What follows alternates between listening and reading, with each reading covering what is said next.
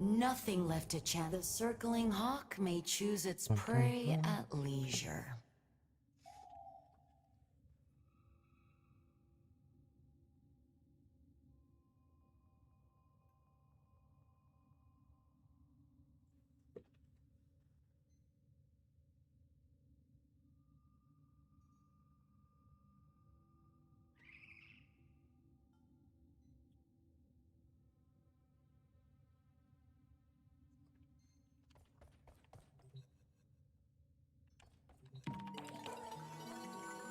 Please select destination.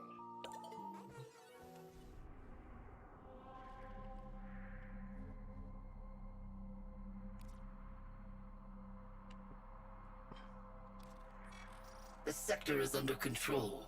Resistance crushed. Troops, begin optimizing the local workforce.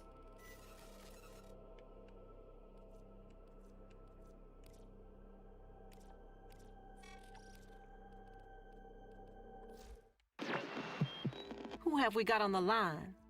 Oh, yeah. And we're out.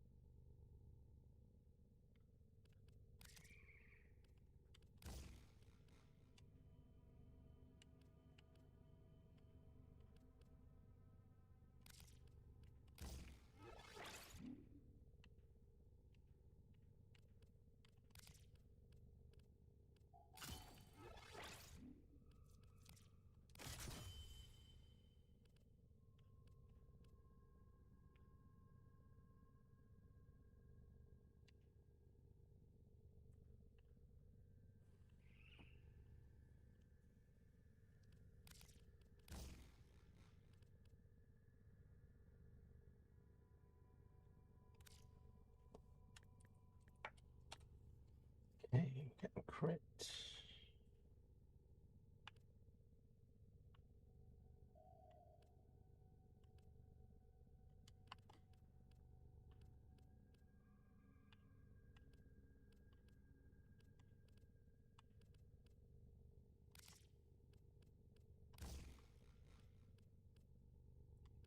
Yeah, there's not even enough crit here to do that with.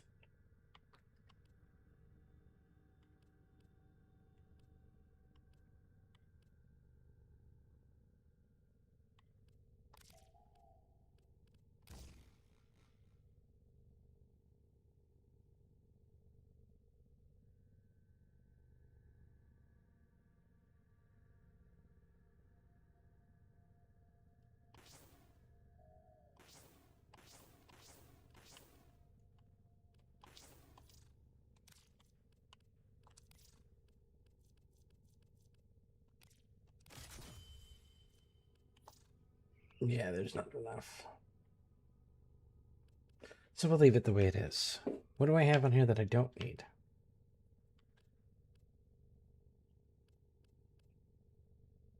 Reload speed.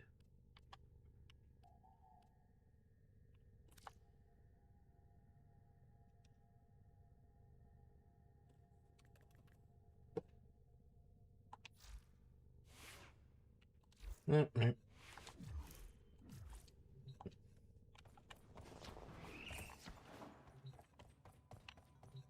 Tenno, your codex has been updated with a new quest.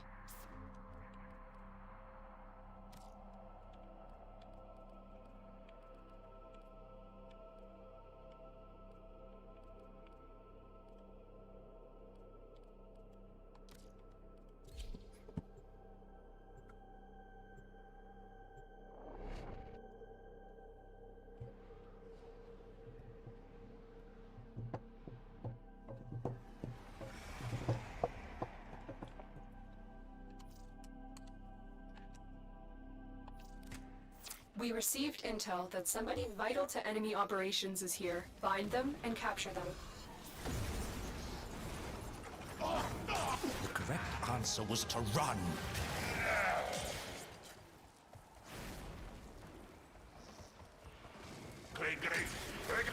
Target located.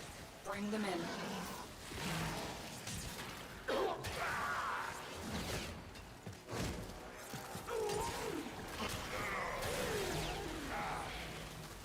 The more things change.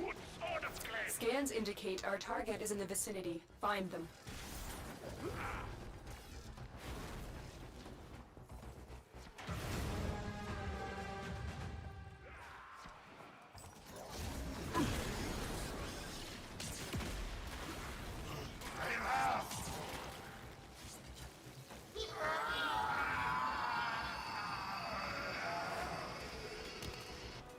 Mission complete. The captive has been escorted to the extraction point. Well done. Heads up. A Grineer assault team is headed your way. Out of my way.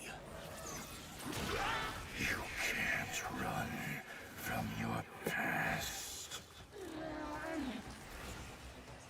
The blood is on your hands. Hey, Stalker, why don't you stop talking and just show up and die already, okay? Your sentence is death. Nobody needs a speech, sunshine. Stay focused. Thank There's a you. heavy unit approaching. What have you done? Killed you?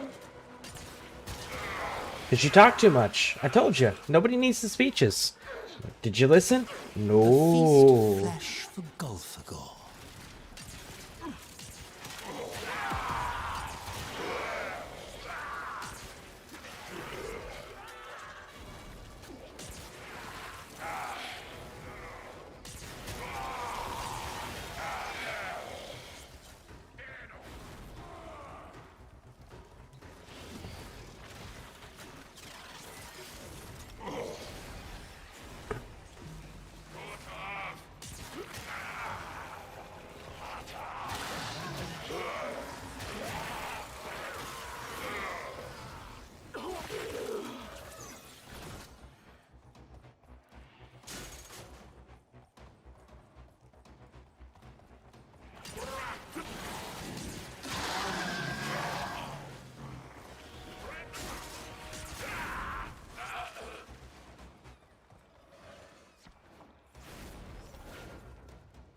Prepare for incoming support.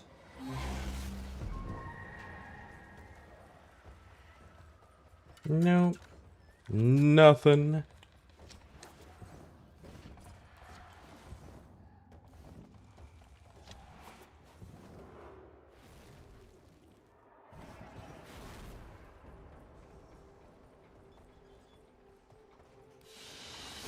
All who pass through my sector must pay the tax. You are no exception, my little adversary.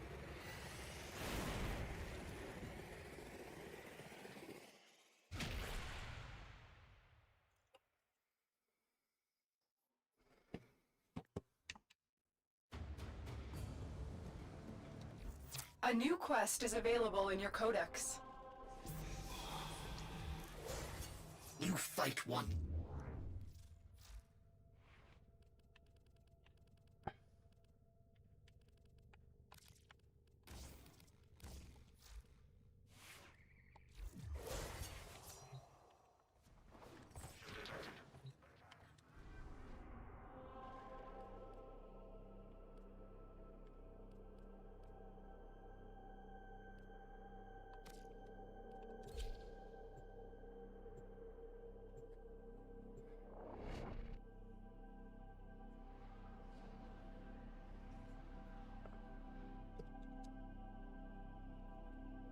The Grenier are attempting to clear this forest by poisoning the soil. You are here to sabotage their efforts. Start with the toxin mixer.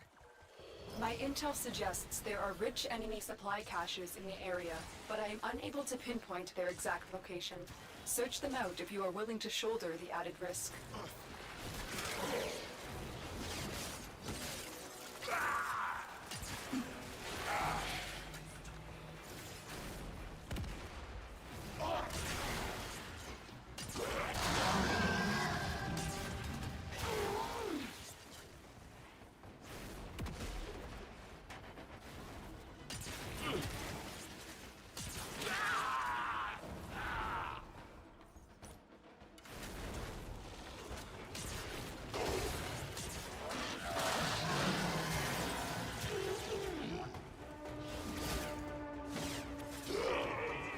Got him.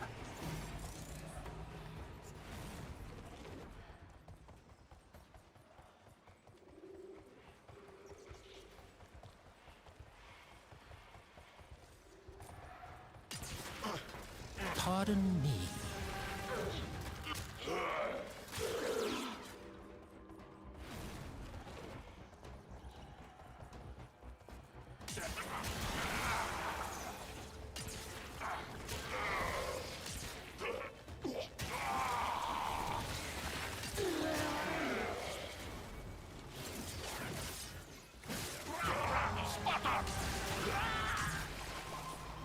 The more things change,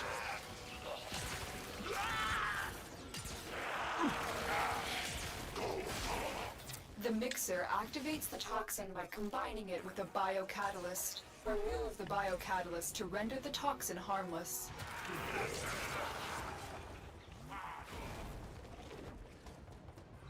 Take care when destroying the biocatalyst cartridge. It is highly explosive. Good work. Now get to the injector. not even a challenge for my conscripts.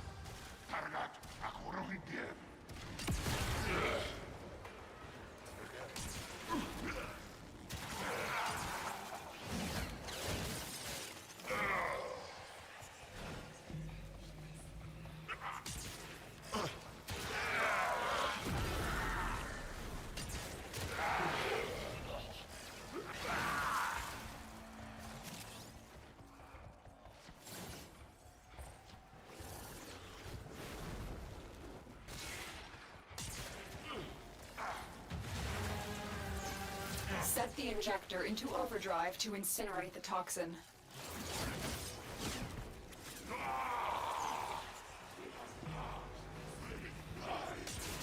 What a waste.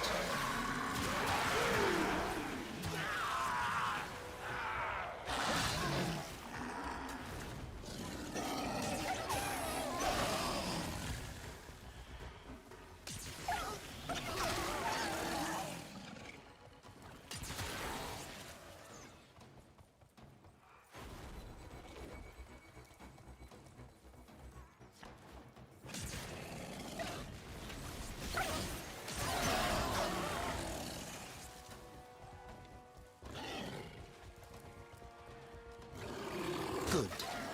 I was becoming restless.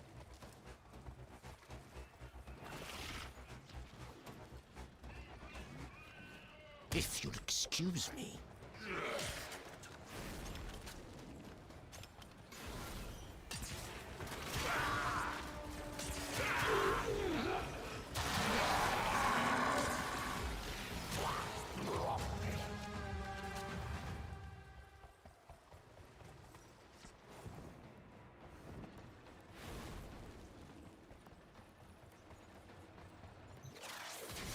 We are going to destroy the injector by operating it at a dangerously high velocity. Keep the Grineer at bay until it melts down.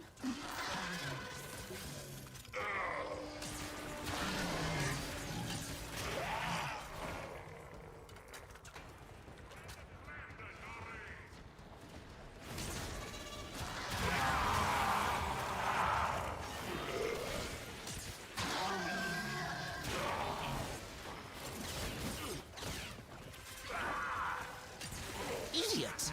Did you not have the sense to flee?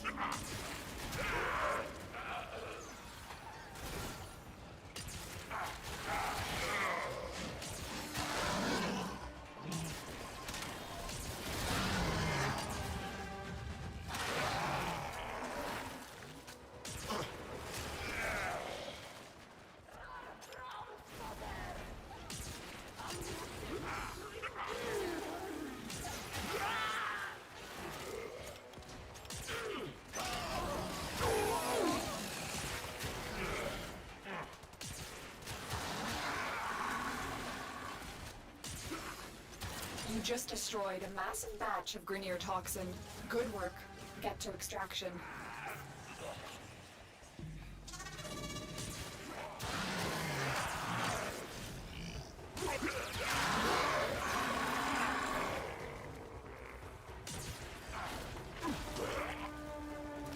Chaff.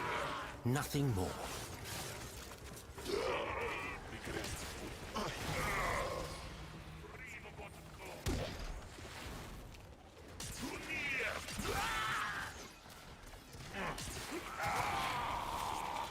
Ten more.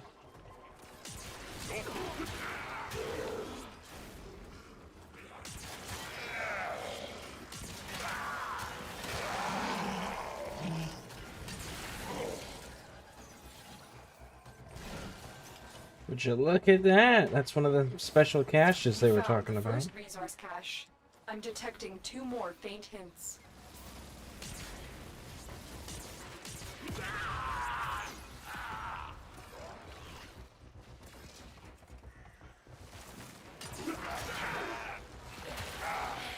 There it is. There's the 150.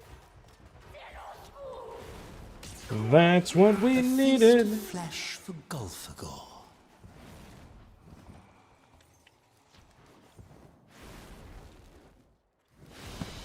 I take your coin as easily as I take your life, your power, your joy. Man, I'm gonna run out of fucking notes here. They just not be showing up.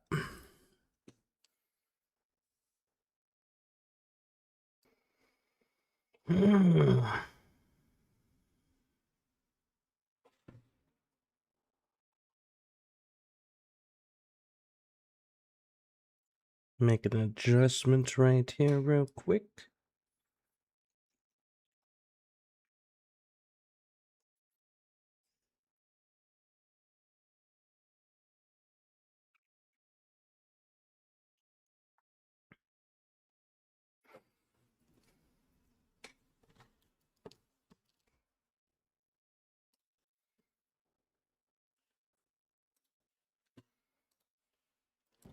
All right. Did you give me something new? Hey, You did not. Okay, that's fine. it's time for Nora to say goodnight.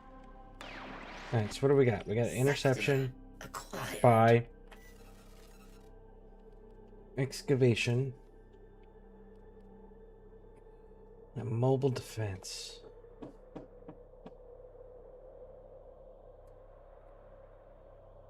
Let's do that mobile defense. Let's do it.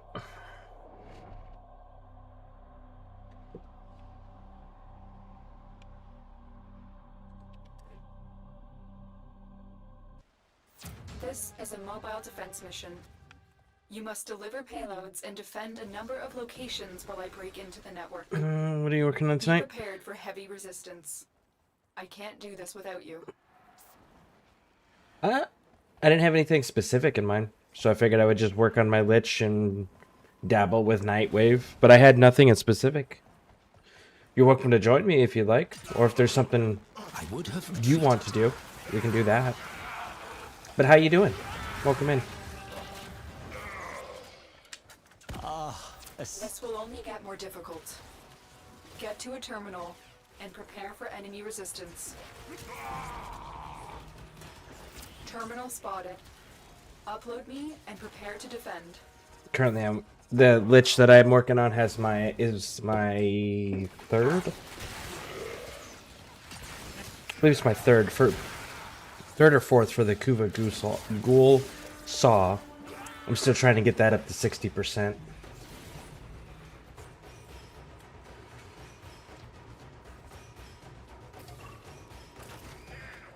I'm in, Tenno.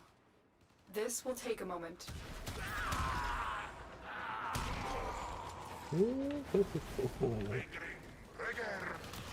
Idiots! Did you not have the sense to flee?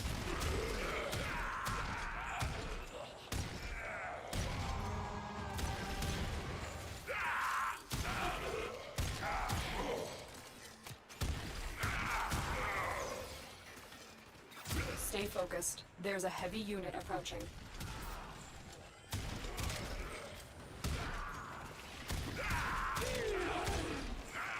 Still working on it.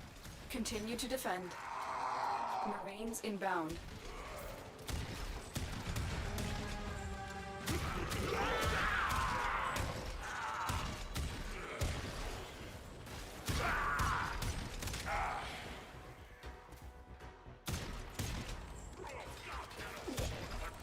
You will regret angering me. Pathetic.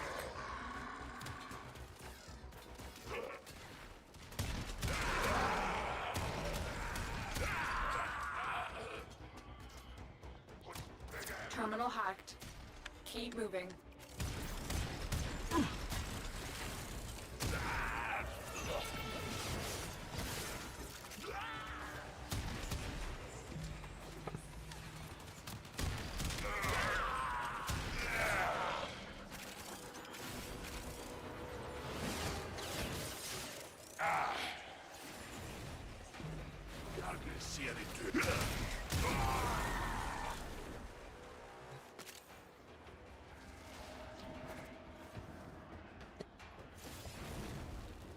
There are some steel path nodes that I still need to clear that I know I can't do by myself. That's always another option too, like hijacks and interceptions. Location reached. Drop me in Where are you? and defend our Ooh, position. you special fish. Come here. Cool. I grow. I evolve. What wonders the old blood has revealed to me. I'm good. I could join you. I don't have a Lich at the moment though. Okay. Yeah. Let me ask you this. Would you prefer to help speed the Lich along, or would you prefer to work on steel path nodes like interceptions and hijacks?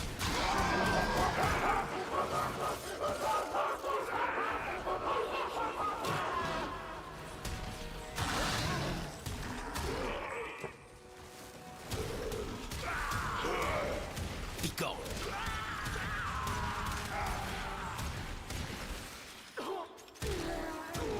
Still working on it. Continue to defend.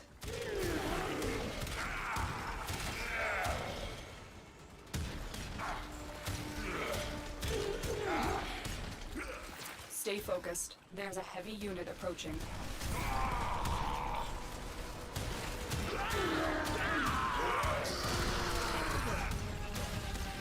You will come to wish you had not done that.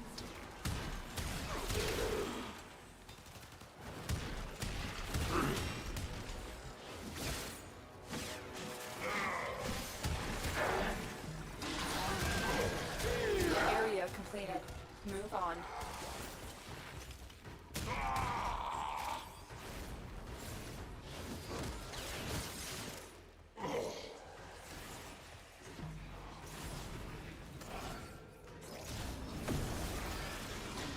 Pardon me.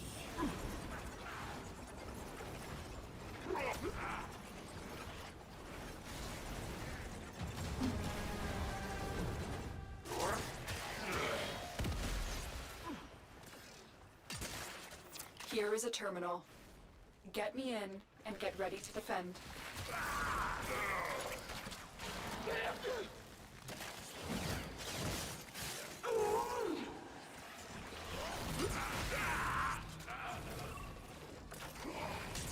I'm in, Tenno. This will take a moment. Anything you want? I don't mind. Okay. Let me finish this level up real quick. And then we'll take a look at the map. I'll send you an invite and we'll look at the map. The correct answer was to run.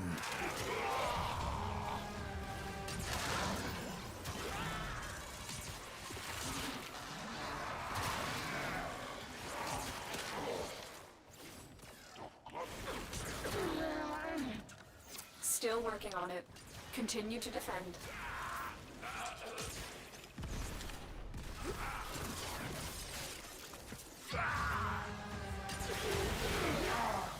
Stay focused. There's a heavy unit approaching.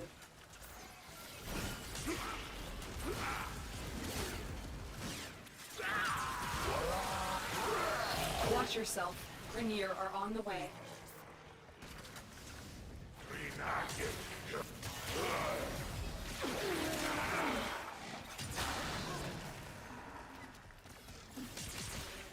You have failed your bet. The odds were against us, Tenno, but we did it. Mission complete.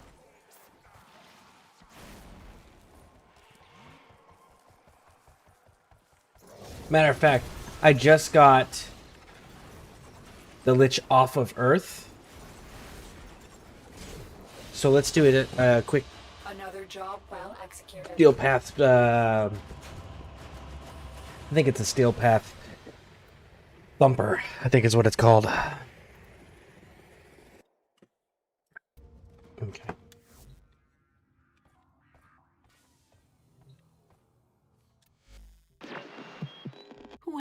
That's all from me. I'm back. Okay, cool. So, Colby Kenobi. So, what we can do first, well, let me double check that what time it is on Earth. Now that I've got that Lich off. Night ends in 22 minutes. Okay, so we got 22 minutes. We got to go there at night, during the daytime. All right. Actually, you know what? There is something you could help me with. We've got 22 minutes, and I've got to go 20 minutes in Akuva Survival.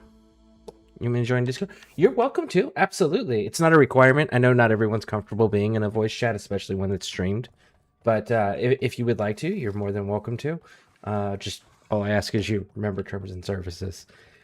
And it will cut down on communication delays.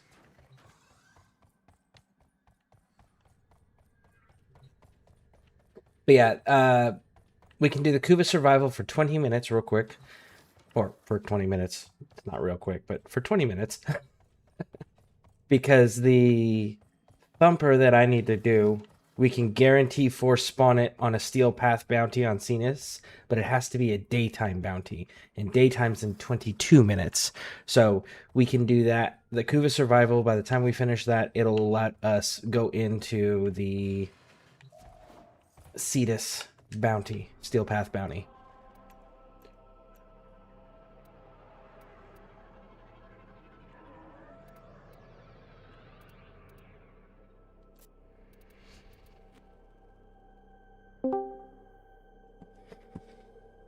Hey, welcome in.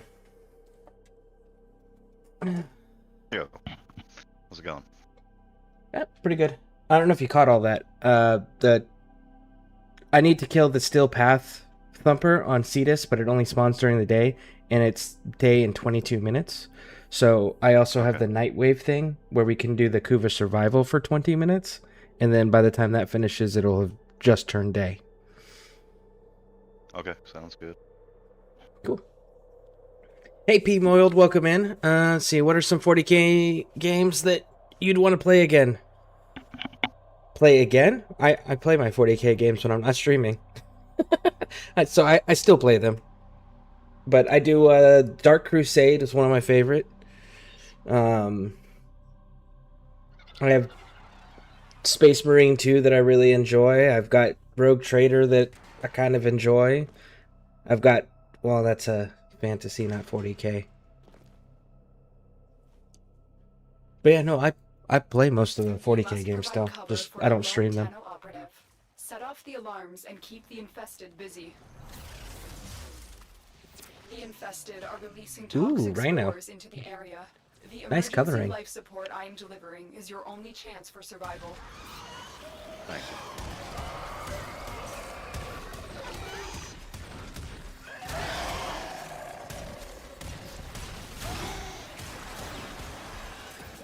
Now, is there anything you want to accomplish? I know you said you have everything in the game, but is there anything you want to accomplish? Those are the Queen's Nah, I just blades. enjoy helping people. What are they up Okay. to? Listen, the machines are coming to life. There's Kuva in the air. Oop, cool Guardians. The resonance frequency has changed. You're onto something, Tenno. Got one.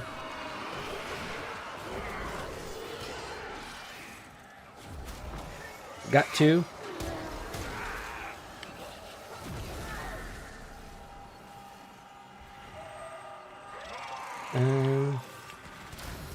What are you, overfed swan, doing? Protect the siphon. Life support incoming.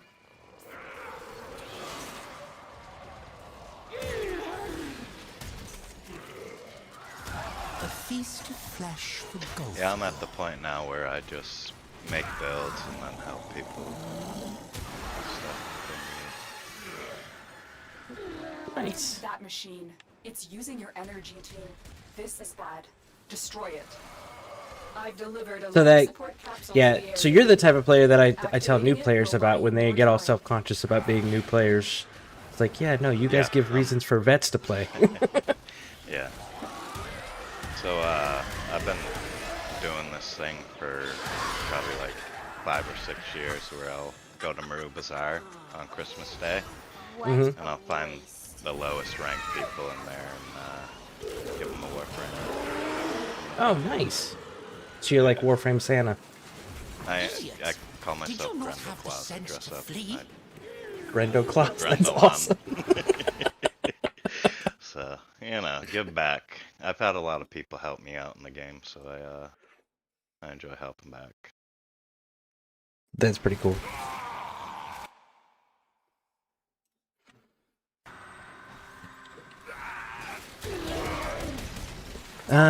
P. Moiled says, who are your favorite Warframes and who are your favorite characters? Chamber bubbles. Characters in Warframe or characters in 40k?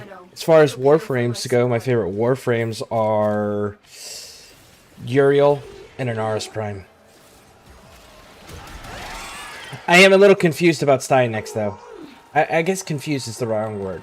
Disappointed? Disappointed. That's a better word. Use your operator form to strike those Kuva clouds. Another You don't life like support Stynex? capsule is now Oh, I love Stynex. But in his description, he is described as a hoplite, and yet they don't have a single skin where he's actually a Greek hoplite.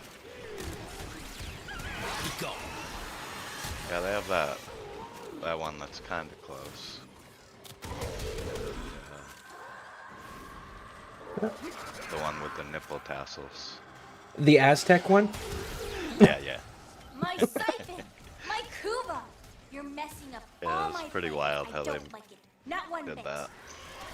And then made Right? it so you could take them off or We put need them to do on. everything we can to stop the queens from gathering any more Kuva. A little wild. Ooh. Kavat. Ooh, there's a few Kavats.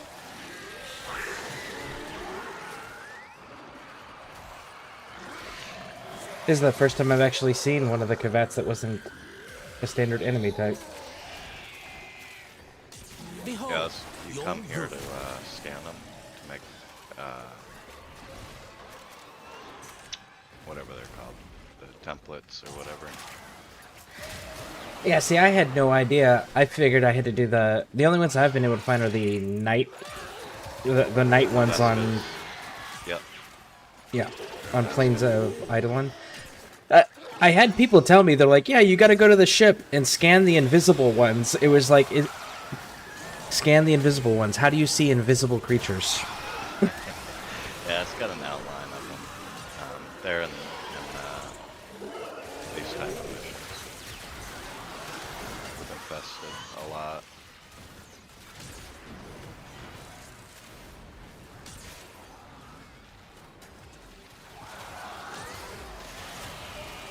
When But I you're usually ready, try to run go from to them extraction. because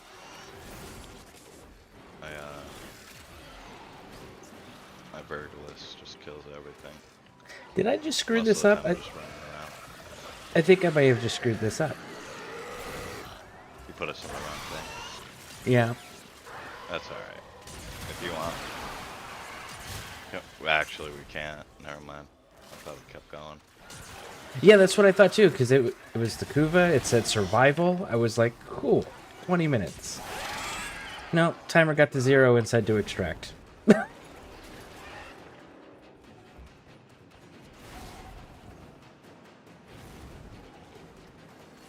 So yeah, that's my bad. Yeah. Oh no, it's all good. I thought it actually kept going, so you put us in there for that. Mission complete. Excellent work, Not Jen. mine.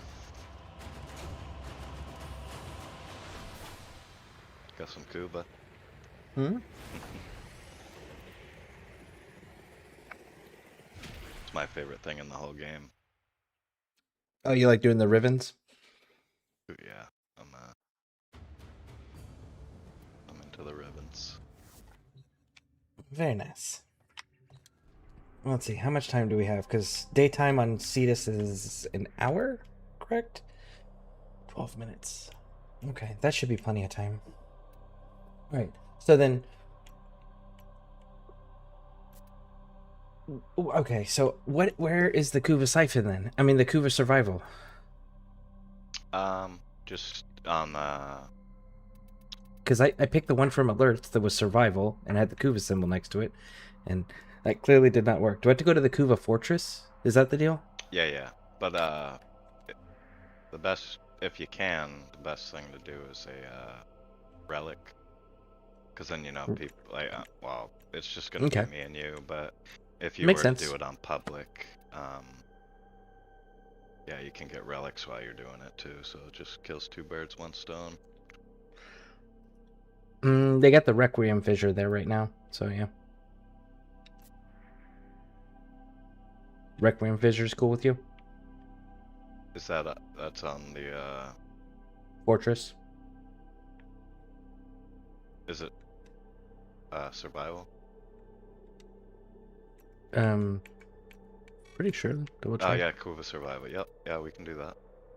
Okay, cool.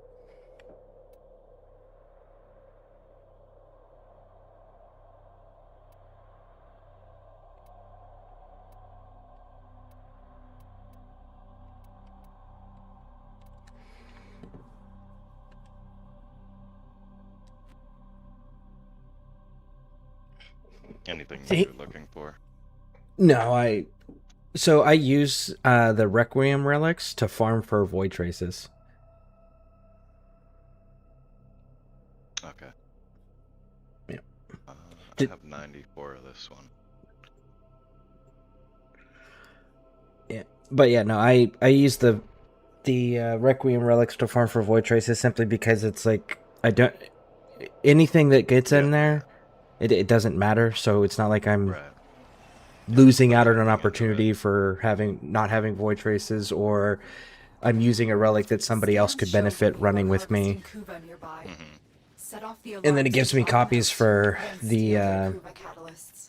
Parazon mods, which I There are can give void to fissures in the players area. that don't have Use them if these they to need a crack copy of open one or relic. two or whatever. Predictable. Right. As expected, Grenier have shut down the environmental systems, sending modified life support capsules. Use these to sustain your environment or attach Kuba catalysts to begin harvesting. You found a fissure. Look out for reactant.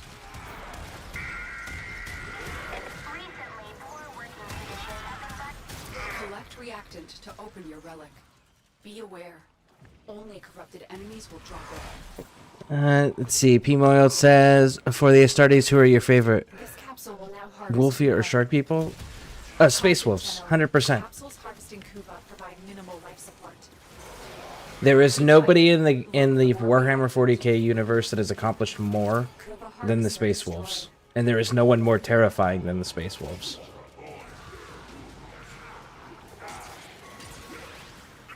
Be gone.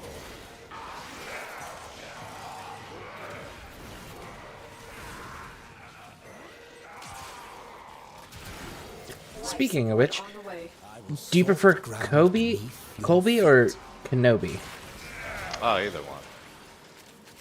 Yeah, it don't matter to me. Okay. People call me both.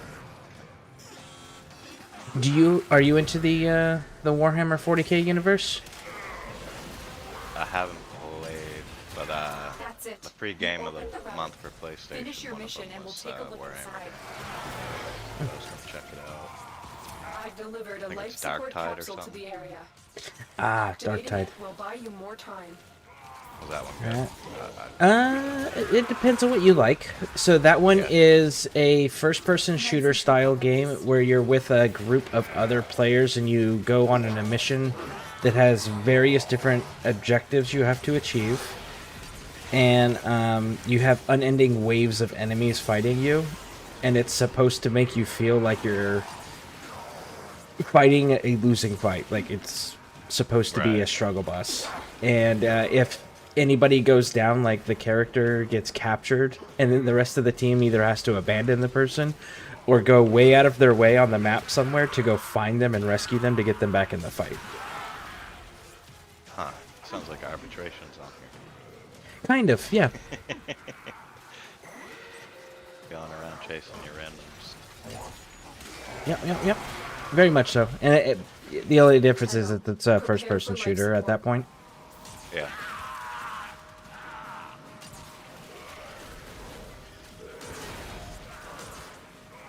What a way. Yeah, I was much more into first person than third, I think, growing up. At least when it came to shooters. Like I like Skyrim, Fallout. What insolence is this? Ooh, you like Fallout? What's your favorite Fallout? Well, first, have you played all the Fallouts? Yeah, for sure. Okay, Except and maybe which one's the your... first one? Oh, you didn't play the first one? PC. I don't think so. Yeah, I didn't. Never had a PC growing up. Had Nintendo, Sega, PlayStation, Xbox. Never PC.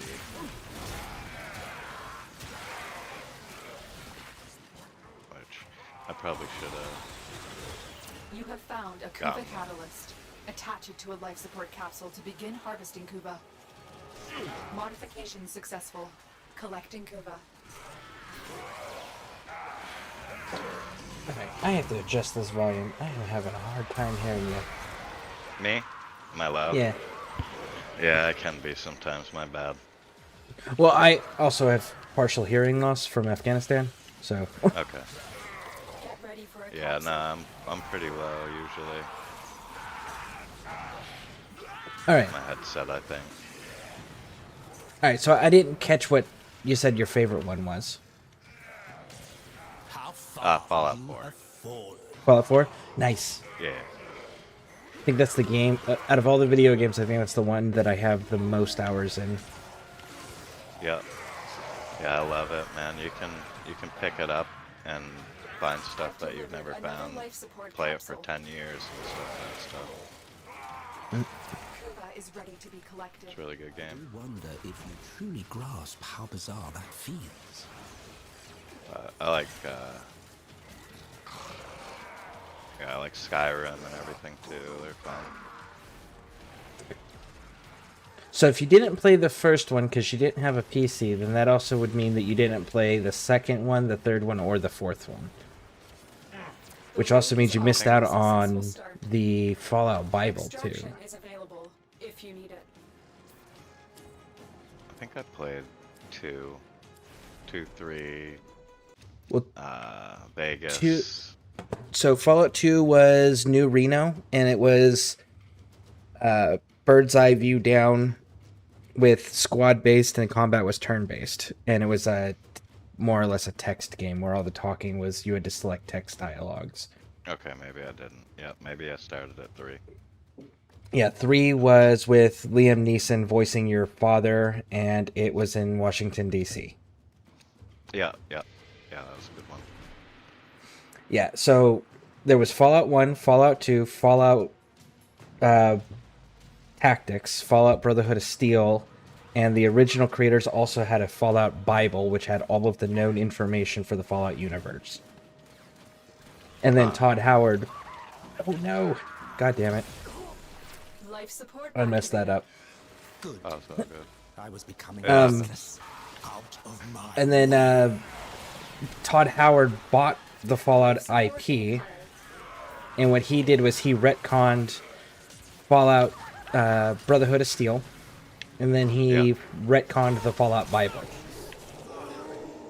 Okay. And then so Fallout 2 was... Okay. Sorry. Are you interested in the lore for the previous games that you did not play? Yeah, no, I enjoy it. Okay, cool. It's cool. Yeah, keep going with it. Additional life support Okay, as so well. the first Fallout game was Vault 13. It was a vault that never opened, nobody ever left, and your guys' water purification ship failed. So you were chosen by the Vault Overseer to go out into the world and find a new water purification ship for your vault. You went out and you did that. You had a timer. You had to do that within, and if you failed to get it within the time, it was game over. Your vault died. So you go and you do that. The first village you run into is a place called Shady Sands. And the village elder, his daughter was Tandy, and she had been kidnapped by raiders, so you rescue her and all of this. And you saved the day with your vault. I'm skipping over a lot of irrelevant details. And then while you're out doing this, though, you run into these monsters. They're called super mutants. And they're working for a dude called the Master who's making them. And you also run into a couple companions. The relevant companions are Marcus. Marcus is a super mutant who's a sheriff, and he's nice. He's the only super mutant that's actually kind of nice to you. Yeah. And then you run into Harold. Harold's a ghoul, and he's one of the few that are nice to you. And he's got a stick, like a little twig, growing out the side of his head. Delivered another life support capsule. And he calls it Bob, which pisses it off because it's not its name, it's Herbert. But he thinks it's funny to piss off the twig. And there's dog meat, of course, everyone's favorite. Yeah. Well, you come back to your overseer. You let him know about all the information you found out about the wasteland, and he's like, well, that's a fucking problem. Go deal with the super mutants, because if you don't, they're gonna come and kill all of us. So you go, you find out where the Master is, and the Master is a guy who was working on the FEV virus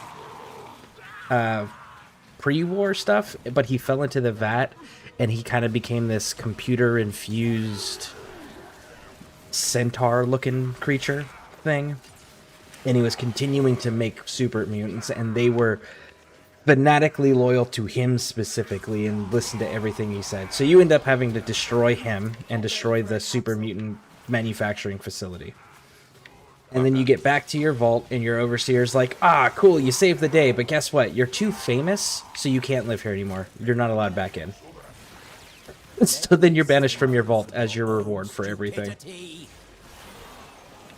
Yeah, the And that- To be collected. Go I ahead. know a lot of it, like the vaults were made for other purposes to do like studies, bat studies and stuff. Another life support Correct. capsule is now available. Yep. And yeah, and the Fallout Bible was a thing that the original creators of the universe had actually put together that talked about every single known vault in the Fallout universe and what every single one of the vault's experiments were. But again, Todd Howard retconned that, so... Yeah. Yeah, he's pretty specific on what he wants. Yeah. Like with the series they have. The TV That's... show. Yeah, that's him throwing you a seen it? tantrum. Yeah, I've watched all of them. Yeah. I've been a Fallout They're not fan bad. since... Oh, the show's amazing. It's Yeah. just, he keeps throwing a tantrum. Right. I really wish he would stop throwing a tantrum. Yeah. But Used to be so like George Lucas and just like yeah, he, let he- other he ne- people take it. yeah, he needs to accept that his vision of it is not what the Fallout fans wanted, and the vision that they do want, he needs to stop sabotaging actively. Yeah.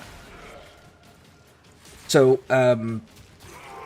Fallout 2, you play the character called the Chosen One.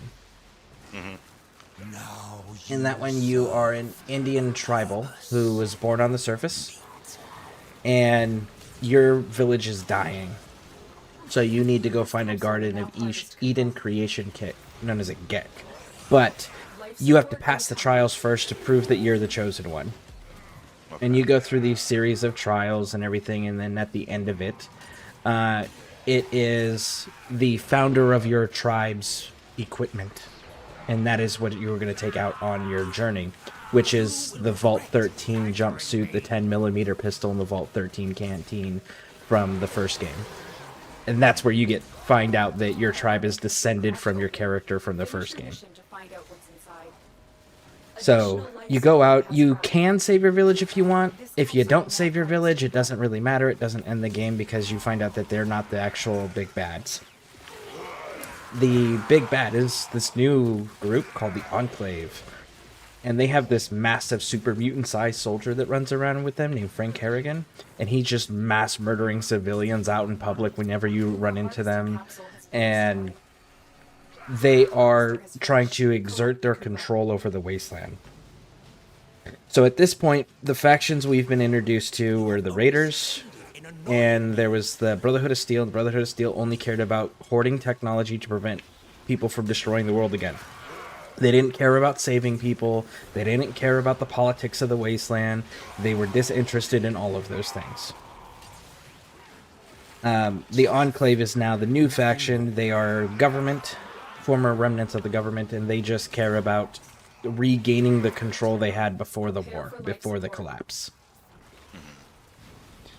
So you go through, you start dealing with that problem. You run into New Reno, where you get to meet Myron, I think the dude's name is. He's the guy who invented the drug jet in the video game. Okay. So you get to meet him, and you get to find out that it's made from Brahmin shit. And yep, made from Brahmin shit. And he works for the mafia families that each run their own casino in New Reno. And there's a car. Yep, you get a car too. It's called the Highwayman.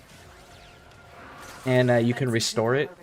And at this point, when you get to the bottom of the map, which is a pain in the ass to do without the car, you get to go to a new place called New California Republic. And it's the capital.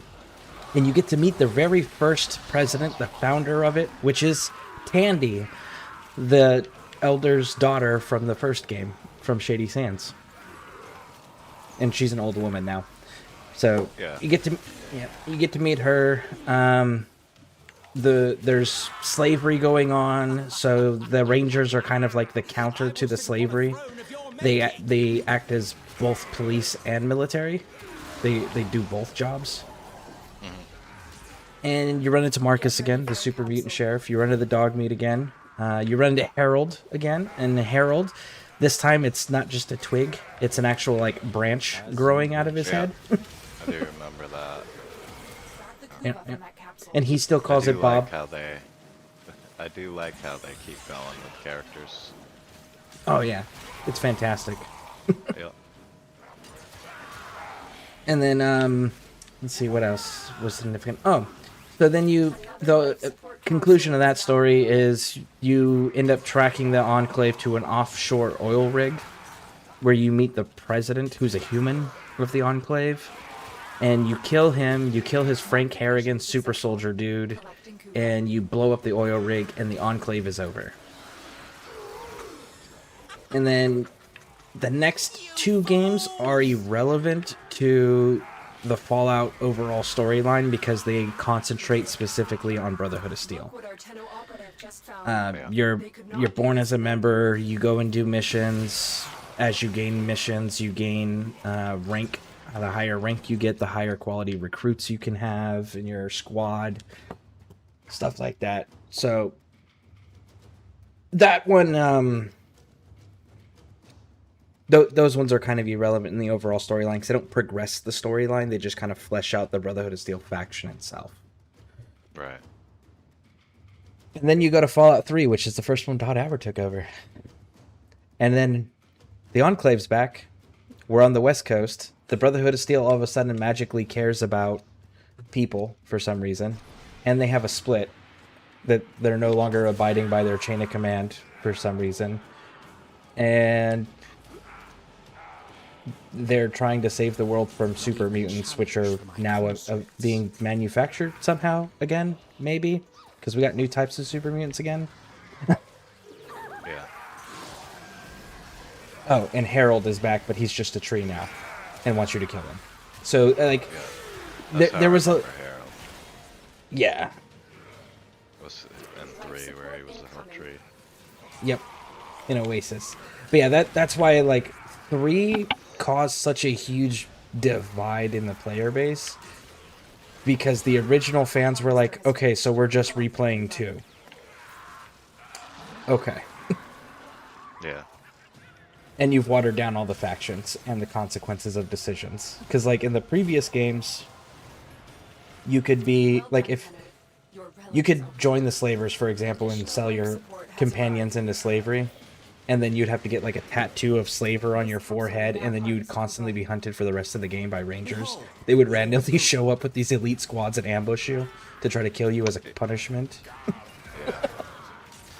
Yeah, that game was... That's what I like 4 more, because you could, you know... It just felt like you could do more. Yeah. Starting off, anyway. I remember New Vegas was so hard in the beginning. Yeah. Like being able to go out and do anything. Because there's like death claws everywhere. Yep. That's actually my favorite way to start that game. That's my favorite one in the series, is sneaking through the Quarry Junction. Yeah. I remember... If you'll excuse me. Remember how difficult it was. Life support on the way. Grab the Kuva from that capsule.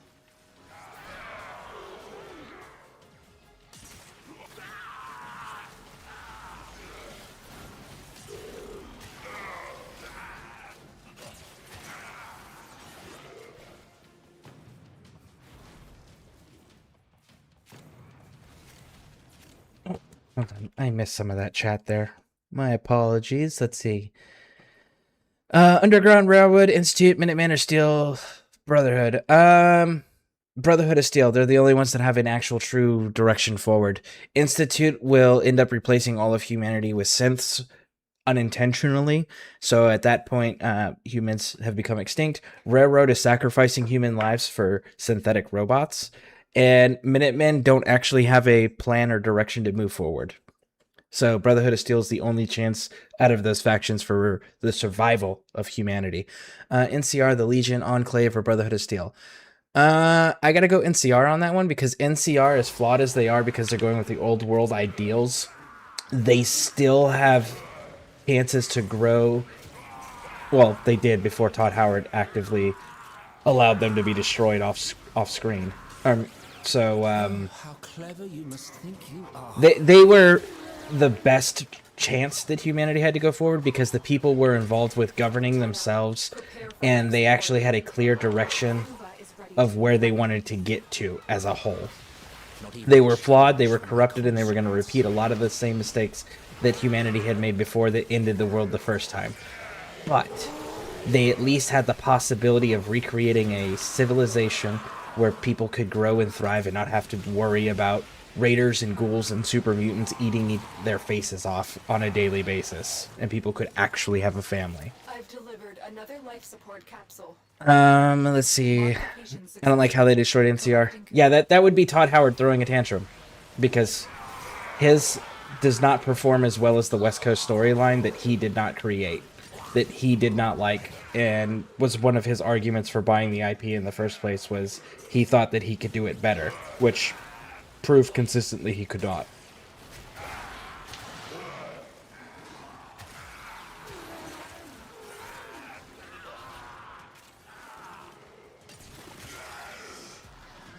I will say Fallout 4 though has the best building mechanic I have ever experienced in a game. As far as like how to build bases and stuff, they have the best one.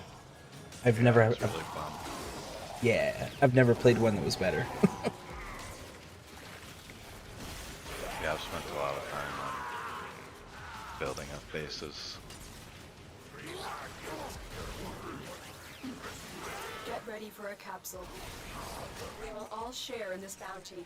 Hold out as long as you can. Alright, we can extract as soon as this one's done. And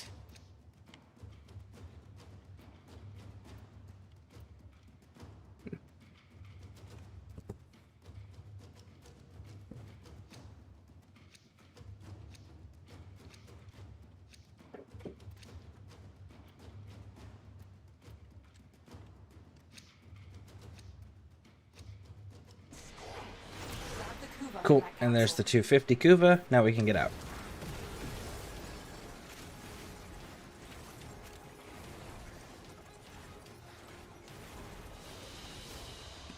Mission complete. Excellent work, Tenno.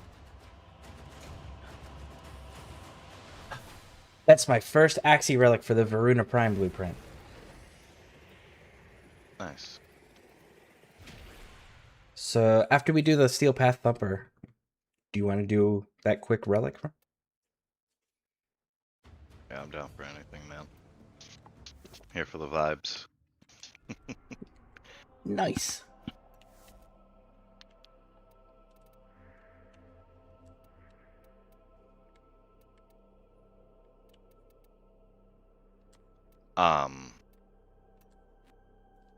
You're gonna bring Uriel? Yeah, do you want me to bring something different? Oh no, you're good. I was just good thing And we're out. you can use here is like Nova, but use her as a slowing the enemies. I don't have a build on Nova. So I have neuropathy in my hands. It's one of my multiple injuries that I have from service. So my hands don't function correctly all the time. So I don't play caster frames. I turn everything into a gun frame. So Uriel allows me to have a little bit of AoE constantly around me while I'm shooting things. And then he enhances my guns. And then the other one that I use heavily is Anaros, because I've come up with a build for him where he doesn't die, no matter what levels we're doing. But that's also why I also play with a controller instead of keyboard and mouse, because when I lose feeling in my hands, I can't push individual keys.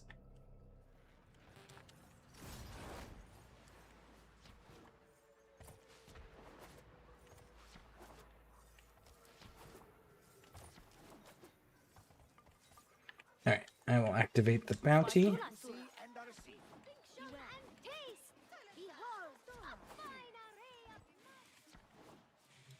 Got something. Heavy hitter like you needs a little snack, eh?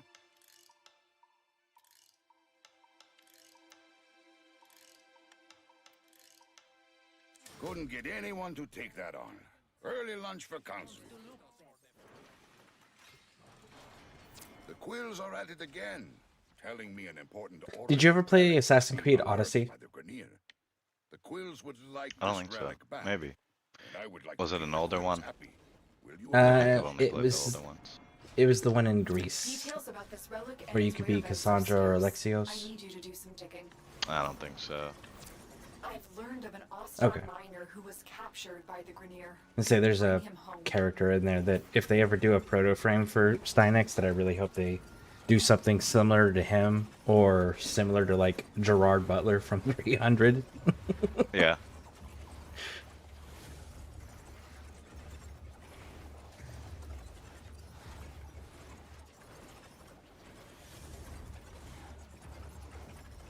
So I figure we focus on the bounty, and There's the if captive. it Take happens guards. to Be warned. The prisoner has been strapped with a bomb pop during the bounty, great. If protection not, will set after we the complete the countdown bounty, to before we go back to Cetus, we'll actively hunt him down. You've been detected. Hurry up and free the prisoner before that collar explodes. The guards are down. Defuse the collar now. You freed the prisoner. Now escort them to safety. Thanks to that miner, we have new leads on the relic's location. I haven't even seen them. Quick, the Grineer archaeologist who uncovered the relic is on the move. Bring them in for I questioning. know a couple of his spawn points, There he and he is. said if... Oh, you did find him? The officer is nearby. Track them down. There's the officer. Capture them.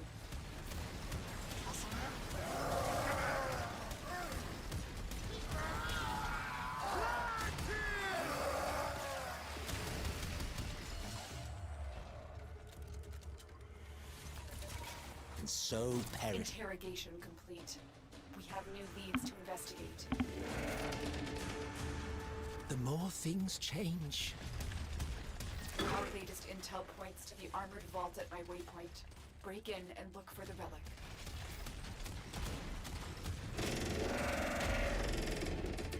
Like all parents, I want a future for my children. As long as that future involves dead Tenno maggots!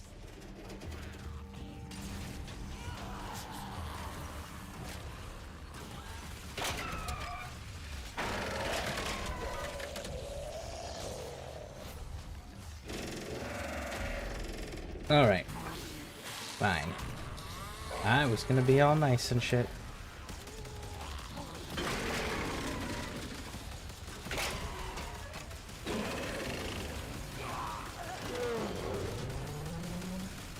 Should I do my Rhino Stomp to slow him down? It's easier for us to shoot the things.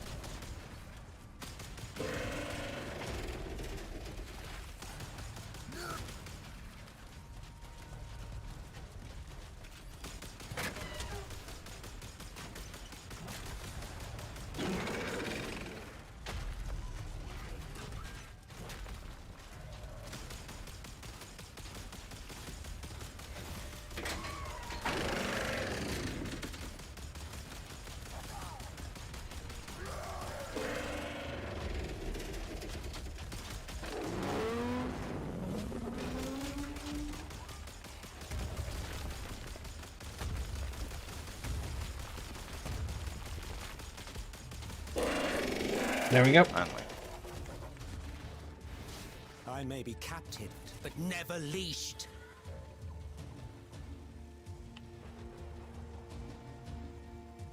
Oh, I guess I should probably do the looting thing first. There we go. You're nearing the armored vault. Take out the surrounding guards. Eric, hello again. Family is on the television and refused to go to bed, so I thought I'd see how you're doing until I can get some peace and quiet. Ah, we are doing pretty good. Knocking out some Nightwave challenges and such. How you doing? Other than the not getting some peace and quiet, obviously. How's everything else?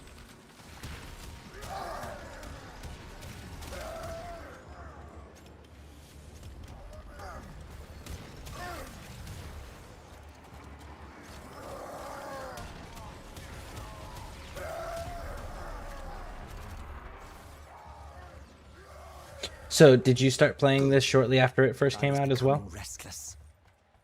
Warframe? Yeah. I started about 5 or 6 years ago.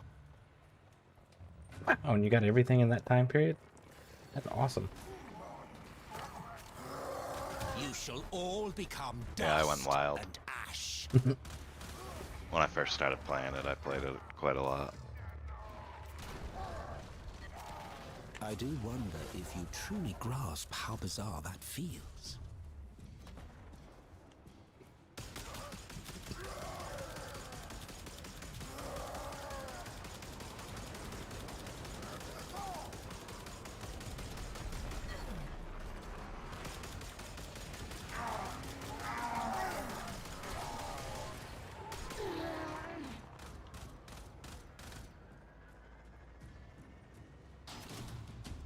We're in.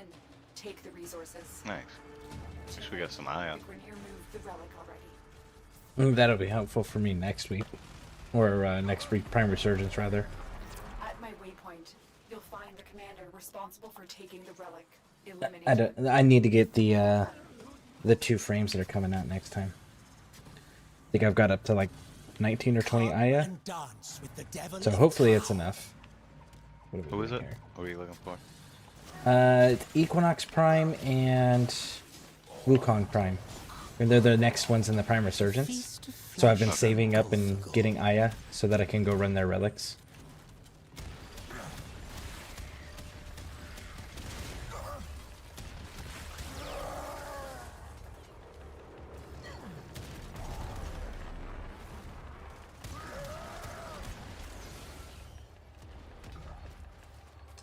That's it. The targets come out for a fight. Make it their last.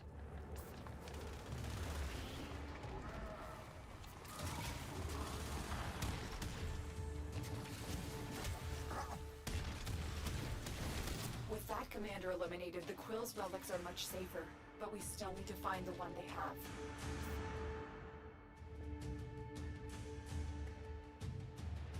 They're trying to hide their... How long you been playing?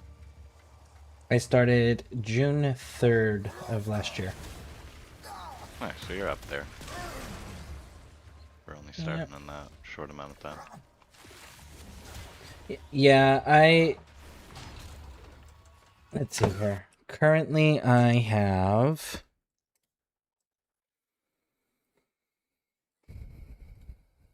1,347 hours on Steam, and then I have an additional like 4 or 5 days on Xbox. Yeah, I'm close to like 10,000 probably. Nice.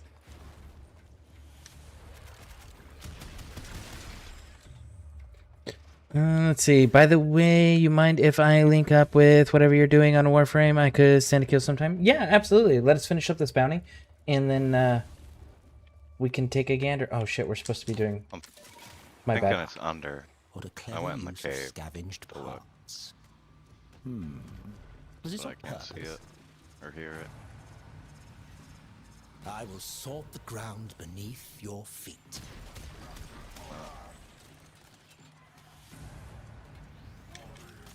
I would have retreated. I can hear it. It's somewhere. around here. I just don't see it. Well, I hear a beeping around there.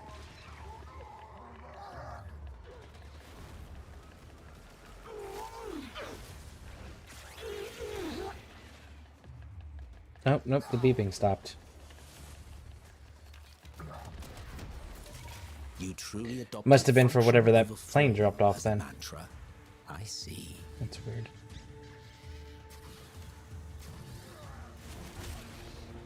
Let's see. There it is. Right here, found it. Yeah. Nice. There we go. Aya. Nice. Like pretty successful Aya hunt without This is trying. rather entertaining. Yep. You can try and you won't even get one. We got 3.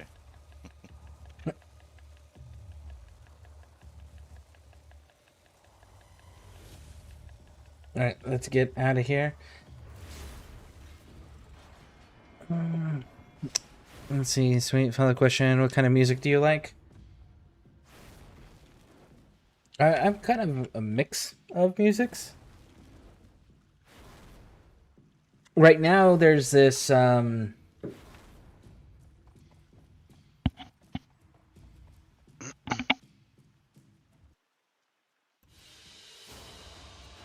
there's this, it's an AI guy called Blues Man that my daughter is really into. I've kind of taken a liking to that style of music, but I like all sorts of music. Godsmack. Godsmack's one of my favorites. Old school Linkin Park. Some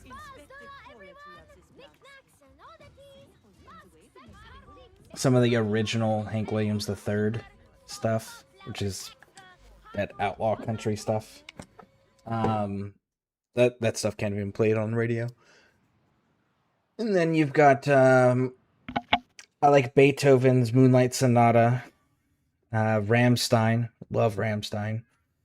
Man of War is always a good option there. Yeah, I'm kind of all over the place with music.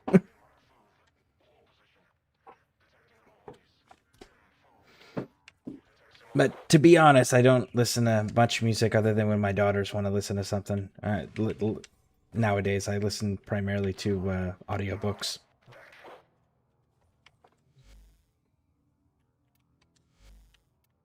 All right, Eric. My memory is shit. Do I have you on the list here? If you're not on the list, send me a friend request.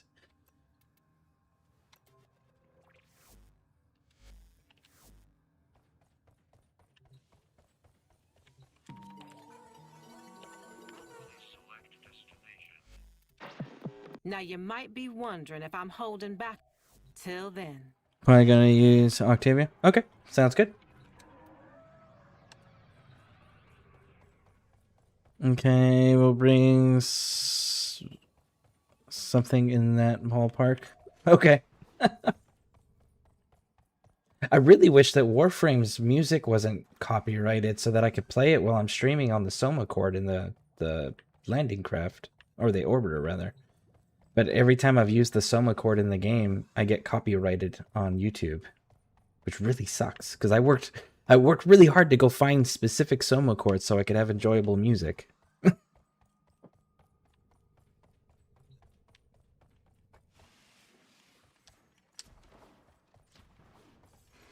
I think they're trying to work on that DE. They're because I think a lot of people have complained about it. I hope so, because they have some really good music. Right, and they're owned by them, so there shouldn't be a copyright.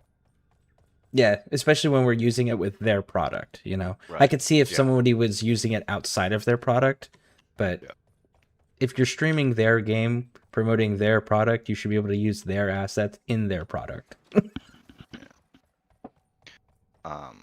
Because they were shocked that somebody went on one of the dev streams and said that they're getting copywritten for their music, and that was like last year, so they're probably looking into it legally.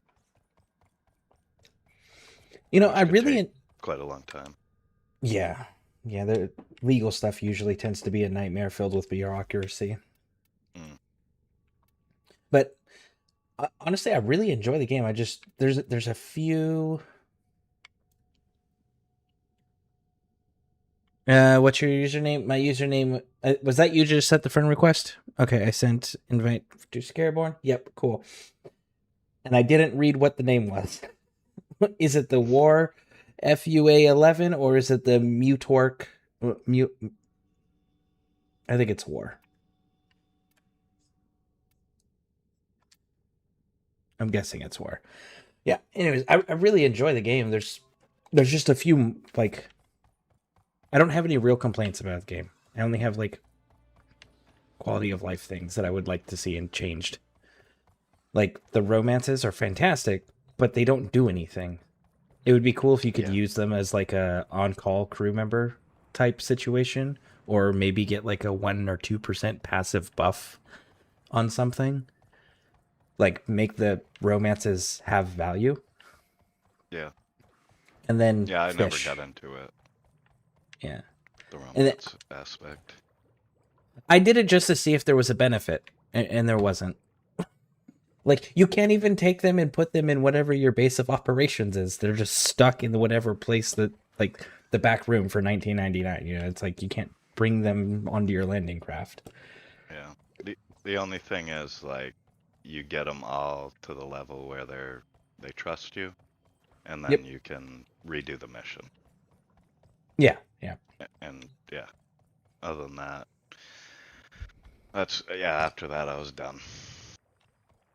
And then the fish thing. I love having the fish. But we can't have fish anywhere outside of the landing craft. You can't have it in the back room. You can't have it at the drifters camp. You can't have it in the dorm zone.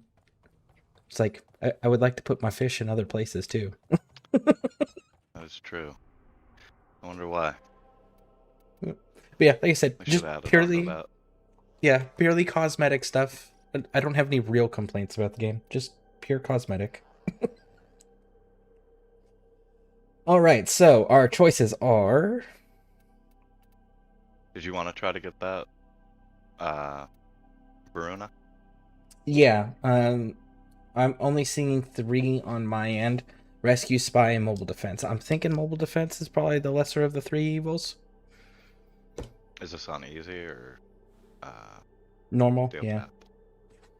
Normal. I can put it on Steel Path. Let's see. What does the Steel Path Is it one a say? lit? Axie.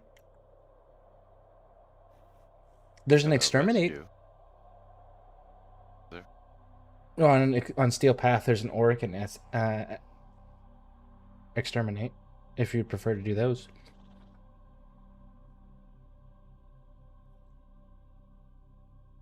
You have a preference? One? Yeah. Oh, it don't matter to me. I only see the, maybe it didn't switch.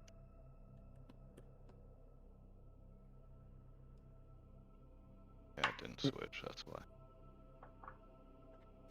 Yeah, we could just do the regular Void one. Because you get a relic for doing Void missions, too. Oh, that's right. Good call. Get an extra relic for that.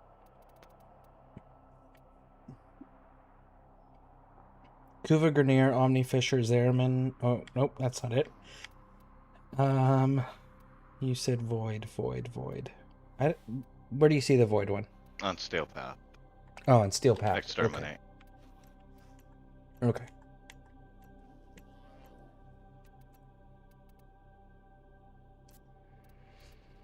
I only have one of these relics. I'll be buffing you guys, so I don't know if I even have any, but we'll see.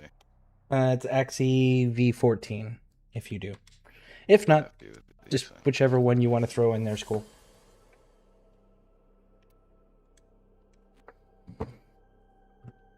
And actually, we can do, well, we have you guys in the squad, we can do the Neuroptics, because that's the other piece I'm missing, and I have relics for that as well. I have a few relics for that one.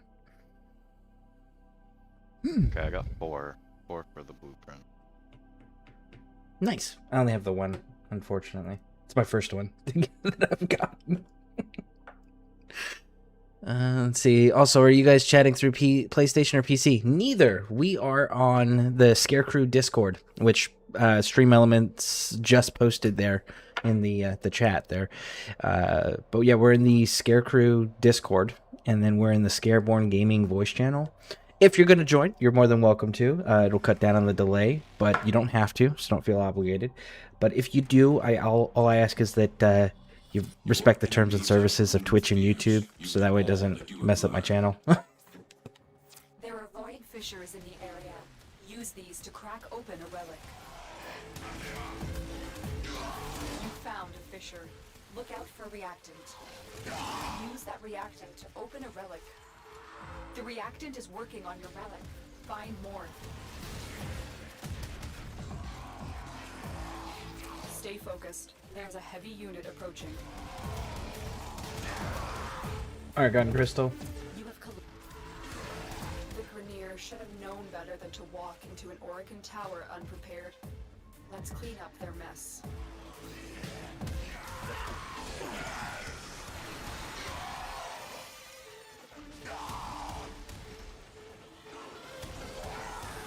A feast of flesh for Golfagor.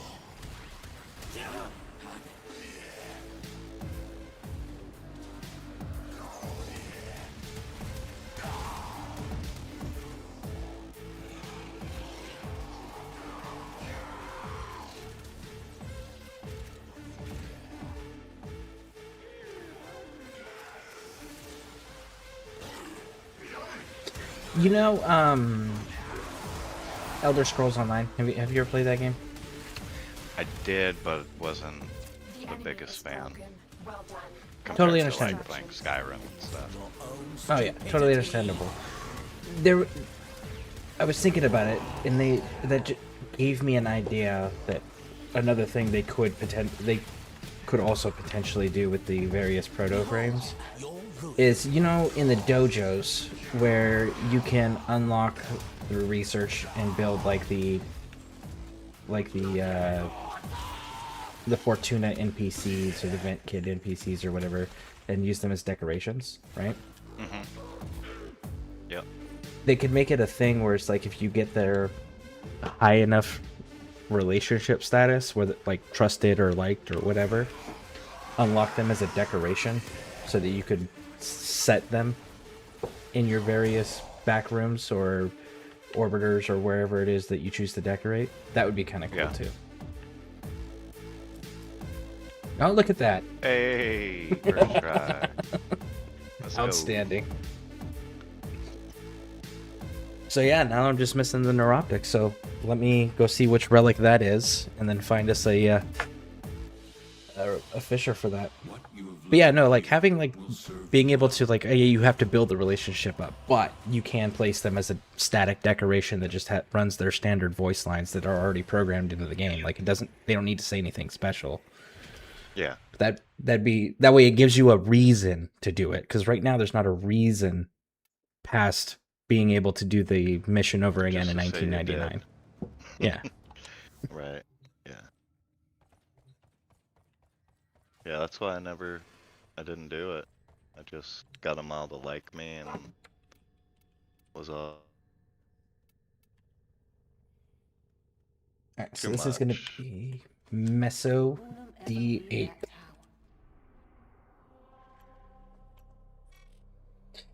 So let's see, Meso. Ooh, we got a survival.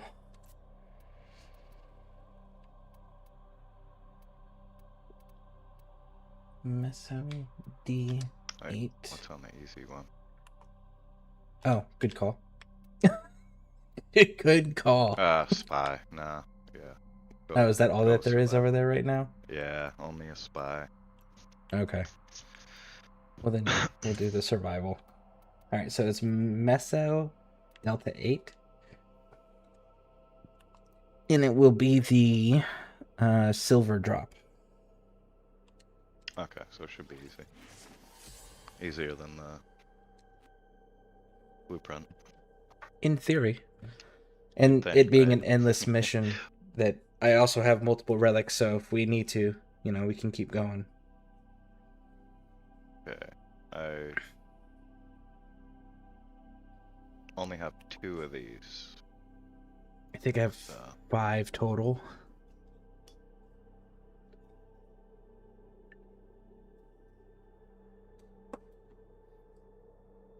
Going with flawless. See what happens. So you have everything unlocked in the game. Do they have a glyph that is your clan emblems? Is that a thing that comes around somewhere, like an event or something? Or is that something that just doesn't exist yet in You the have game? to make it online. You can make like your own clan glyph or emblem on your arm and stuff. You can do Well, I that got all the... online. We have that one, but I'm talking like for the little profile picture and for like being able to put on the side of your railjack. Because the railjack emblems are only the ones you can use as your profile picture. And I haven't seen a way to put the clan emblem that we got approved already. Because like my character has the clan emblem, but I haven't found a way to make that a profile picture on the game yet, or a railjack. Deserve your respect. Honor them. Yeah, I have with no quick clue. Deaths, and I with your victory. You think you'd be able to? There are void fissures in the area. Use these to crack open a relic. Life support has been cut off. They're trying to choke you out. Hold on. Alright, so before we hit any of those little speed up things for survival, let's make sure that everyone gets their relics cracked first.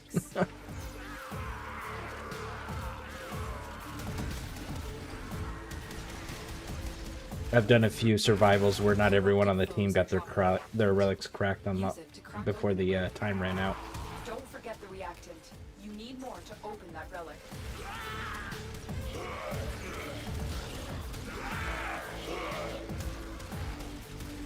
Okay, I got on the Discord, but just checking the rules. What's it? Is this about being able to change my name in the gamer tag? Oh, that's a convenience thing. You don't have to. It just makes it easier because, like, for example, I have a traumatic brain injury, so I have a hard time remembering who's who if they have 15 different freaking names, and I don't like being disrespectful and not calling somebody by their name, you know, that they want to be acknowledged by. So it makes it easier for me to keep who's who straight. But that's just you can click on your name and change it to whatever your in-game name is to make it easier, but you don't have to worry about that. The big thing for the Discord rules is be courteous. You know, we can disagree with people and still be courteous about it. And then as far as the voice channel rules go, it's 18 years and older. That's it. And if you're in a voice channel that's named someone's name, like Scareborne Gaming, for example, or Pixie Aquatica Gaming, be mindful of the terms and services of the platform that streamer is using. And the other voice channels that don't have someone's name in it, that's for everyone to use as they see fit, as long as it's not streamed.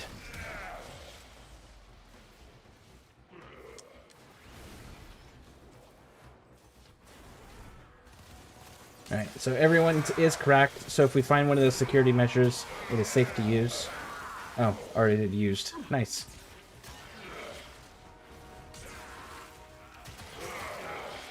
I hear one near me. Oh, there it is. Oh, hold on to it. This one should wear off before the 5-minute mark. You will regret angering me. Get ready for a capsule.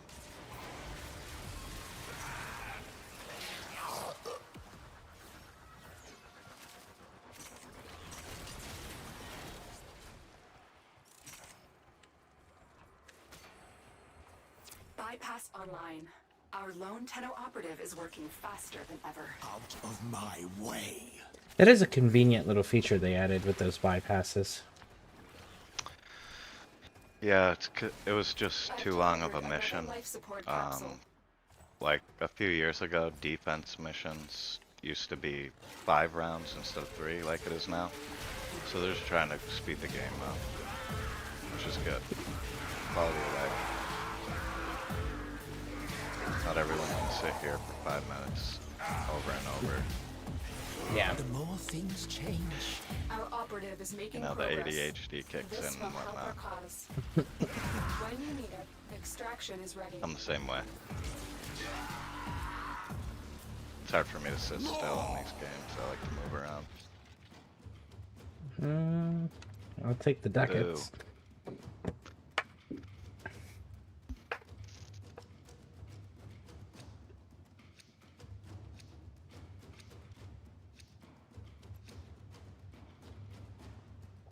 Yep, I got 4 more of these.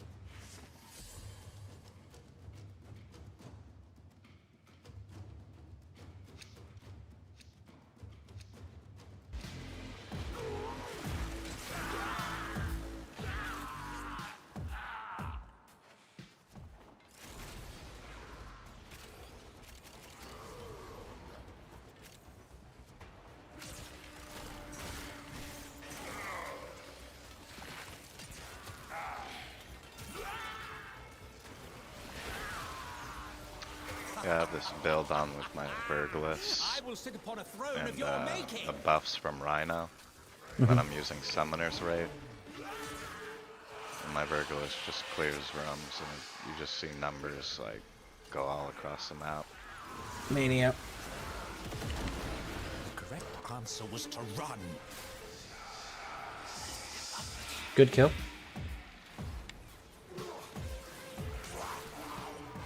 Yeah, Vergulus, I set mine up for the Shivering Contagion. So it acts as a crowd control. Yeah, yeah. Crowd control and enhanced crit. And then I use it on Worm for the negate. Yeah, mine's built for crit. Collected enough reactants to open your relic. So I told you last night my Riven was crit chance, crit damage, and damage. But I looked at it today, it was crit chance, crit damage, and cold with -2 infested, which is really good. So I use that, and then I use Hunter munitions on him, because I'm like always hitting crits, and I just put slash status on everything. Pathetic. Heat and slash. I've thought about doing a slash toxin build at some point. I just haven't gotten around to it yet.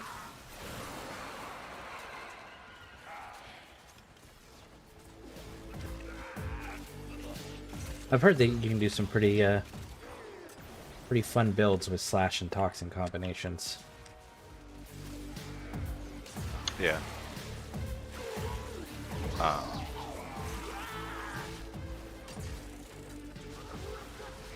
Like I use Toxin by itself on my Sobek. Do you use the clip delegation and acid shells as well? I do. I use Nice. those. But I only usually use it with Saren or Roxanne. Not even a challenge for Their my kits conscripts. work really good with it. I got them built and mastered, but I haven't actually looked through their kits to do a proper build with them yet. I need to. Yeah. There is most of the frames I need to sit down and actually come up with proper builds for. I will salt the ground beneath your feet. It's fun. That's my favorite part of the game. That's why I don't know. Most of my stuff is just absolutely overpowered and ridiculous. Most of my builds. So I just make funny builds just to fool around.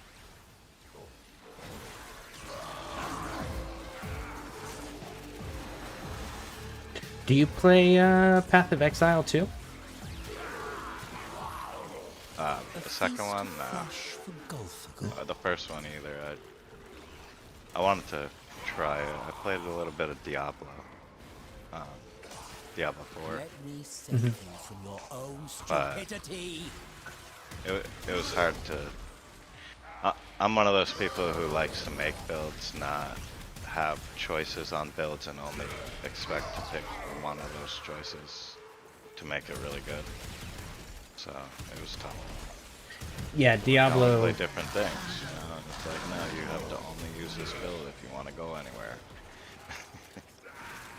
Diablo 4 can be pretty restrictive that way. Path of Exile is unique in the regard that the skill tree is the same skill tree irregardless of what class you pick. But the class you pick determines two things. One, where you start in that skill tree, and then what your subclasses can be later in the game when you unlock that, which I don't, which I remember correctly unlocks in like Act 2 or 3. But that's the only thing it affects. Everything else is based on the weapon you're choosing to use. Okay. Ooh. Broncos were 45.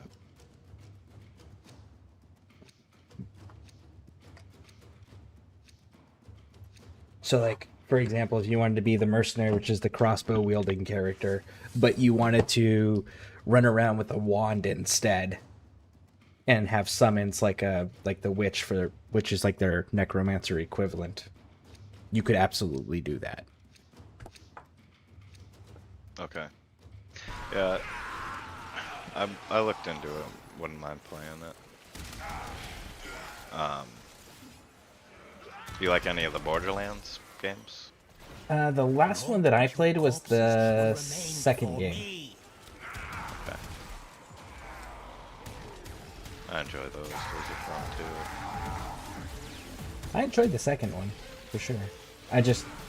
I never got around to doing the other ones, and then by the time that it was just like, okay, cool, what games am I going to do next? They were already a few games deep, and I don't know enough about the lore to feel confident about streaming it to talk about it.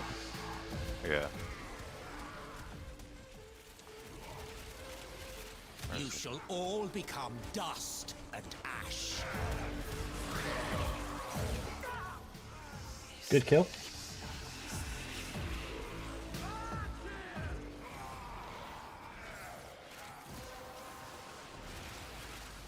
The relic has been cracked open. Finish your mission to find out what's Yeah, I must have inside. accidentally ran into one of your things because I had super fire right there. Well, you're welcome to grab them. It helps me. So. Oh, I know. I didn't see one in front of me, and then I just had extra fire. So. When I see him, I grab him.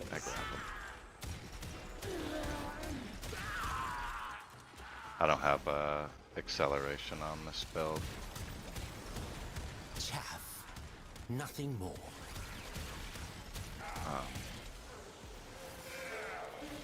Like most of the time I put like arcane acceleration. That's what I was telling you about Arcane Temple. Like for frames that aren't able to give you the fire rate, you use that on them. And it's such a big difference. But I like arcane acceleration, I'll put on some of my frames to speed up my primary.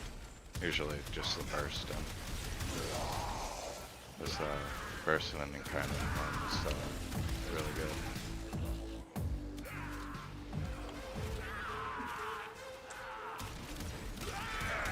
I really wish that they would come out with an Umbra mod for shields. Pardon me. Yeah.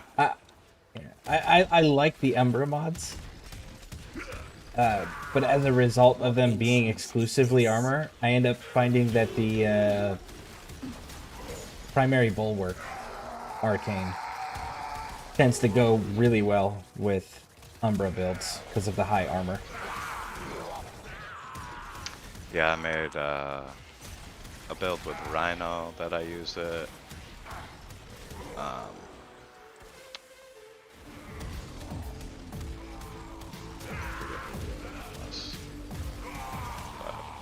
Yeah, definitely one of the better arcanes that they came out with in a while. Your ruin. Yep. That and You can most. have Yeah, the other one was it Arcane Persistence? The one where like it gets rid of your shield, but you can't take more than 500 damage per second. Yeah. Yep. I throw that on Valkyr. That is so fun. Or throw that on a Naros who doesn't have a shield to begin with. Yeah. Yeah, okay, it's a Naros that I use the bulwark on.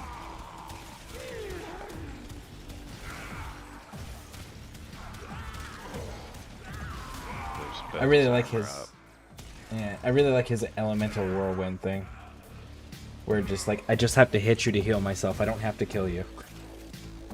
Yeah. Convenient, sure.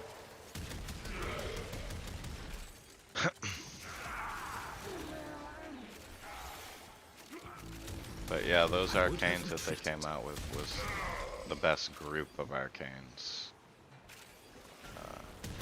that I've seen.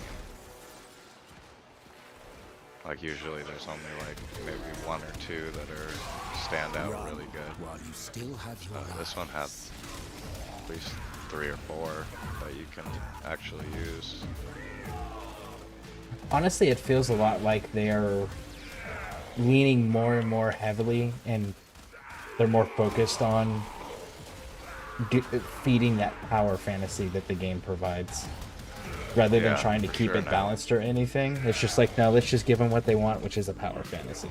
It's like Bali or Look what our Bowie. Tenno operative just found. They could not do this without you.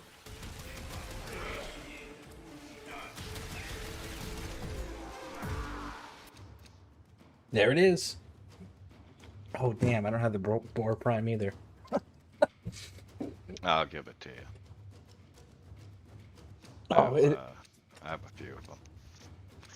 It's cool. You don't have to do that. I don't mind farming for the relics because, you know, puts the work in. So we out or we keep going? Oh, let's get out of here and then let's go take a look at what we are, what else is available to us. See if Eric needs anything. Give him a safe space to be able to type. Stop me? Yeah.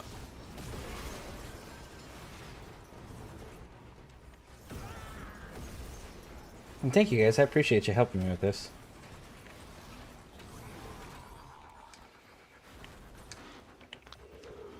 I love the game, man. I don't mind doing anything in it. What's this? Alright.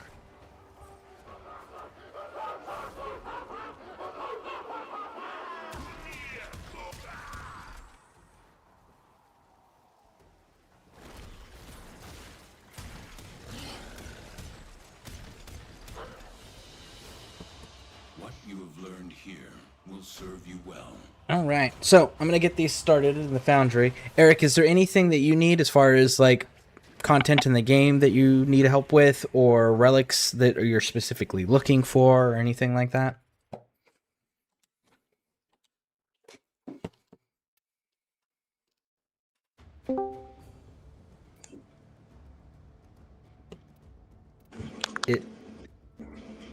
Passing star. Is that Eric Nickel? Yeah, that's me. Outstanding. Cool. Is there anything in the game that you need help with or that you're looking for as far as like prime relics or anything like that? Well, funnily enough, that board prime that came up, I'm missing like one part for that. Okay. It is the stock. Stock. Okay. I will take a look and see if I have any relics for it. Thank you.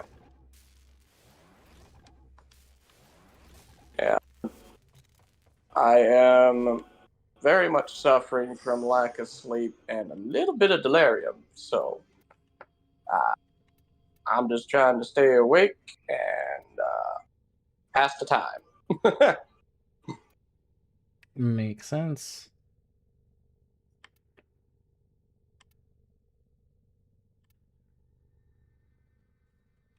I was not expecting to love the Vincubus as much as I have recently. Quite good. Alright. I do not have any relics for that. Let me see if Prime Prime Insurgents has Vanguard, anything. The pride of Empire. Nope, Yeah, it Yeah, is that not. one's bolted. Hell of a thing. Yeah. Bolted relic. I have a few, but I'd probably only run them if at least 2 or 3 of us were had No them. pressure. but this Makes stuff sense. might not be here next time. Is there anything else that we can look for This stuff is might not be there here next anything else that we can look for that we might potentially have for you, Eric? I'll take a look. Yeah, I haven't even seen what Prime Resurgence has in rotation right now. It is. Let's see here. If you're Rhino. here for relics, Yep. you might have to crack a case before you get Next. what you're after. Yep. And it's got the Bolter, the Skindo, Fang, Lex, Burston, Bratton. I mean, I am missing the Bolter Prime main The blueprint. circling hawk may Bolter Prime choose blueprint? its Okay. prey at leisure. Let's see. I know I should have a few Bolter relics. I have like only a couple of relics for that I picked up. Might have used them already. Let's see. I got 4 of them. The receiver. You got 4 of them? Yeah. The blueprint? Yeah, the main blueprint, yeah. Alright, I got 6 of those. You might want to refine any relics you get. Yeah, I didn't know that they had an issue with like copyrighted music on YouTube and all that. Actually, I got, hold on, 6, 7, 8, 9. 9 of those, but different. They're different ones. Well, I have the relics for the receiver, so I can pick up 2 of the Lith relics in the Resurgence. So, do you have the Lith ones? I think those were the ones I had. Yeah, it's the ones from Resurgence. So. Yeah, I have 2 left. Okay, 6 so also, that's and then 1 Neo. Quick as a bow shot. Yeah, so they are the left. Yep. Alright, cool. So let's take a gander at the Lith then.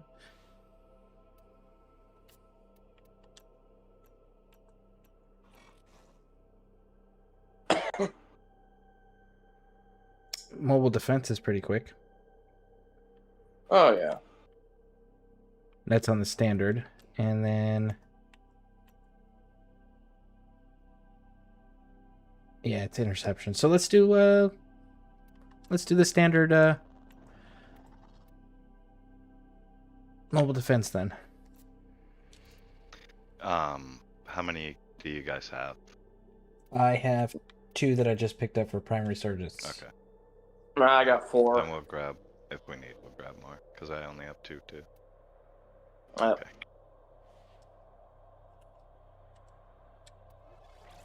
Oh.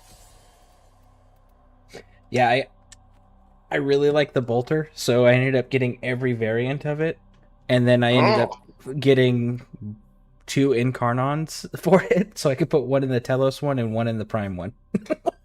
Nice. I mean, I think I did the same, but I'm still missing the Prime variant. But I have the second Incarnon ready to go. Nice. Yeah, because they do 2 different things. The Telos is for crit, and the Prime is for status. Which was really nice, by the way. I liked the fact that they did 2 different purposes. I wish we had more variation like that on certain other weapons that are like hyper specific towards crit or status. Like just have 2 variants that do different things. It'd be pretty cool. Of course, the only downside of them doing something like that would be it's very easy if you have the specific style you want for a weapon you enjoy to start ignoring all the other weapons that they've taken the time to create for the game.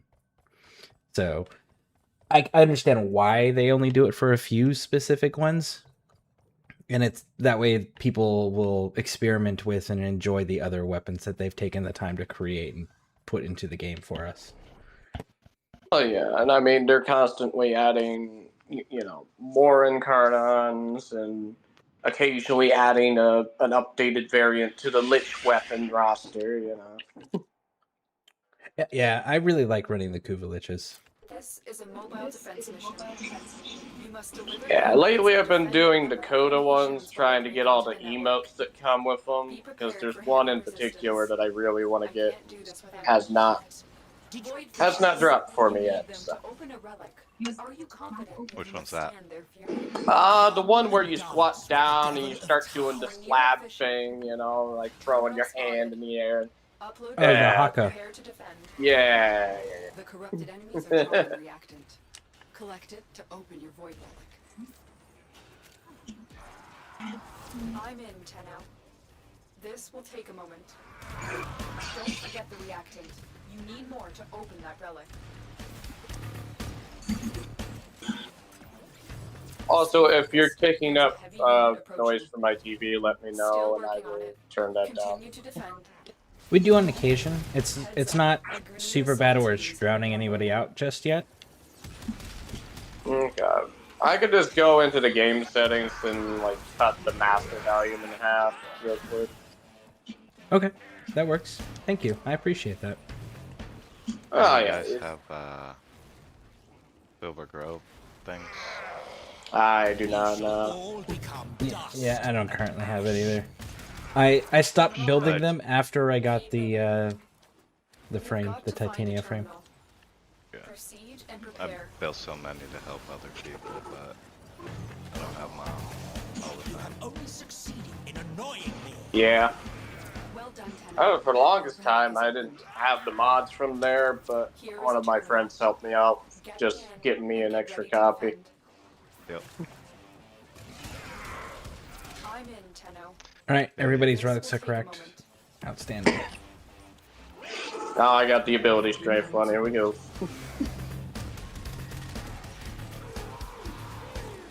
Ooh, what's that? The best one you can get from there is Growing Power. Yeah. It's usually what people are looking for.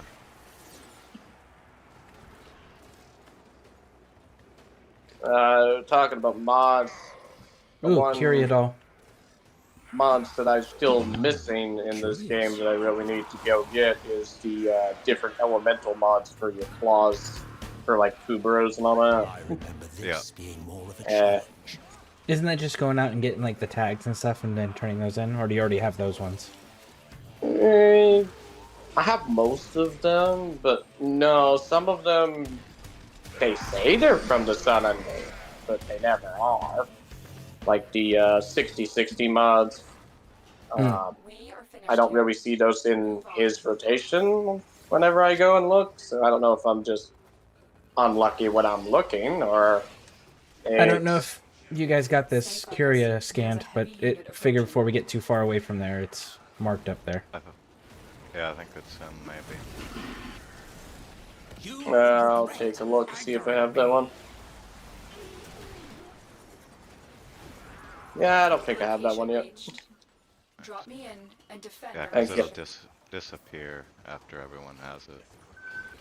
Tenno. This will take a moment. Or it's supposed to. Maybe not. Well, I physically put a waypoint on it, so that way everyone can see it. Okay, yeah.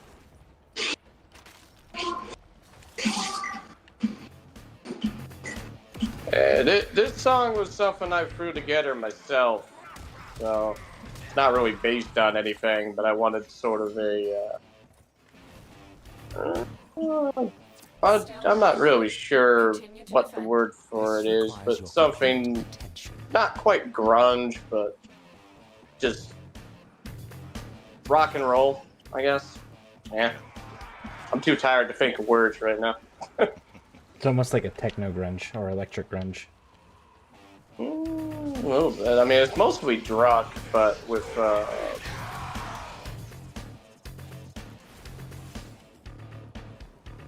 I'm trying to think.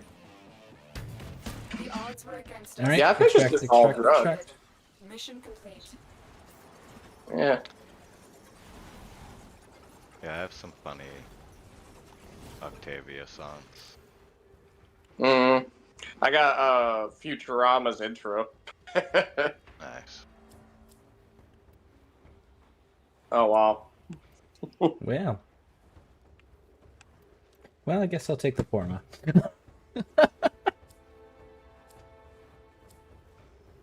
All right. It's unfortunate. Yeah. Another Well, job well I know I got at least one more that we can run for that particular blueprint, and then if I need to, I can spend some more. Yeah, I appreciate the help with that.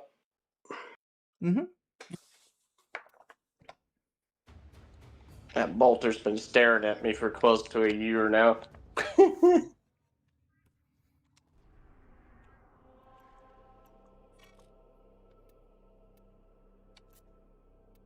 think my Octavia has All-Star. Another one bites the dust. Ooh, that's a good Down. song. Kung Fu fighting. There you go. Yeah, it's pretty funny stuff. I like to switch it up. Did I like did to hear the either of same song you twice. ever watch the first season of Bleach? The only anime that I've ever watched is Trigun. Oh, okay. Yeah, I definitely haven't.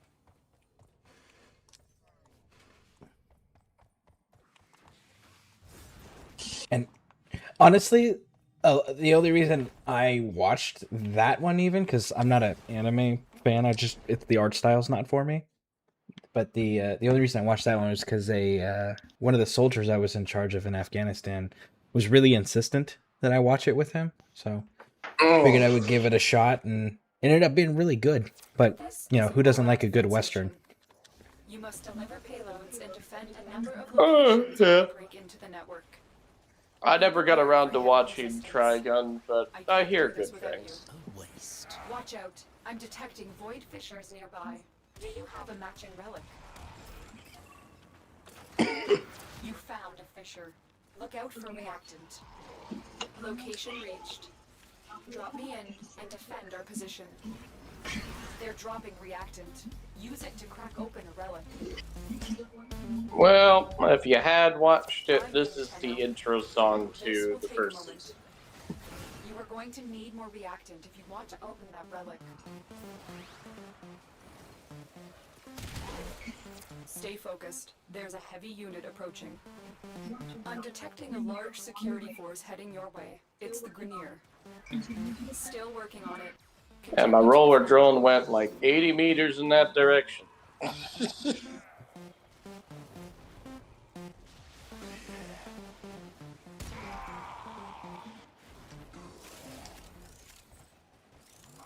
Now you serve a purpose.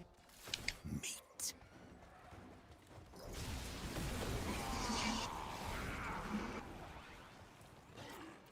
We are finished here. Move on. I need access to a terminal. Yeah, I still need to level and mod my Uriel. Like, I got him, but I haven't actually modded with him yet. I went and farmed out 2 just so I could level 2 and have them one built for shields, which is the way he's intended to be built, and then the other one built for armor because I like Umbra mods. I'm in, Tenno. Yeah, fair enough. He's the only Warframe that I have duplicates of. I don't really use the Umbra mods too much these days, but I do use them on frames that are like very synergistic with them, like Valkyr, Inaros, Nidus. Those ones are just kind of on the nose with them. I mean, they get the most mileage out of them. Yeah, Korvax is another good one to run him with because he's another armor frame. Yeah, I still gotta go get him. I got him like one time because I wanted his helmet ability. I haven't gone and gotten him the second time. Well, we can help after this if you want. Yeah. I mean, you I able could to use- get like all the parts from the bounties and all that? Yeah, you can get them from the bounties, and you can purchase them from Bird as well if you have the standing. I can tell you right now, I don't. Oh, there we go. Sounds like we can do some bounties. We can all. I don't know about Kenobi, but I know that I can use some Boca. So, Here is a terminal. be a good run. Get me in and get ready to defend. Oh, I got stuck in the terrain. Oh, there we go. Yeah, that's another thing I do appreciate about Warframe is that you can use the command to get yourself unstuck most of the time. There's a heavy unit approaching.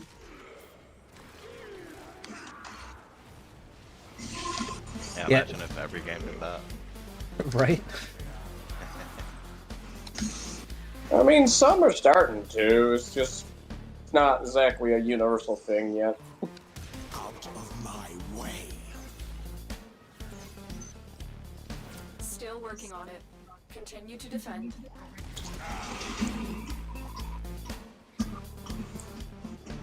I would say if you want to know how easy it is for someone to get stuck in your game, unleash a Skyrim player into your test build. See what happens.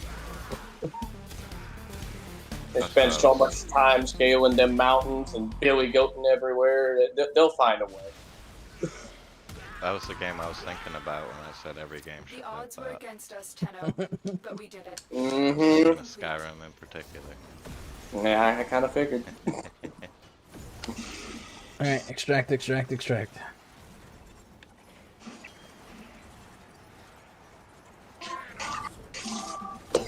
Oh, there's two. That big area down here. Yeah, say there's that one, and then there's. Isn't there another one on one of these fucking trees?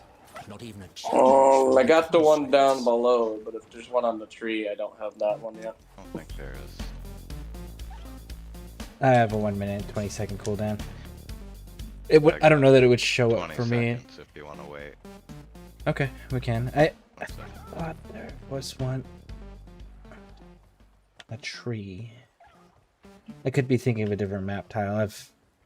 I get some of these. You could just be thinking of the one we got in the tree earlier. I have found a, I'll show you. Down here, I found a, sculpture one time in here, in this little cave. Oh. That's kind of cool. Right? Oof. I was like, I didn't even know that was a thing. Huh, there's Kraton back here. My eye. So what did you find in here? Sculpture, he said? Sculpture. Oh. Back in the day. So that's a sculpture potential spawn, okay. Yep. I'll have to check I guess- that. I've only seen it once, but it happened. Happened once, it can happen again. Right. Well, hello. Hey, Rhino! You got some stuff here. I'll take this one so you can get some extra. I will take the axe.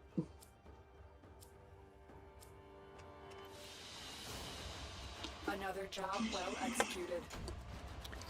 The funny thing is I remember crafting this Indo Prime once, but it bugged out, and it just up and poofed out of existence.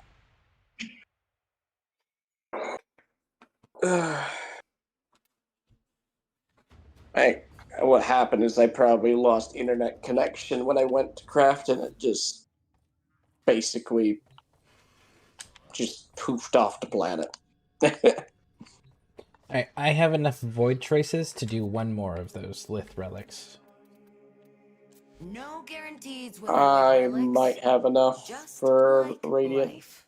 See, I do not. I have Bring 88. what you need. I mean, I'll still throw, like, base one in. I got two more. Might as well.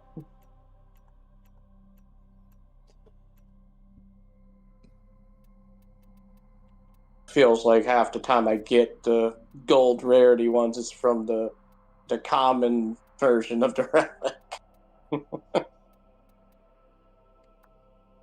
Death Knight is apparently looking for help with the Prophet Taker Phase 4.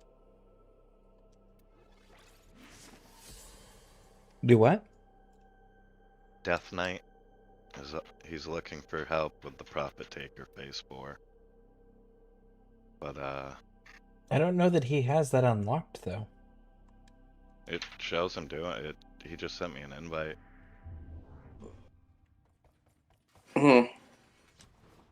He had. I didn't think his standing was that high.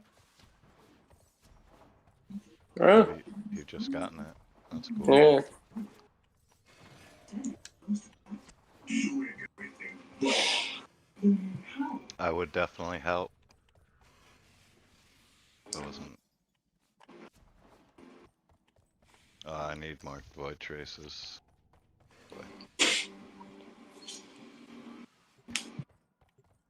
I'm just throwing a basic one in. After this, then we have two choices. Then we can either go and get your standing up with Sanctum Atomica and go run and try to get your Corvax unlocked again. Or we can go farm up void traces.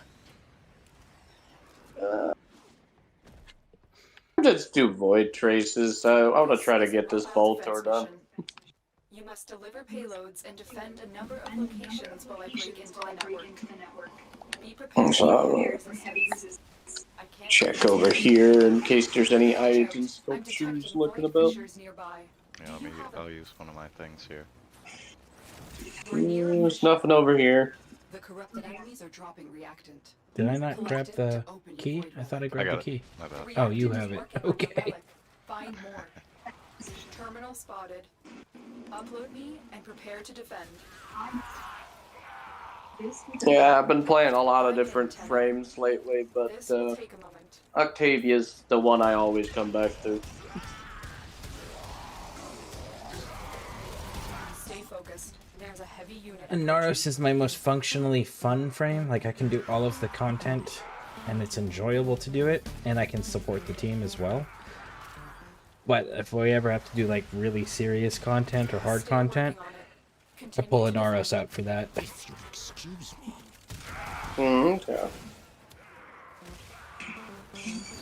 When you're running a Naros, do you focus on more being a tank, or do you focus a little bit more on the abilities?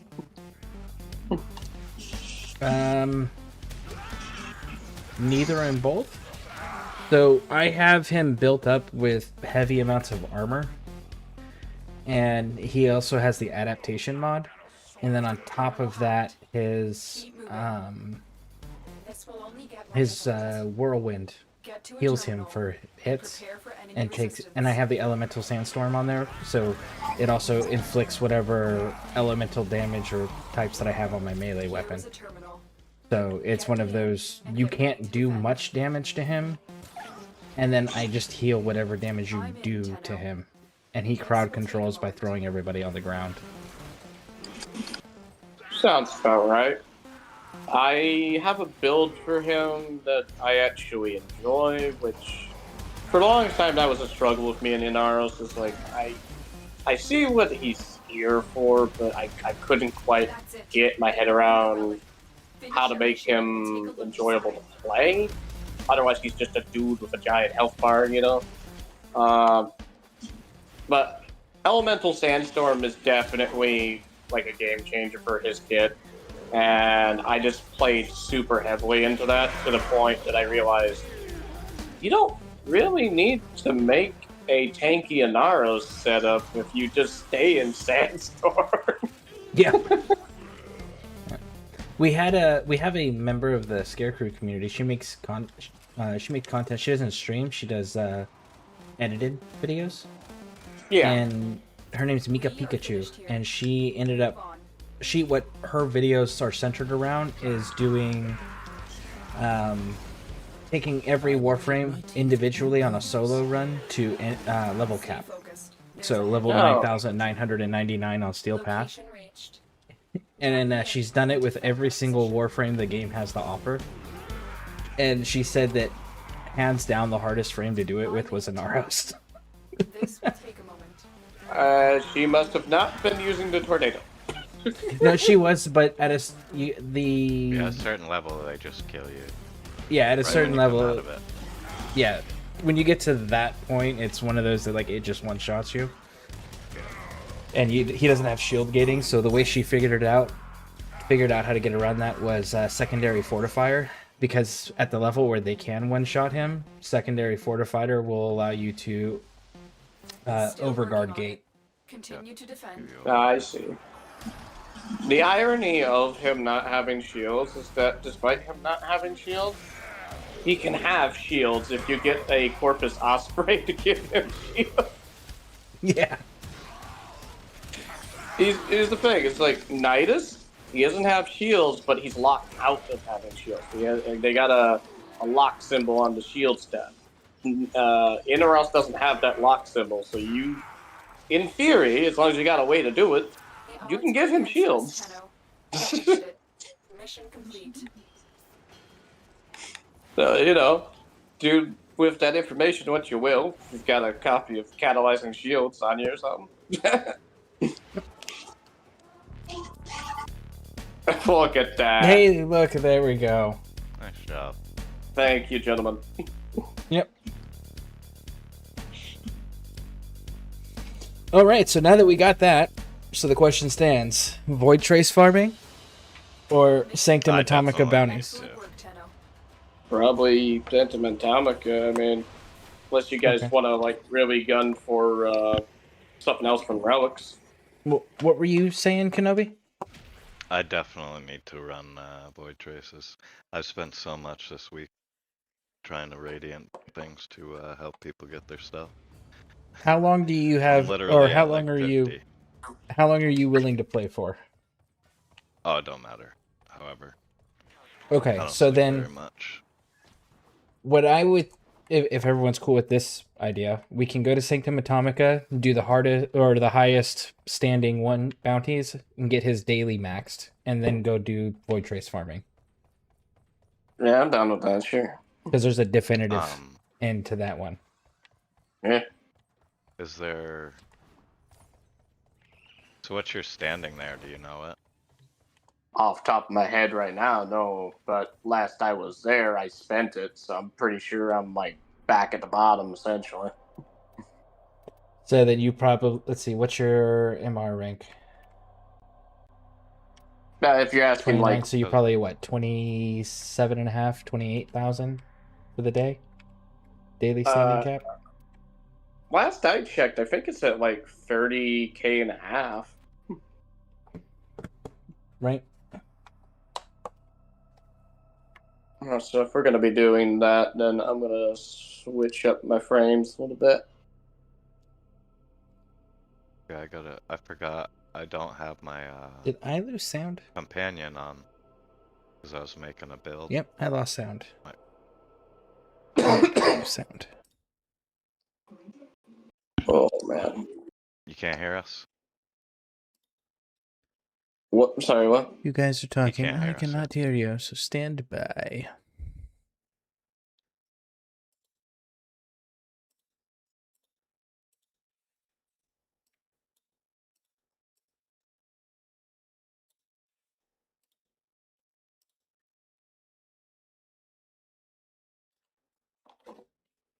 You know what? I feel like playing Jade for this. There we go. For some reason, my computer decided to connect to headphones that are still in their case instead of the ones that I'm actively using. So I didn't hear any of that stuff. Unfortunately. No worries.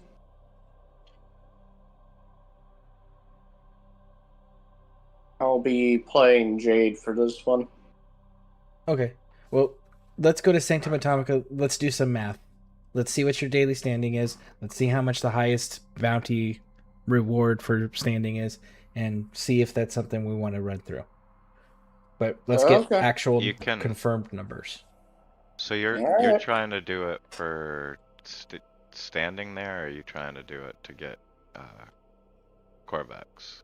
Well, it's all towards getting Corvex. If he gets the standing, he can buy the standing. He can buy Corvex with standing. So.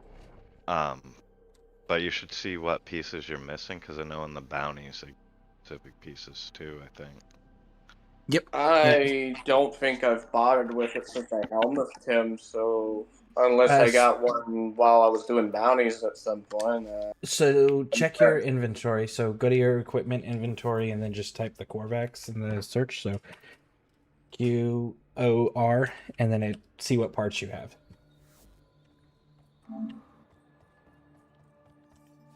QOR? Correct. Yep, QORVEX. I have the systems, and that is it. Cool. Okay, that helps. All right, The and third what? one is the system. And what is your daily limit? Your daily cap? Daily cap is at 30,000 and a half. 30 and a half. Okay, and what's your current standing? 26 and a half. Okay, so the chassis and the neuroptics are both 20 apiece, and the blueprint's 50. Oh, okay. So if we just shoot for the main blueprint on the bounties, I could just buy the rest. Correct. So you can't get his blueprint from the bounties. You can only buy it from the thing. Right.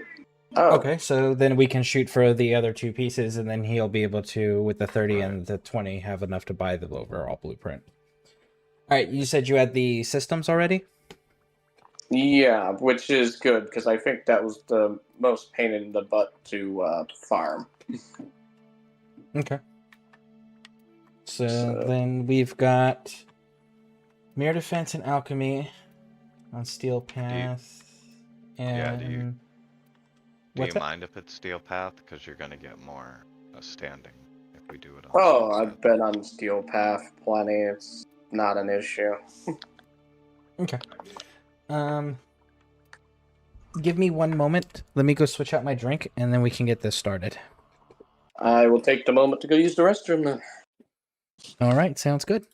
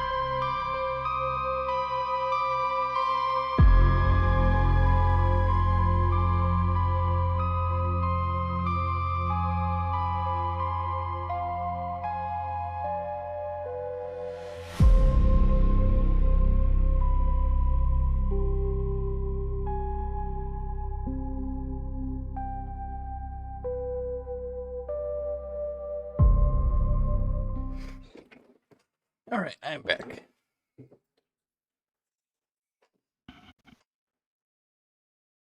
Right.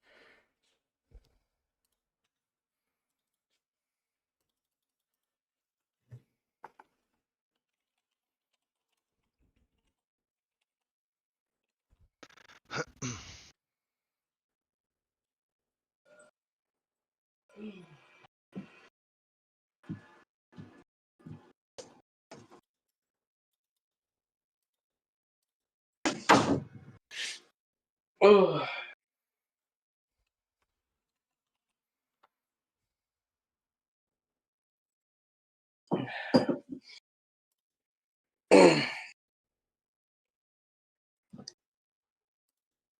You know, your name, the Kenobi name, reminds me of a character from Warhammer 40,000. Oh yeah. So it's a so old school Warhammer before it became mainstream. Used to be real funny with a lot of their stuff, and they have a character who's an inquisitor, and his name is Obi-Wan Sherlock Caluso. Huh.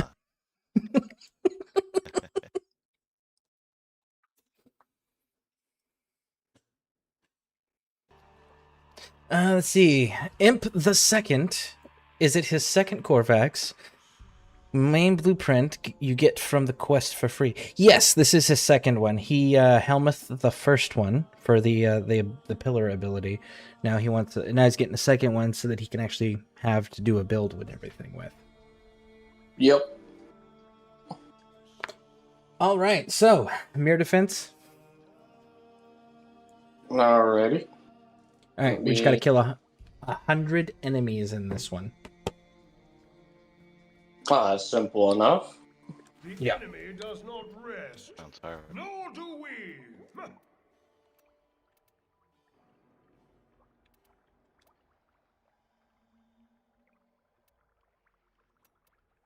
You know what weapon really surprised me at how much of a glow up it had? What's that? The Gorgon. In particular, the Prisma or the Wraith variant.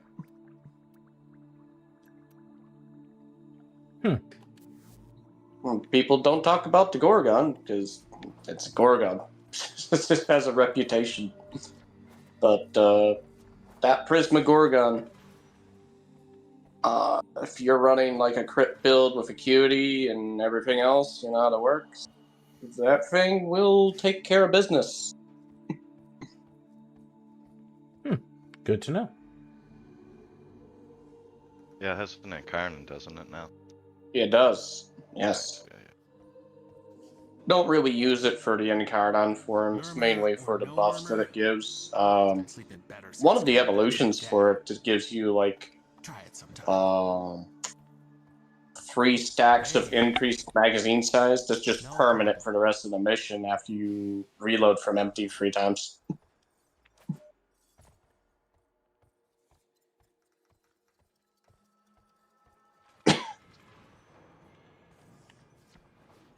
It's kind of hilarious to use it as an Acuity build as well, since it's an LMG. It has a ridiculous fire rate, but it also has pinpoint accuracy. So, let it rip.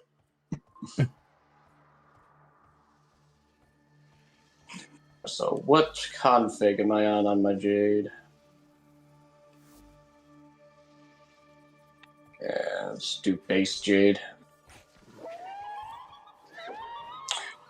I don't know what it is, but I feel weird taking off Opium Eyes off of her. The armor strip and the rezzing of teammates by just looking at them is honestly kind of hilarious because some will go down and instead of going over to revive them, you just stare at them for like 10 seconds. Like, for shame, get up. Why are you lying on the floor? Abilities use no energy and you cost faster. Well, that's amazing. Have some extra ability strength. There you go.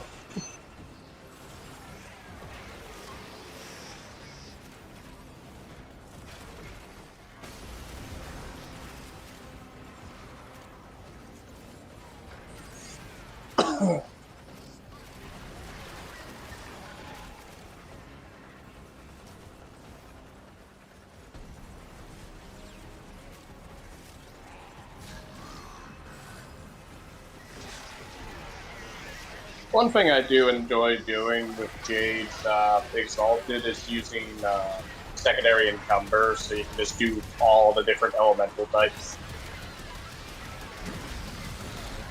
Nice. If you guys want to grab the cards, so challenge for my I can stay down here and keep us safe. Okay. Yeah, I've been doing the flying around, grabbing them. Same. And we've already met the requirement for the bounty as well, so we're good on that. Yeah, it only took about 10 seconds. Mm.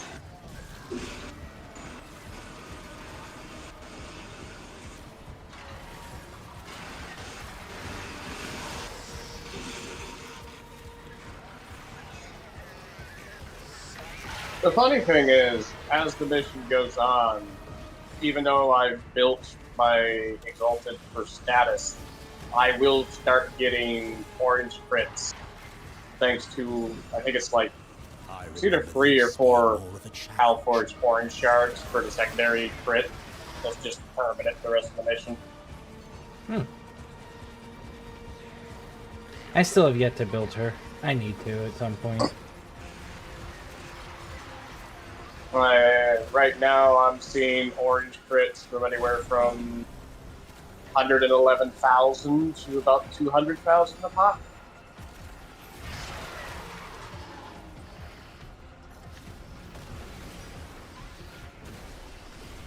Alright, next one. Yep.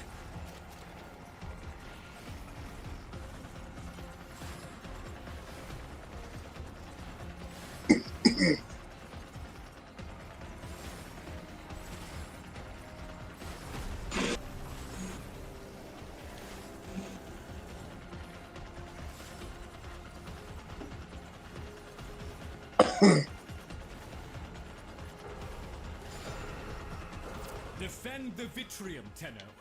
The murmur knows. Yeah, for the longest time, I never really touched Titania because I don't know. Abilities are free. Huh? I said abilities are free. Oh, nice.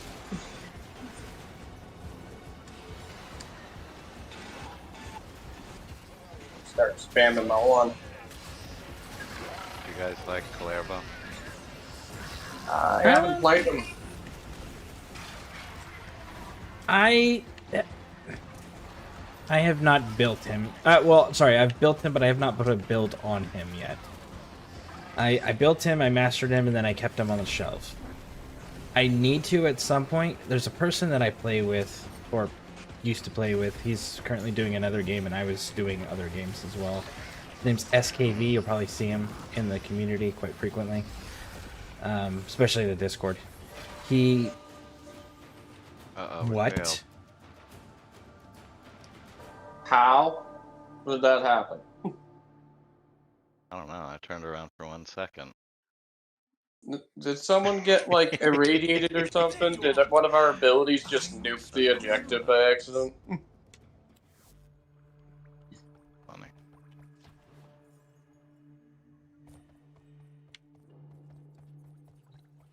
Yes, go good. Kind of want to see a replay of that. Well, I streamed it, so It happens let's see sometimes. it. But anyways, SKV, he mains Calervo. Okay.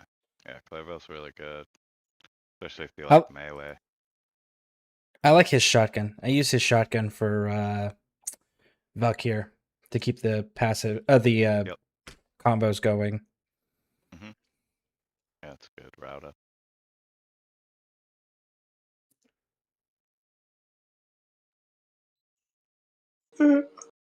Yeah, I remember getting a ribbon for that, but I ended up throwing it away because I didn't know what it was.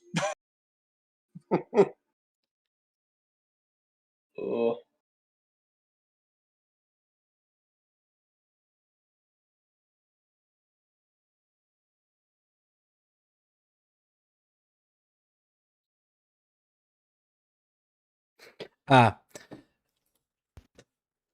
Okay. So there Like, you'd was, spawn on it or something. yeah, it was the series of little dudes just swarming it. Once the shield was gone, they all started picking away at it, and it just kind of melted it. Our noble struggle Because I literally turned around for 1 second, turned around again. There was tons of enemies on it. Yeah, there was just so many that, and they were all just hyper fixated on it that it melted it. That was all. Okay. Right, I'm not turning around anymore.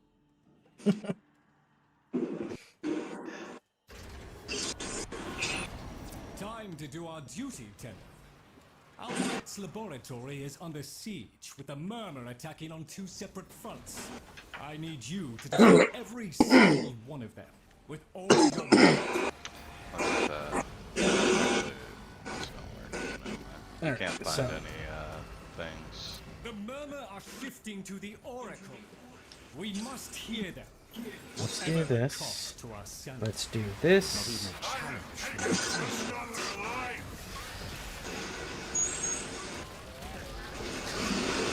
This life is snuffed out.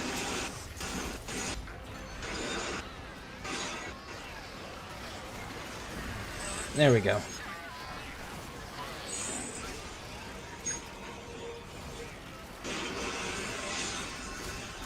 Okay, that is loud. Is it on my end again? Yeah. Yep. Got it. Thank you. How's that? Much better. Thank you. Yep. Yeah, some of the sound effects are definitely louder than others. Secondary is red crits.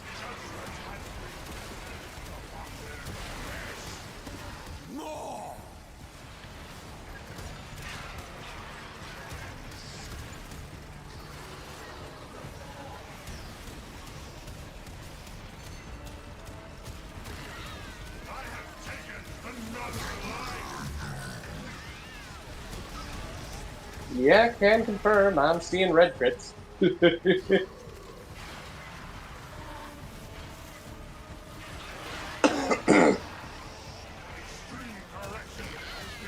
always fun to see on the Octopore. Another weapon that still needs built on my end. A feast of flesh for golf girl.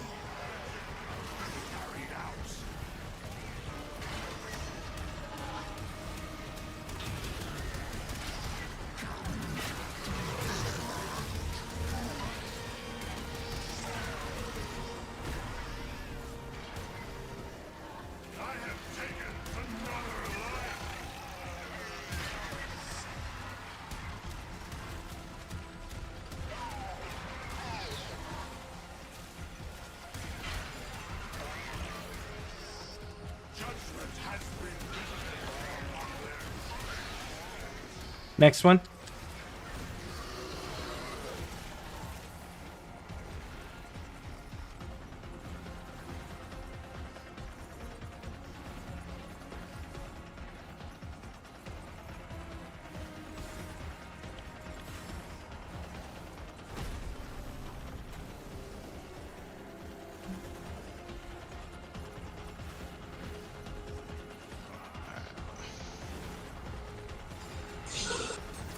Atrium is under attack.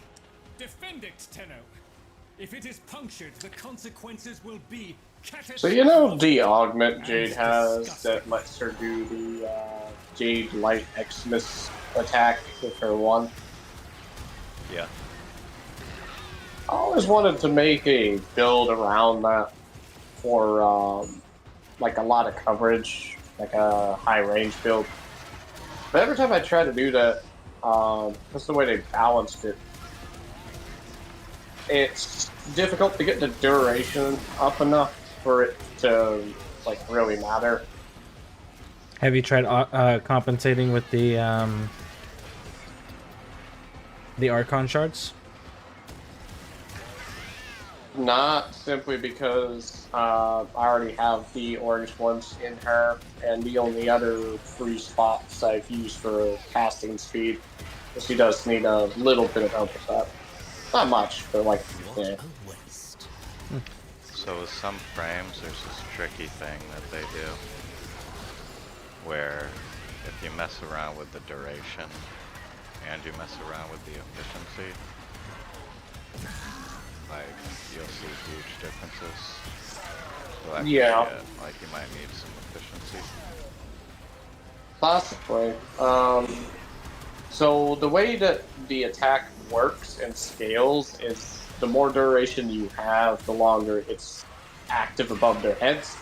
And every tick of damage that they do increases the damage output. So more duration means more damage scaling over time. If you only have strength and you don't have like any duration in the build, you'll get like 2 seconds of uptime on the laser beam, and it's hardly enough time for it to do anything. Okay. Mania. Where is he? I'm gonna just one-shot him. He's in the middle. Come on.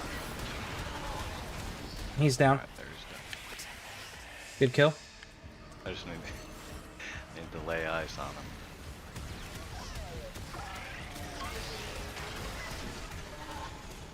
We can take it from here so you can rest. All right. But if you Extending. still have some Extract. fight in you, keep at it.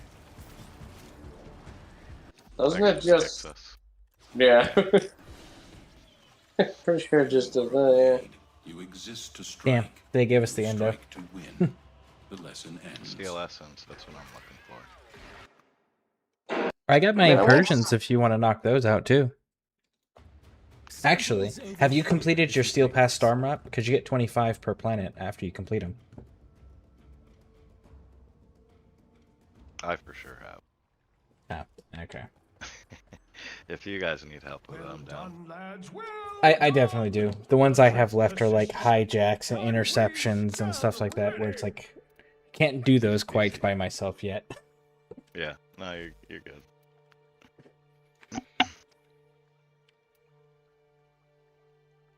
Well, that seemed to help a little bit, I thought, having the extra Spectre guns on there.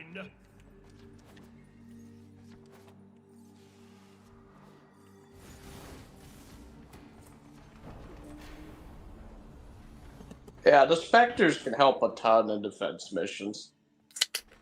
Unfortunately, my headset's dying, so I think I'm gonna have to roll out. Okay. Are you dropping from the party too? Or are you just going to drop from the voice chat? Yeah, I'll drop from the party and everything. Okay. But I appreciate the games, guys. Good luck. Yeah. Yep. Thanks for the help with the bolt tour earlier. Yeah, no problem.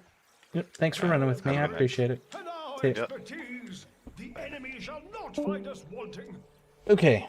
I am not confident in my ability to hold that area. Do we want to lower it and see if we can get it to the normal and then do it? I do not mind either way, and I could always switch to a different frame if I can't hold it as my Jade. There are better frames at defense than Jade. Well, I'll just drop the Steel Path version. I think we can do it that way. Yeah, okay. I do not mind Steel Path. It's not an issue. First line of defense. The Murmur are targeting our sensory emplacements. It just means that I have to focus if we're two-man in it. Even one will spell defeat.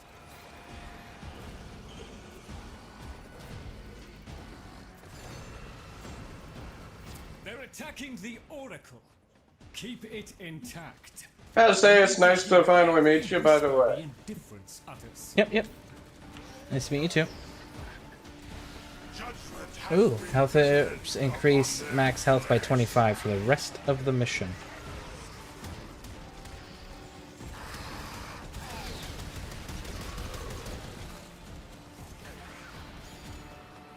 So have you been playing this game long? I can't say I'm like from the beginning, like some folk.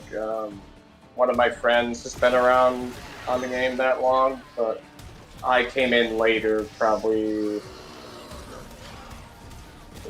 I didn't really start seriously getting into the game or like spending time with it until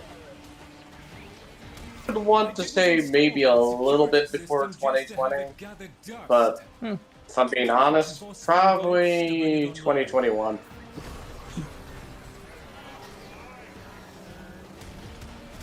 About 5 years. Nice. 7 if we're being generous. Not let it escape. Back then, I didn't know nothing.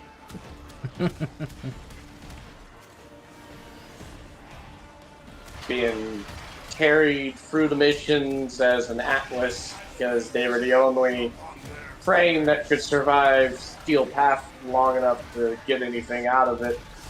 When my buddy kept pulling me into Steel Path, I'm like getting confused why I'm dying or not able to kill things. I'm like, because I just started the game, dude.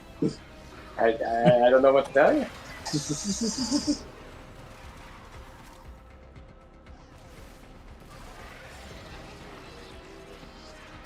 What a waste. Nah, these days though, the tables have turned.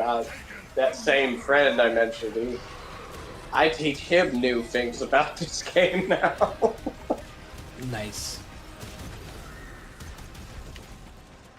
I even surpassed him in mastery rank. Cool. All right, next one.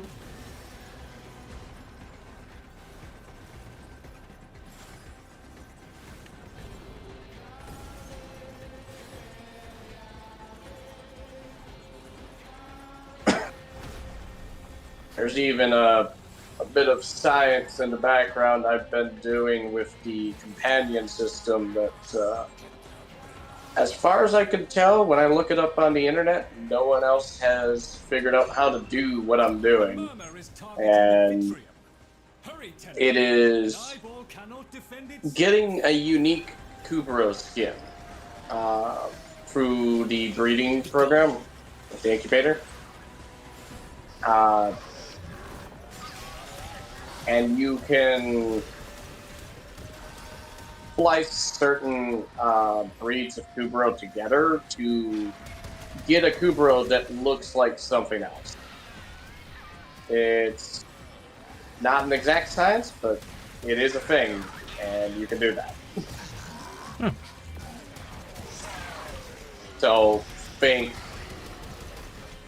a Kubro that looks like, well, I don't know, a Helmuth Charger, but they are in fact actually a Kubro.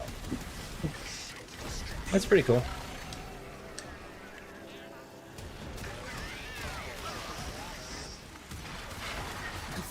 Game does not explain that this is a thing, and as far as I can tell on the internet, no one else has done it.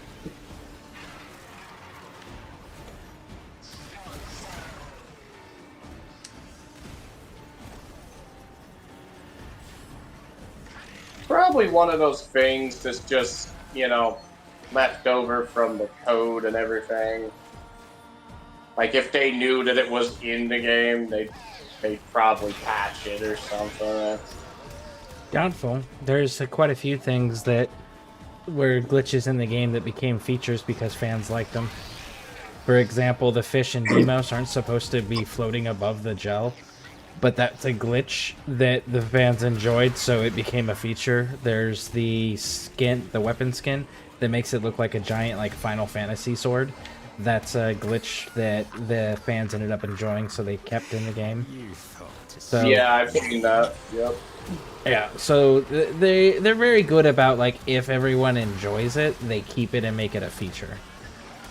Well, and it's also not a game-breaking bug or anything. It's literally just a extra cosmetic option for your Kubros and Helmuth Chargers. We got a Void Rig. Alright, where at? I just killed it. It's down. Okay. Automated defenses can probably handle it from here. Unless you'd prefer to fight on? Alright, extract and reset. Yep. Very impressive, Tenno. You held them all back. Time to get out of here. Well, looks like we got an Amber Alert.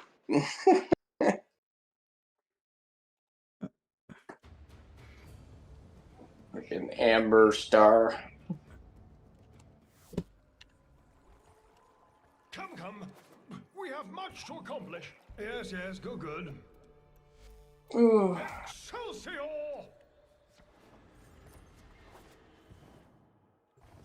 Yeah. Love you too,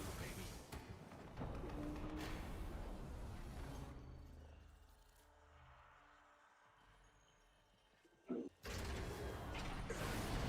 Time to do our duty, Tenno.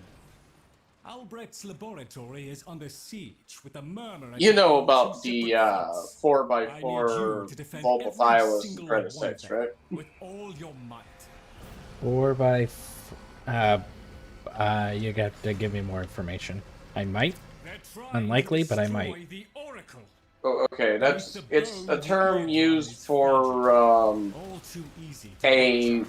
a mega Volpathyla or a mega Predecite, which has all of the mutagens and antigens. Yep, nope, never heard of that.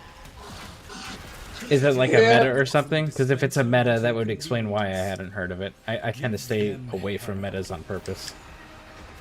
I mean, it is like the best thing you could have for them, but it's also never explained that it's possible. And you only occasionally see people trading imprints for them in the trade chat, so I don't know how widely spread the information is, but it's out there. People do make them. Because of the way Predececs and Volpathylas are made initially, you can't do it on the initial creation of a Volpathyla Predecec. What you have to do is take your Volpathyla, and then you gotta make another Volpathyla, which you're going to breed it with, that has the missing mutagens and antigens, and the child of those two Volpathylas will have both mutagens and antigens on them. Okay.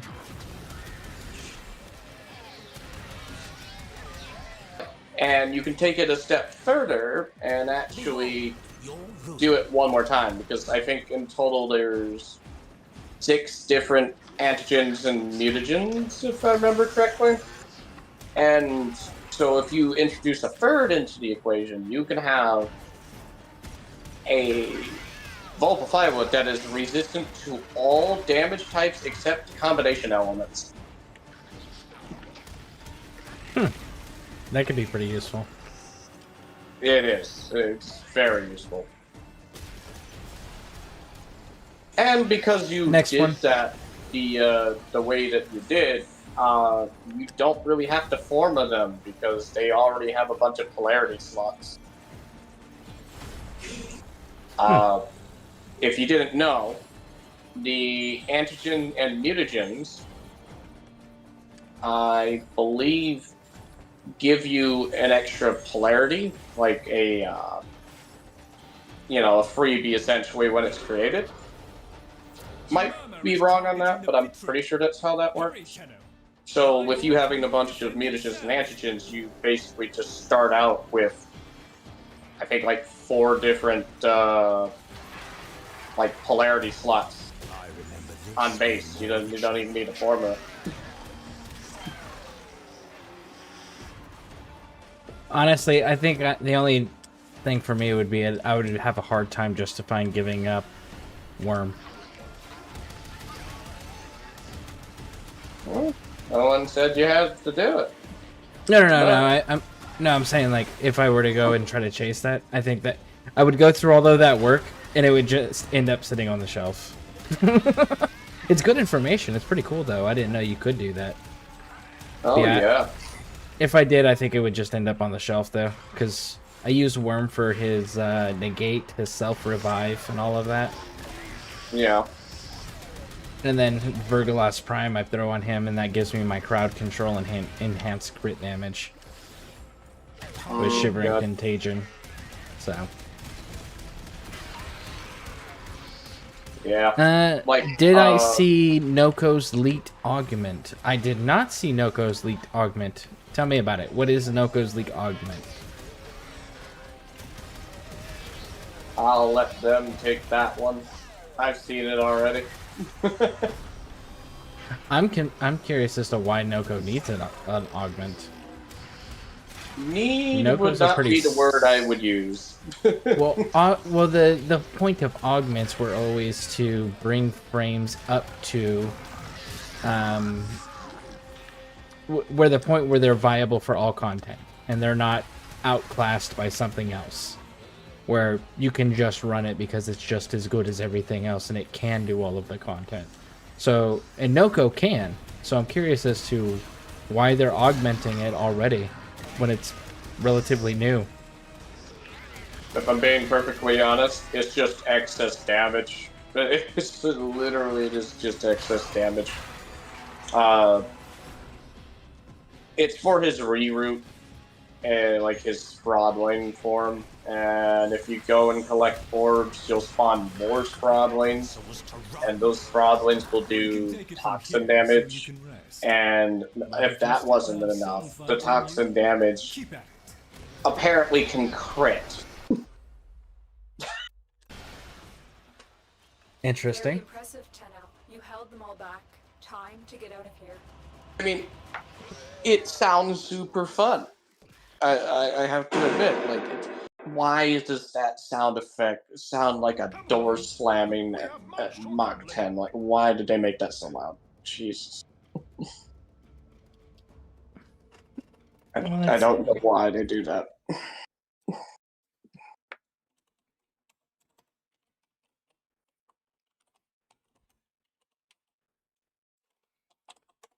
Noko augment. Reroute Rampage. Reroute augment. Collecting orbs summons additional Sprodlings, inflicting 250 toxin damage with increased critical chance each hits.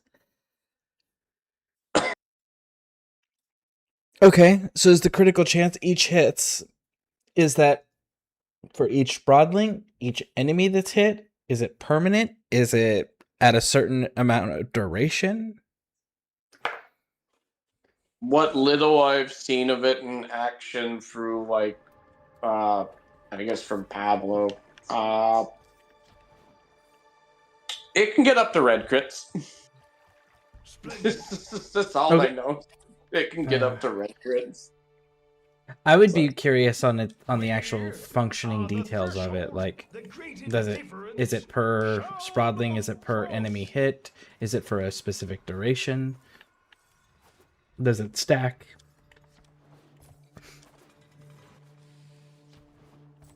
Is it per enemy hit per Sprodling? So for example, like Sprodling 1 hits enemy A.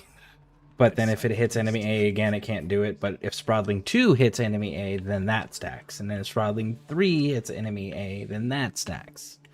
You know, I'd be curious on those types of details. All I know is that they now have given us a reason to use Arcane Cresepcular, or however you pronounce it, on a frame that has an invulnerability button, which is silly. So you're going to give us damage that crits from our abilities, then we might as well put a free X multiplier on the crits, right?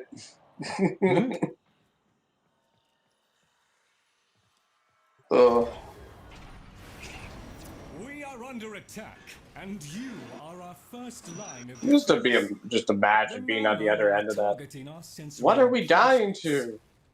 Invisible shroom people. Even one will spell defeat.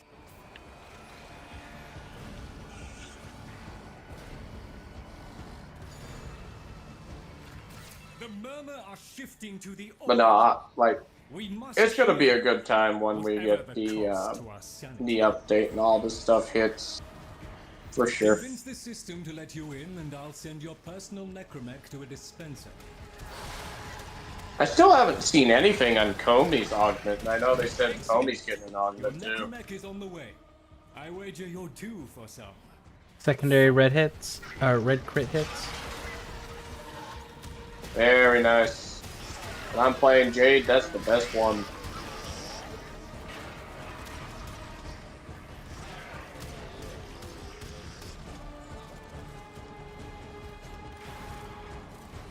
Well, on the bright side.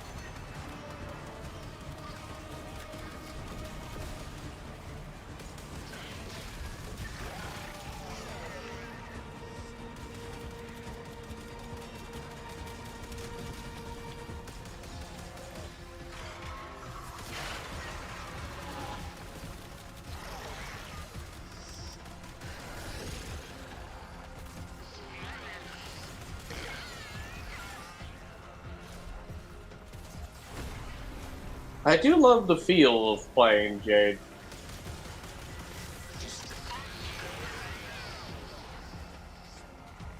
Kind of like having an angelic A10 warthog in the room. I haven't heard her described that way. I've heard Hildren described that way, compared it to an A10. Nah. Hildren's more of an AC 130, if anything, but the AoE on Hildren's alt fire is ridiculous.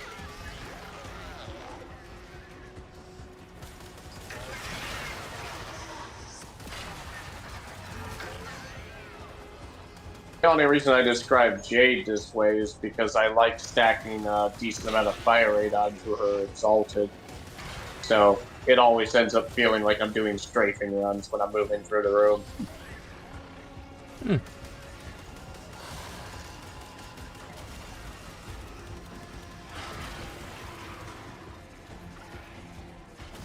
Next one. Yep.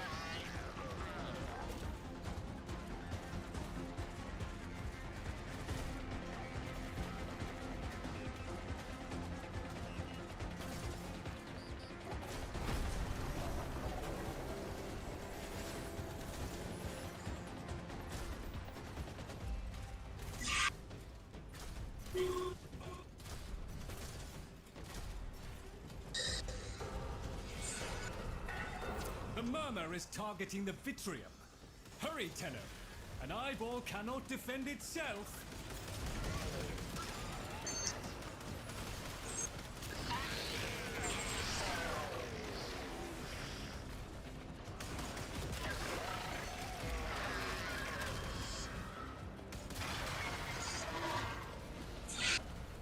There you go.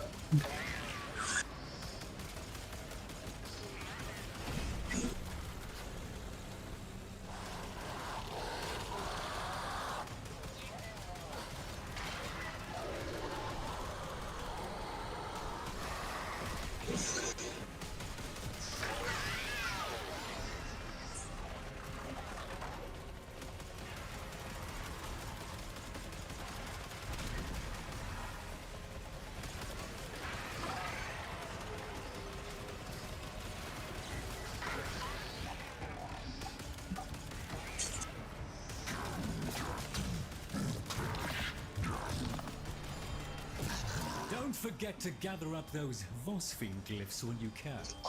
A bit of automated security never goes amiss.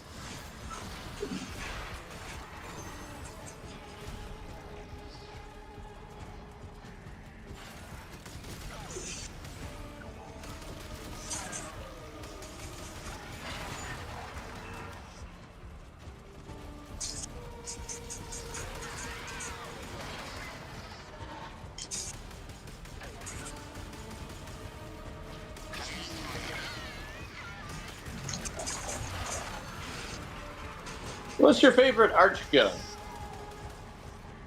Silver Grattler. Good choice. I like the AoE splash effect it has. Same reason I like the Kuba Yanga.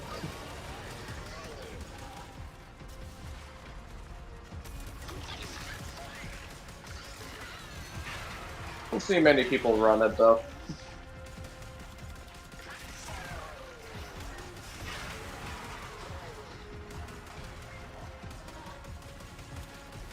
Thing is, I also play Fallout 76, and on there, one of my favorite weapons to use is the. Well, I think the proper term would be the Mark 19 auto grenade launcher, but it's just called auto grenade launchers. So. Yep, I'm very familiar with that one. I like the. It's a unique one you get from a storyline reward. It's called Last Stand. It's the 50 caliber machine gun. It's the unique one, unique variant of it. I also do a heavy weapons build whenever I'm doing Fallout 76. It's either I'm doing heavy weapons or I'm doing sniper. I have committed to the bit on one singular playstyle, and I do not have an out to do anything else. Well, you gotta have at least 2 characters. One so you can side with the raiders, and one so you can side with the settlers.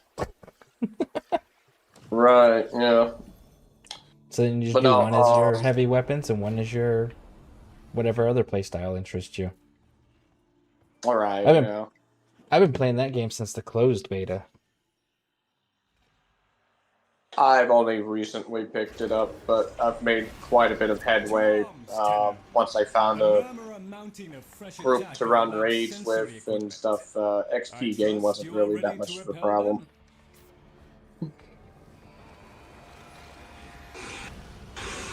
Affinity gain 200%. Very nice. Destroy the oracle.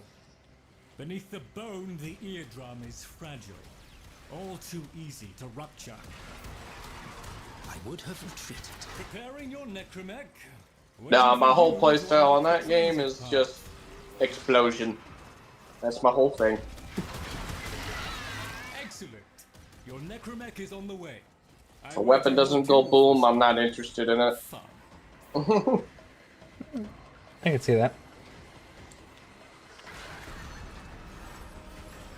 Got Fatmans, I got auto grenade launchers, M79s, the Hellstorm rocket launcher, I think it is, from the Brotherhood.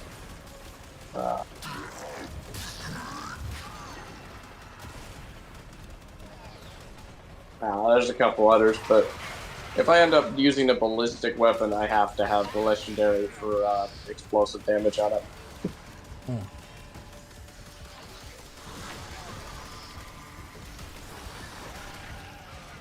I don't really use energy weapons that much in the build. Yeah, I don't like energy weapons much in the Fallout universe either. Not really a matter of whether I like them or not, it's more a matter of there's just no room in the build to support them. Yeah, I don't know if you were here earlier when I was saying that I've been playing Fallout since the first one was new. And yeah, I've just, no matter which Fallout game we're talking about, I've just never liked the way that the energy weapons perform. Like, the ballistic weapons in the games always outperform the energy weapons. I do remember having a really good time with them on New Vegas, just because if you use there's the plasma one specifically, you could use Plasfaz, which it pretty much just made them do AoE plasma grenade explosions on death. Yeah, I will say New Vegas did a really good job of trying their best to make all weapons viable. Just, again, it's one of those, like, look at New Vegas's shotgun builds, though. Name something that's more powerful, you know? Well, I mean, they had favoritism for the shotguns on New Vegas, that's for sure. I can't really think of any game that's held a candle to the versatility of shotgun rounds in New Vegas. I mean, it's just absurd. Yep. Thank you for the lurk, Pixie. The Vitrium is under attack. Defend it, Tenno. If it is punctured, the consequences will be catastrophic and disgusting. Now, the reason I say I can't do any other playstyle in 76 is because I don't have Fallout First, and I likely never will. And turns out carrying a bunch of explosives is very heavy, and there's not enough room in your stash to house hundreds of mini nukes. So, There's not. No, that's true. on average, I am usually carrying anywhere from 100 to 300 of them on my person at any given time.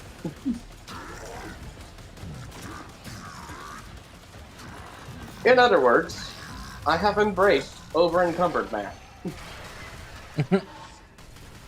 Are you doing a power armor build to assist with that?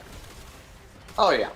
And I actually have the 4-star for extra movement speed on one set, and then health regen on a different one for like doing the raids. When you can. A bit of automated security never goes amiss. Let us add to my many sins. That's what I mean, is if I were to try to change up the build at all, the weight capacity issue would stonewall me from committing to a new playstyle. Well, they did that change where whatever whatever weapon type you're using and whatever ammo it uses, the enemies start dropping that. So there would be a quick way to get it back.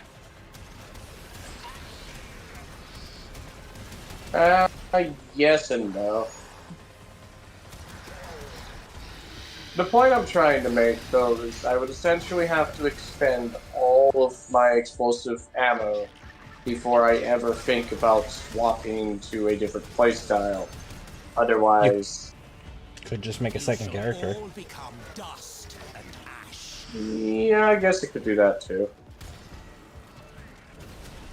That way you just get the use them as like a pack mule kind of deal.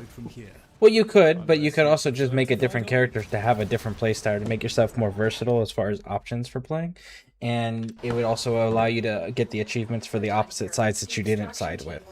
Because, you know, like the Brotherhood of Steel, you only can side with one or the other. The Raiders and the Settlers, you can only side with one or the other. And there's achievements associated with siding with either side. So you could make your main character that you have, just make a second character that sided with the exact opposite of that one. And now you got all your achievements, and you have two different play styles that give you versatility depending on whatever the group you're running with is in need of. I do have the chassis now. We can move on to a different one. Yep. Yeah. Which is going to be alchemy. Ugh. Joy. I probably shouldn't be Jade for this, unless I'm just, like, killing everything. Well, we have to get so many kills with the fire amp force as well. Yeah. Let me pick someone else here.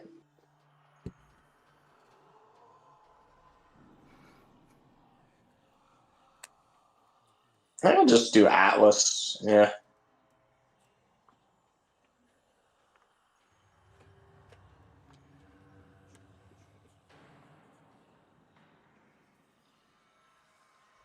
Yeah, I used to have such a low opinion of Atlas after my experience of starting Warframe with him, and it felt like watching paint dry back then. I wish that I could take his passive and put it on other characters. I like his passive a lot. The one where it's just Prime Sure-Footed built in? Because I don't use Prime Sure-Footed. I don't use any Sure-Footed, because I use Power Drift on almost every character. I respect it. I don't use Prime Sure-Footed either. I think it's a waste of a mod slot. I tire So we have to get hit six enemies with fire amp 4s. There's cool. 4. And 6. Complete. Yeah, I'm gonna be heading back over to the objective here. Yep, I'm en route.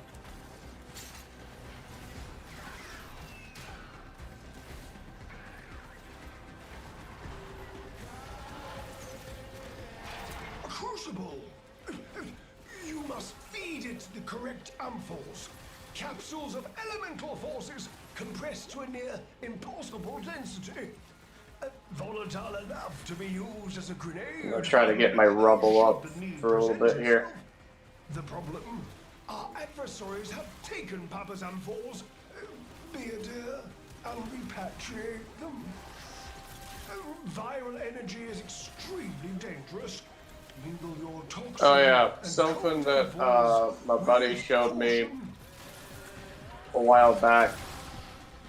I didn't know about this because it shouldn't work, but it does. You're aware about the arcane dexterities, right? Like the primary and Correct. secondary. Yes. Alright, I will do the shooting bit on this one. You can just do your killing. Got it. Okay, we have hit free energy for my punch. Wonderful.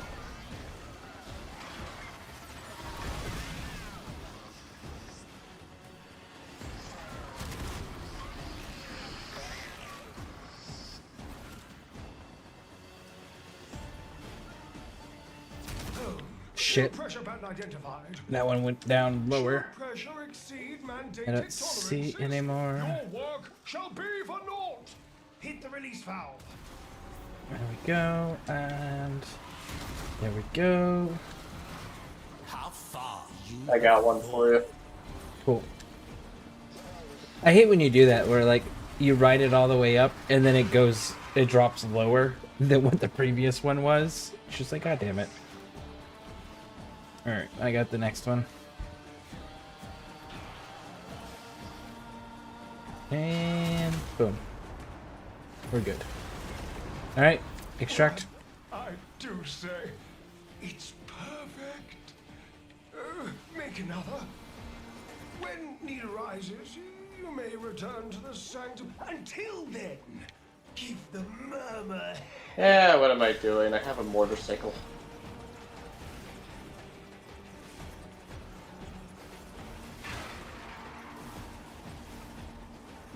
Oh, thanks, Marker. You told me to go down. You should have told me to go up. You know what would be kind of cool is if they got the a way to increase the speed of the cave. Come on, Devere? Period.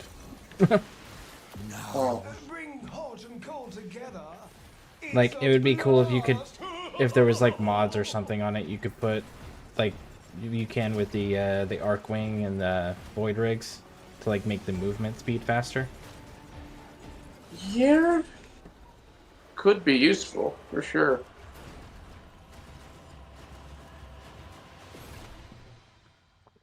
Because I mean, it's something you can ride on the ground, but then at a drop of a hat you can launch it in the sky. So doing that in the open world areas could make it more of a choice that people would go with than one vehicle that does both. Could see it. Your attention, please. You have your orders. Yeah, at this point, I'm just staying up all night. Yeah, I usually stream through the night, or, well, let me rephrase. I go back and forth between whether I'm streaming all night or I'm streaming all day. Currently, I'm on the night cycle. Forces. So, Papa invented the crucibles, alchemic devices for combining the simple elemental forces into complex forces. Through the crucibles, Yeah, because I think the first time I Saw your stream up. That was during the day. So that checks out. You must feed it the correct amphols. Capsules of I don't know. forces compressed to a near It's possible. impossible density. Cool. That's all 6. Now we just gotta do the mission. As a grenade. Should the need present itself. The problem, our adversaries have taken. Yeah, my sleep schedule's not consistent, so I stream when I'm not sleeping, and I sleep whenever my body allows it. The forces of electricity and Makes extreme sense. cold I are required for this have alchemy. similar thing going on, though. As long as I know I have something going on the next day, I can usually keep to a slightly consistent schedule for sleep.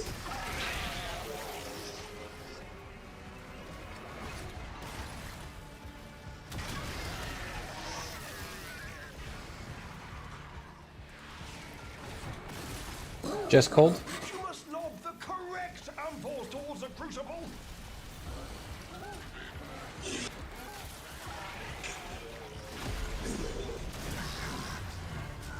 Now the tricky part. Air pressure management. Stay limber, biped. You know, with your limbs. I've got one.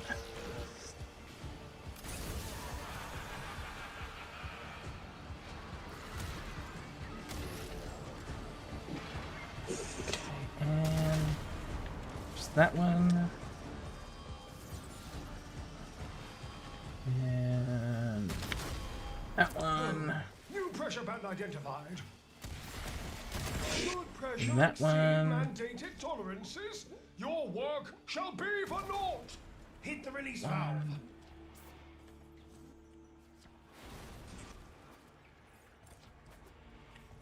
Oh, there we go. There's another one. Cool. Extract. Would you look at that? The purity. Do it again. You thought to... When need arises, you may return to the sanctum. Until then, give the murmur hell. Dance with the devil of Tau.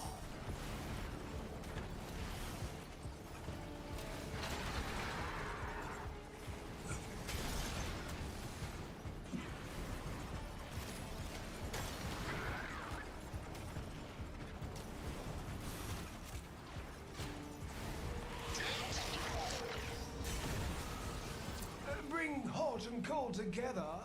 It's a blast. I like the voice actor who does Fibonacci. He does amazing work. I just hate the character Fibonacci. I think that's everyone with him. Naught but your corpses Oh yeah. remain before me. While we're here, I could check up here for any Voca. Sometimes they'll be hidden up here. Yep. Man, I missed that ledge, and it put me almost 300 meters back behind the extraction point. Well, that's just mean. Yep. Was there any up there?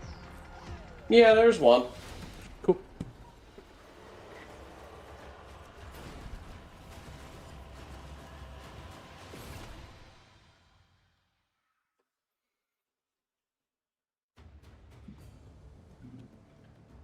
How's your daily standing looking? We're sitting at 39.5 right now, so probably like another 10 or 15k to go. Okay. Okay, so now this one is opening 3 sarcophaguses and an Actually, we can probably do that on a steel path. Let's go do that on a steel path. As long as we don't have to defend anything, like, there's no issue with steel path. Yep, this one's just killing and doing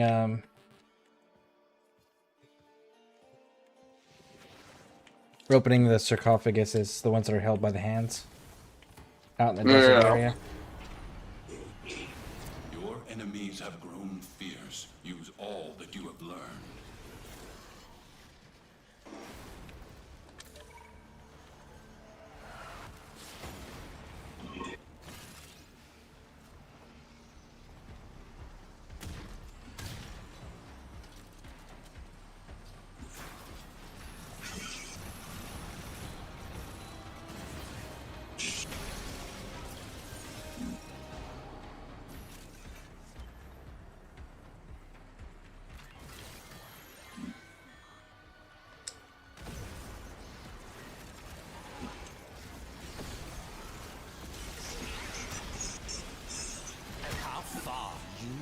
fall.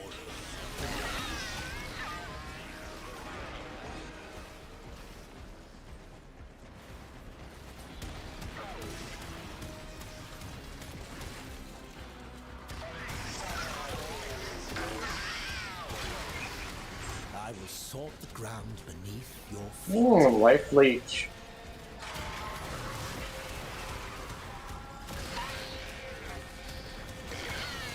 Oh, I found the book, by the way. Papa left some bad things behind. Okay. That book's one of them.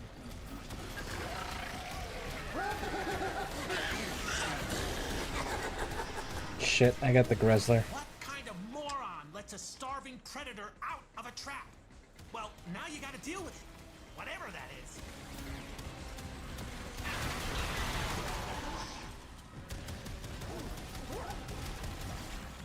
Grizzler's down. Waypoint 1.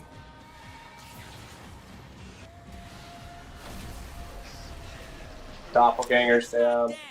You have to kill the smell of it. Understand?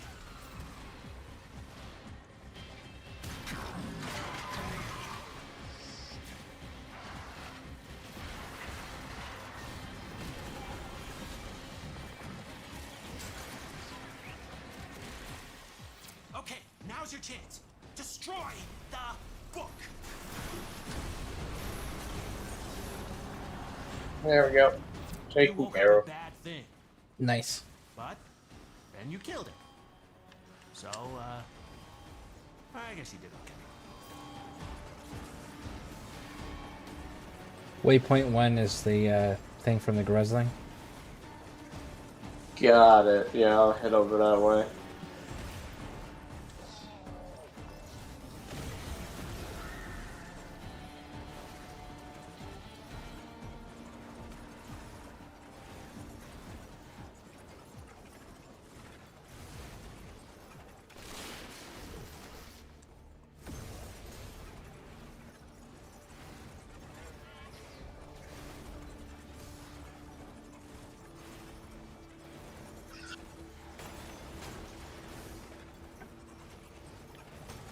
So these are your two primary games, this and 76?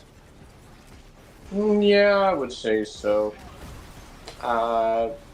Used to be on Helldivers 2 a lot, but nowadays it's more of a if the mood strikes me kind of thing.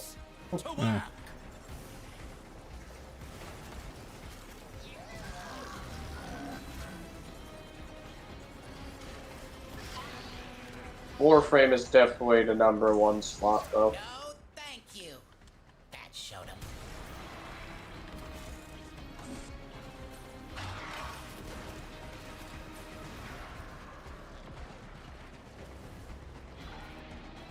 I recently started playing Shadow 9. I've been having a blast with that. I don't know if you've met him in the community yet. His name's Mangems. He his mainframe is Site 09. I could see why.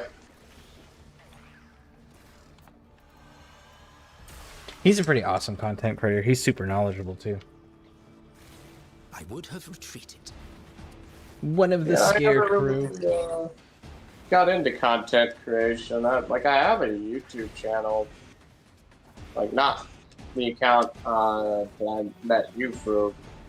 That's just for personal use of watching videos, but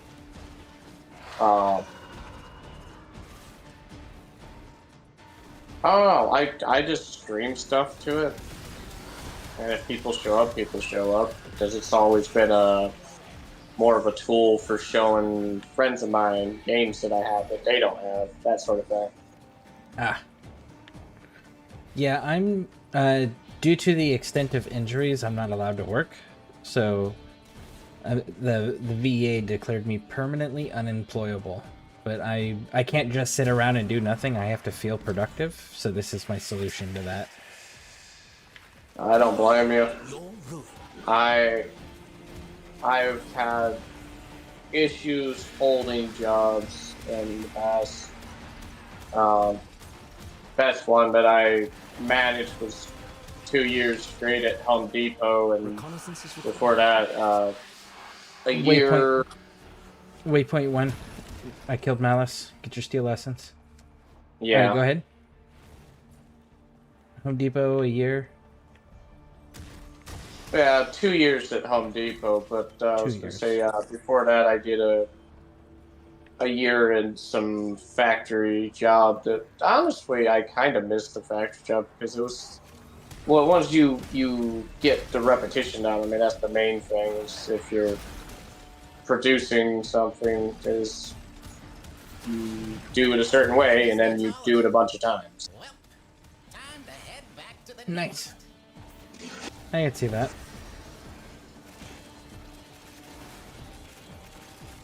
Some of the machines were actually pretty exciting to try to like keep pace with, and other ones were just the most boring thing you could imagine to do in a factory. And it's you're not even with somebody; you're just on your lonesome.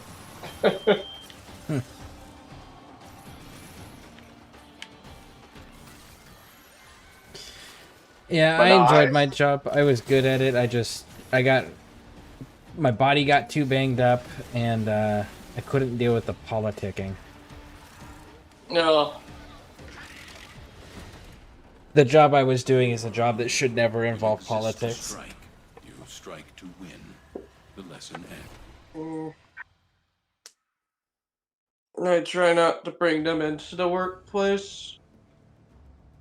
It's actually part of the reason that I don't have a job right now, is because people went behind my back to management and said that I was talking like about politics and other things with customers I'm not supposed to. It's like, I don't do that with customers. I ask them what they want and I give them what they want. Our noble struggle continues. I don't enjoy talking about politics, period, because generally speaking, no matter what side you're on, the people who are actually in it are in it for the money, not you. So money is only part of it. It's actually for the power. Because they believe that they should have the right to dictate, to control others on how they should and should not live, and what they should and should not be able to do. That's the whole point of being in charge of things. Anybody in charge of anything at any point is because they believe that they know what's best. I mean, yeah, that's about the sum of it. Yep.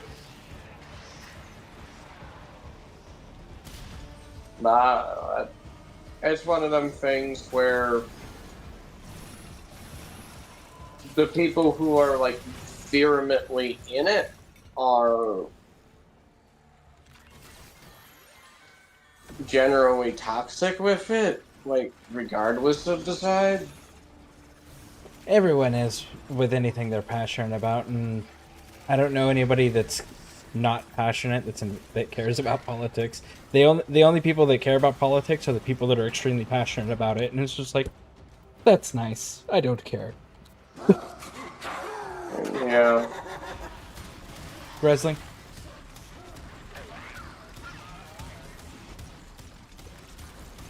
My opinion is that there isn't really a proper solution to the issues other than just restart, and pretty much everyone involved doesn't want that to happen other than the people being governed, so...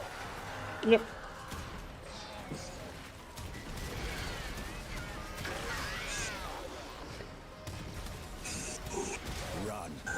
Still have your lives. Anyways, I do miss my job though. I really enjoyed it. It was fun.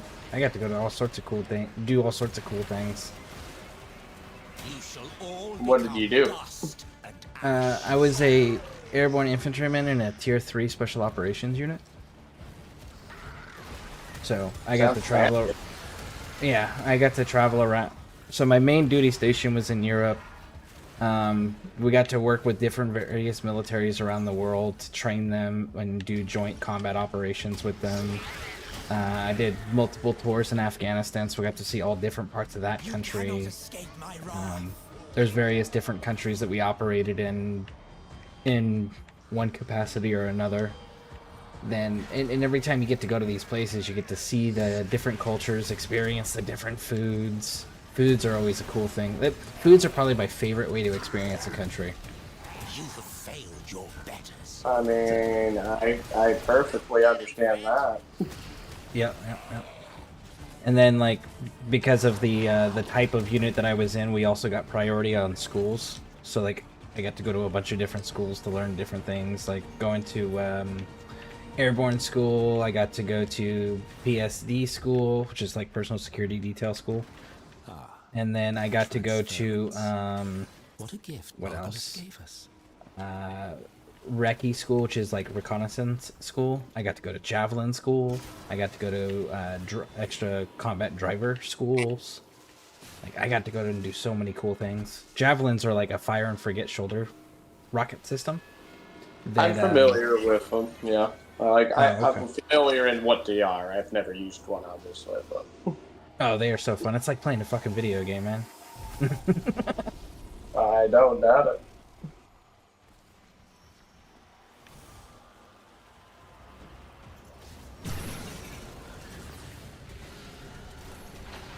Some accord. Your complete attention.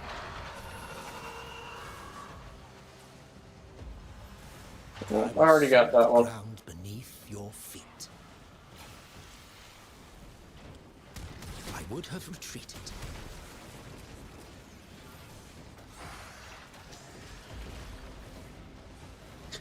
The only thing that I didn't get to do that I really wish that I had gotten to do, and the only reason I didn't get to do it is because officers take up the slots whenever it comes up, is the unit used to do a anniversary D-Day jump, so then whenever the landing of Normandy comes around, the anniversary date, they get a bunch of paratroopers to be able to recreate the jump at the same exact spots that they did in World War II. It's like, man, that would have been so cool. But every time that jump comes up, all the senior leadership always want that slot, which is understandable, but that would have been a cool thing to be able to say that I got to do. Yeah. That would be pretty cool to participate in. Yep. Yeah, I got to live in Germany at one point, lived in Italy, Afghanistan, been to Kuwait, Kyrgyzstan, Turkey, Ireland, traveled all over Europe on train, because the cool thing is like when you're stationed overseas in Europe, you get all the American holidays off, plus you also get whatever the host country's holidays are. You get those off work too. So you end up with like a 4-day weekend every other week. Yeah, that's pretty cool. Yep. Which leaves plenty of time to go just jump on a train and randomly go visit another place. Right. I did, I always did wonder, like, how that works as far as,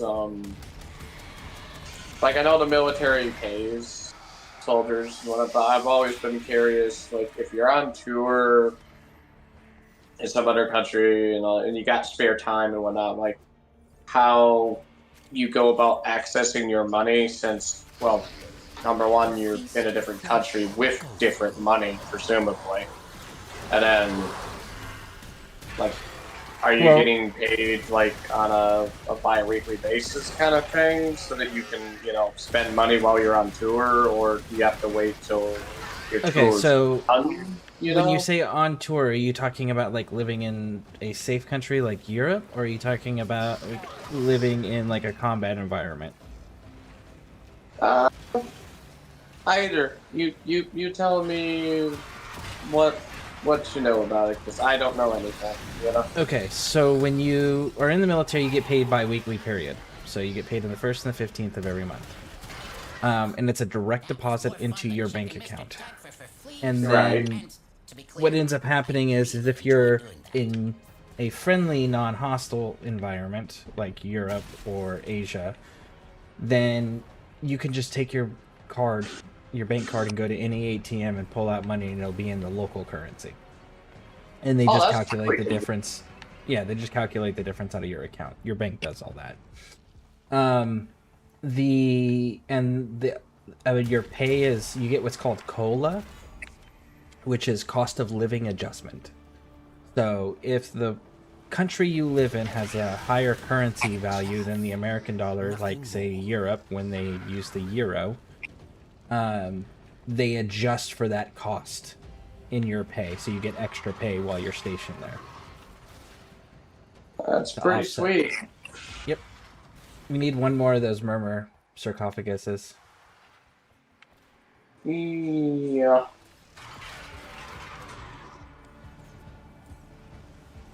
Now, when you are in a combat environment, on the other hand, that is different. So, combat environments are not set up to be civilized, obviously, so you're not going to have things to spend money on, really. But you can access Found your it. money. Okay, excellent. Cool. We can extract then. Now, you can go to, like, if you get lucky enough to go to, like, a major base, or a base that's big enough to have a finance department, you can go to them and have them give you X amount of cash. And sometimes, if it's a big enough base, they may even have an ATM. And then the locals, depending on what country you're in, usually will negotiate prices with you because their economy is usually shot to hell because, you know, they just faced a war and have a occupying force there. So they'll negotiate with you, but you can pay cash for things. A lot of them will take trade. So if you have, like, for example, tobacco products, they'll trade you tobacco products for, like, movies or food or stuff like that. They also have on the bigger bases, they also have a base exchange store, which will have, like, your basic convenience store type items. Yeah. So you can buy stuff there with your card because that's all set up within the American military system. But while you're in a deployment environment, you get hazard pay because you're in a hazardous environment. Your money is non-taxable because you're in a combat environment. And then if you're married, you get separation pay for being separated from your spouse. Yeah. Yeah, that's cool though. I was always curious how that worked because just Till then. the differences of having to be paid in, like, a different country while you're there, and, you know, spending money there. I know they did something for it, but I had no idea what. We have our... Very good.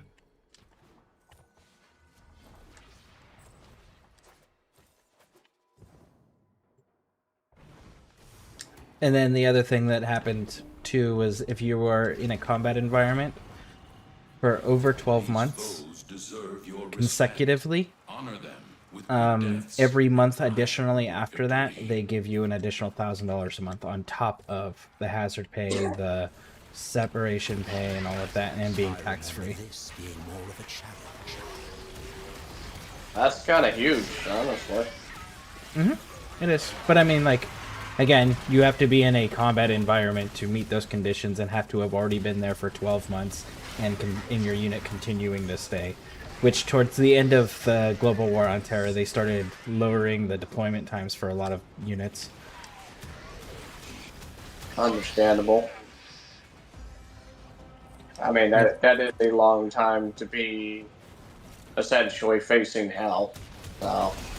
Yeah.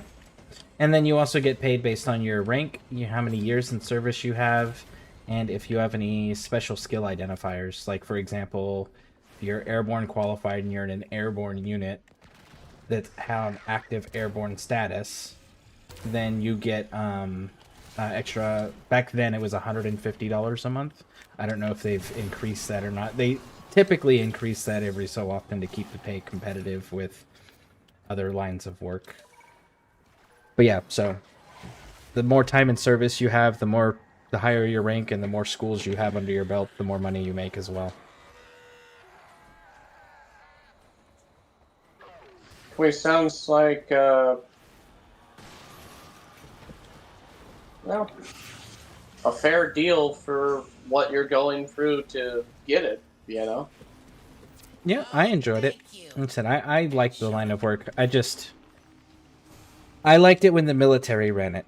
I didn't like it when civilians started making policy for soldiers on a job that they'd never performed. That got a little sketchy at times. Yeah.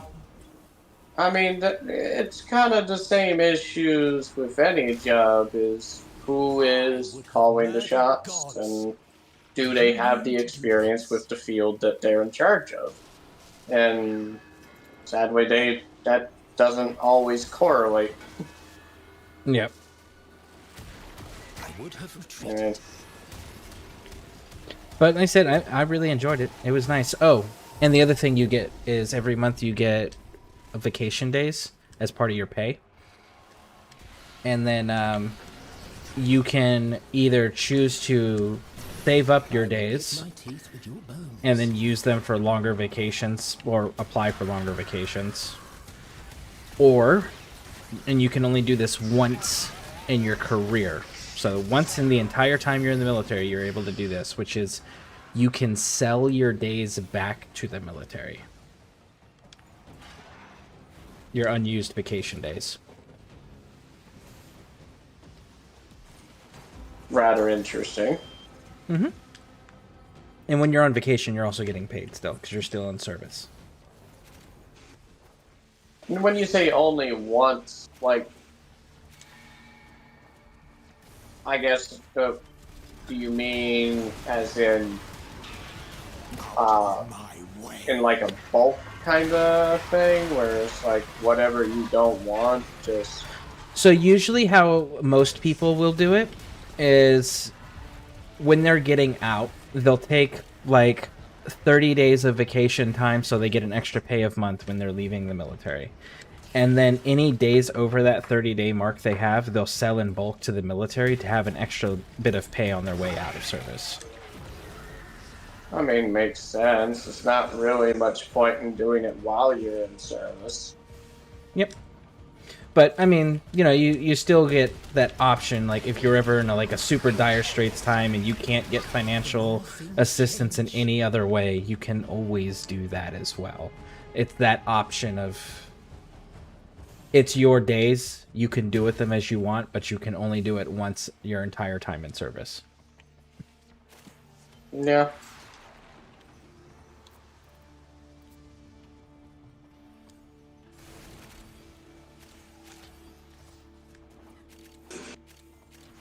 When I was younger, I thought about joining up, but...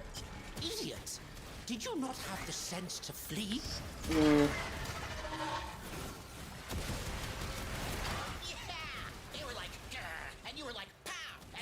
I heard too many bad things from some people I knew, and also... I struggle to keep level-headed when under stress in a tunnel vision kind of way. So it's probably not a good trait to have when you're going into war. I mean... Well, two things. One, to be fair, the military is definitely not for everybody.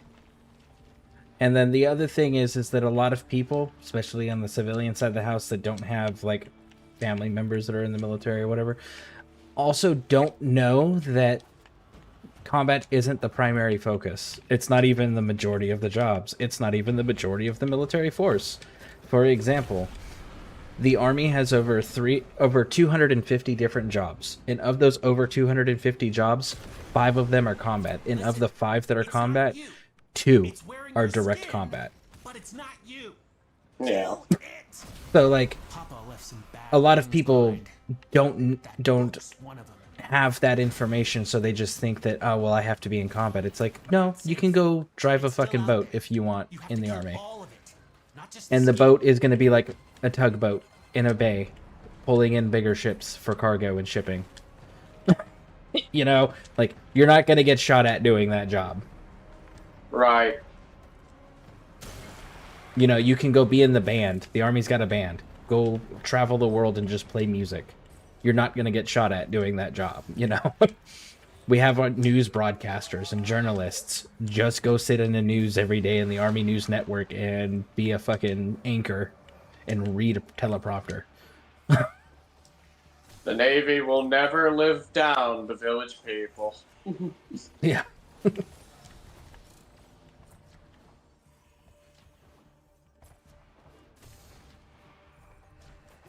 You found it! Kill it fast! Got upset with the game spawning that book.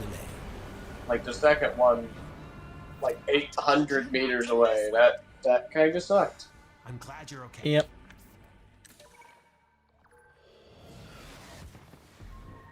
But yeah, it's just that people, the jobs that get the marketing are the ones that Hollywood can sell, and the ones that Hollywood can sell are the let's get to be in life-threatening situations where valor and honor are a big deal, and you get to blow up things and shoot big guns and save lives, right? Like that's what's marketable, so that's what gets pushed. You know, the guy sitting in an air-conditioned office in front of a computer just updating every soldier's profile.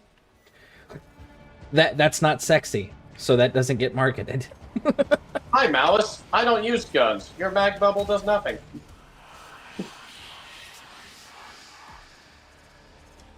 We need one more of them sarcophaguses.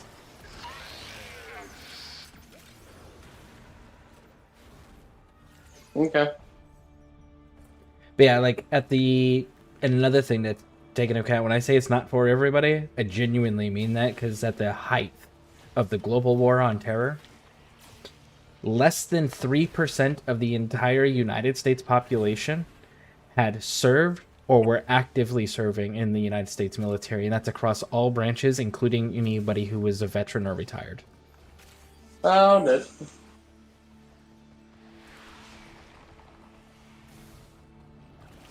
We can leave. All become Cool. dust and ash. Let me save you from your own. Yeah, generally speaking, can't really say I have much military knowledge. Most Never don't. served. All I have is what people tell me and what the public sees, which is not great most of the time. Correct. It's either the super sexy stuff that they think will sell, or it's the super bad stuff that causes controversy and drama. Right, yeah. Like when we go and mess with another country because reasons that really doesn't make any sense. It's just old people agreeing with soldiers. Well, the reasons do make sense, just the reasons aren't explained to the general population. Yeah, well, I'm sure that's true, because, I mean, what's the point of mobilizing a force if it's going to cost you millions of dollars to do so, and, you know, have, what, nothing to show for, or... Well, that's where politics gets involved. For example, here, I'll give you an example. I knew a lot of the guys that were part of the initial invasion of Iraq. And the whole, like, we're going to Iraq because of weapons of mass destruction, right? And then, officially, nobody ever found weapons of mass destruction in Iraq, okay? Let me give you this example here. If I take compound A, and I combined it with compound B, and I put it in this missile, and I put all those three things together, and that makes a weapon of mass destruction, is that a weapon of mass destruction if they are stored separately? The answer, legally, no. But you have everything you need, you just put them in different warehouses, so therefore, because they're not stored together, that's not a weapon of mass destruction. We absolutely found everything you need to make weapons of mass destruction in Iraq. But the legal definition is that they have to be stored together or assembled. And they were not assembled or stored together. So long story short, we went to a country and we found out, yes, there is everything to make a bomb at a Home Depot. Yep. Splendid. So that's the downside of a lot of this is like, did we find exactly what we said was there? Yes. But does it meet the legal definition? No. I was thinking. Maybe we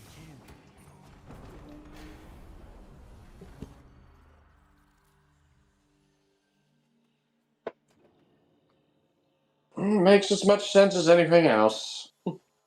Yep.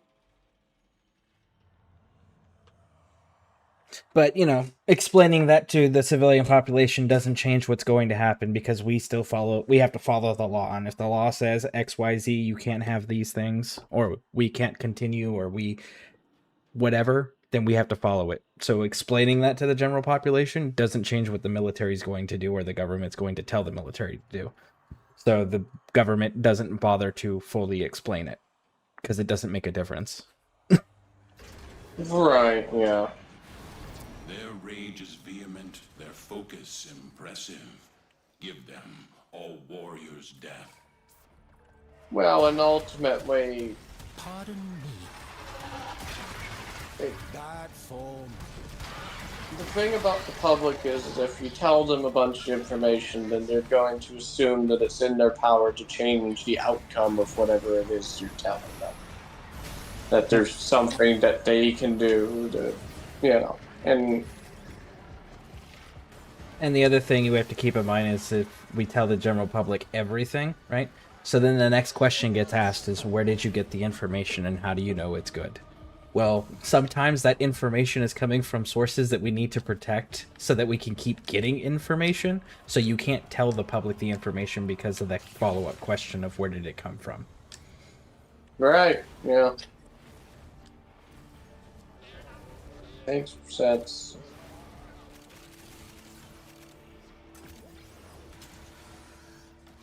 Funny thing was, I still remember. Oh, this is probably back in 2018 or something like that. A recruiter saw me at like a Walmart or a Meijer or something like that. Talked to me and asked if I wanted to like meet and take a test or whatever, and I'm like, yeah, sure, why not? It's something to do. You know. Uncharted Landthorn, Waypoint 1. Alrighty. But yeah, I took his test or whatever, and guy definitely wanted me, but they couldn't answer a very fundamental question about accepting a job, which was, what am I going to be doing if I agree? And Well, that's he could not not up give to me them. a straight answer on what I would be doing. All he kept telling me is the selling points of what he could do for me. Like, That's because it's not up to them. in college. And I'm like, It's you not can't up tell to me them. what I'm going to do. I'm not going to agree to it. That's Yeah, silly. it's not up to them. That's up to you.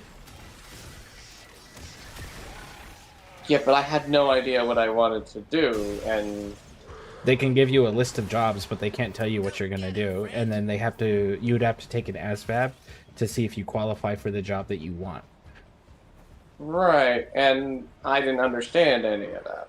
And they did a really horrible job of, like, if they had just told me what you just said, I perfectly would have understood.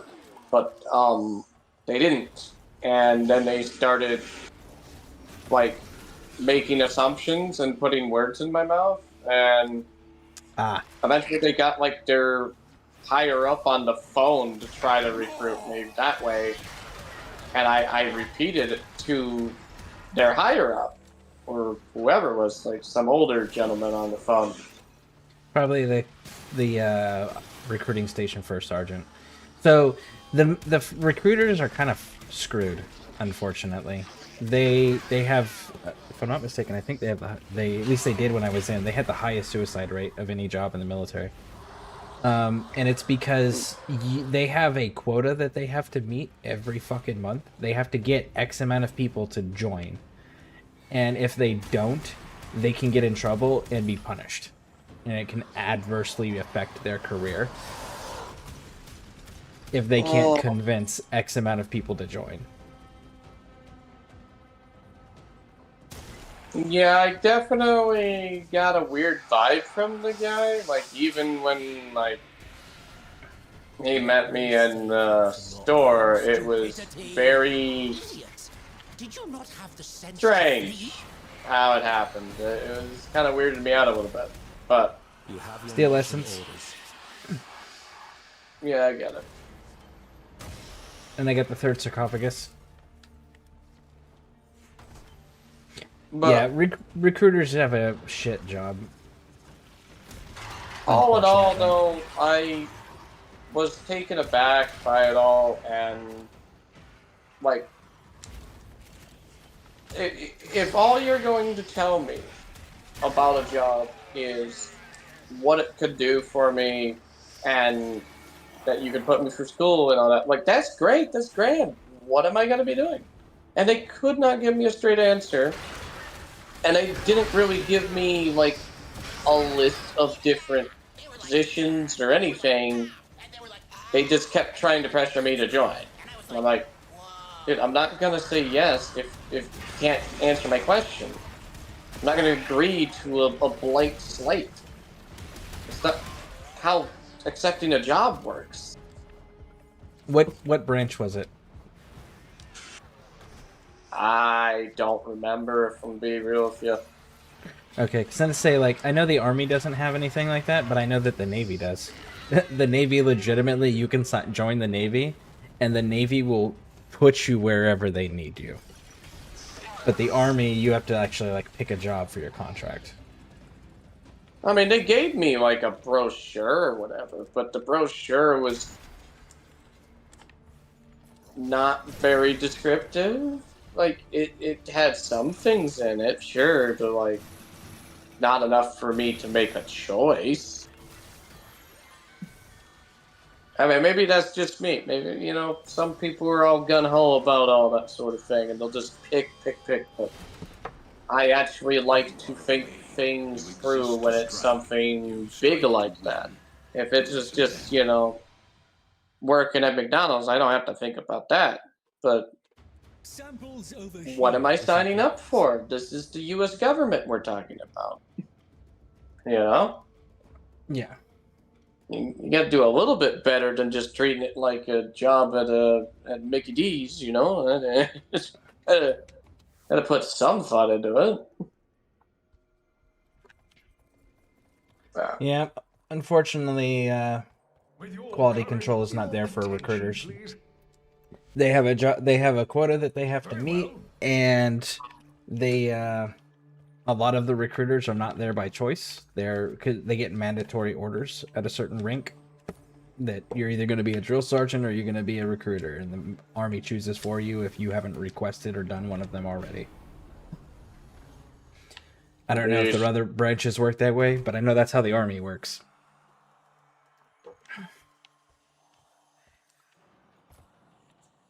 Yeah, I don't know. The whole experience was just bizarre to me. So I told him no, and that was that. Especially once I got off the phone with, like, their higher up, and I don't know. I don't know what it was, but, like, I was trying to be polite, I was trying to be direct, and they kept getting more upset with me. You know what? Nah. Yeah. You know, can't give me a straight answer. You're getting pissy with me for just talking about basic stuff. No. Now you serve a purpose. Meet. Understandable.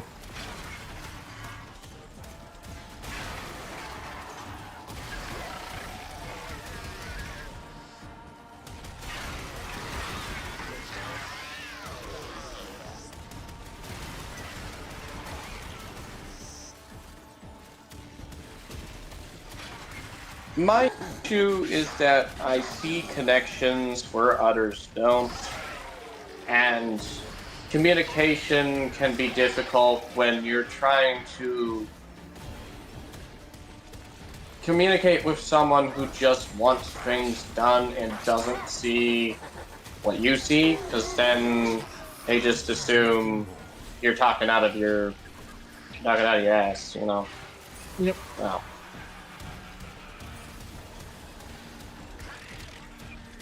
So, gauging when to speak and when not to speak has always been a bit of a contentious issue for me, for that reason.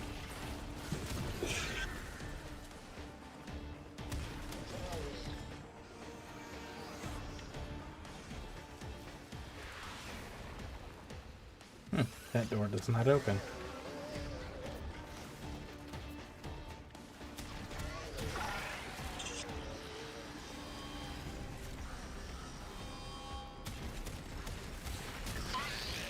Yeah, I knew what I wanted to do, but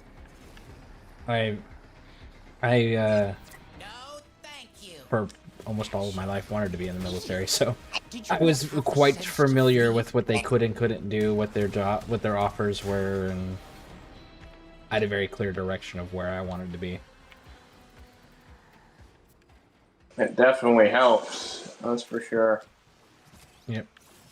They actually tried to change my job when I came in. They tried to lie to me and tell me that they didn't have my job available, which I called them out on and they didn't appreciate. But they found my job that I wanted. Shoot, yeah. That's what matters, right? Yeah, it was 2007, and it was they had just ordered a increase in troops. It was the surge of Iraq, and they were like, "Hey, we need bodies," and we was like, "Cool, I'm old enough now. I'll drop out of college and I'll go." So I did that, and I was like, "I want to be infantry," and they're like, "Well, we don't have any infantry contracts. You scored high enough. You should be a airborne missile repair technicians." Now I know what that means. That means I'm just airborne qualified, in that my job is to fix missiles and maintain missiles. I know that. But being a smartass that I was, I told them, now what sense does it fucking make for me to jump out of an airplane to go fix a missile in flight? Come on now. Give me combat. Well, we don't have any available. Really, you're in war, and the government just ordered a surge in troop count, and you're telling me you have no combat positions? Well, contracts aren't available. Well, then I'll come back when the contracts are available. And they went, well, hold on, wait in the lobby. We'll see if we can't find something. So then, because I was at MEPS, I sat in the lobby and it took them like 2 hours, and they came back and they're like, we've got a 3-year contract and a 5-year contract that just came free. Which one you want?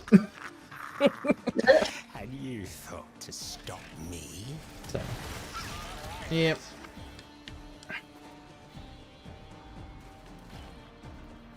Hey, if it works, it works.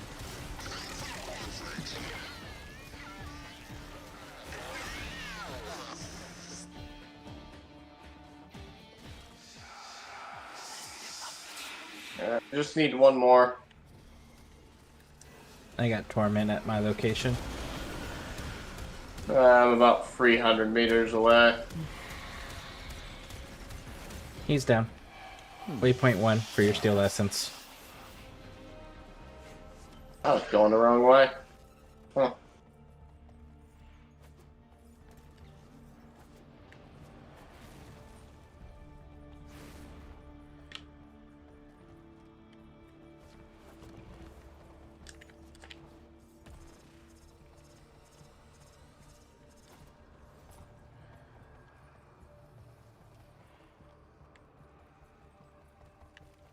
Aha.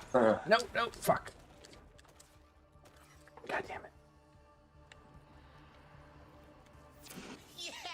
Yeah, I'm gonna have to go use the restroom after this one. Yep, I just got the 3rd one. We can extract. Brilliant.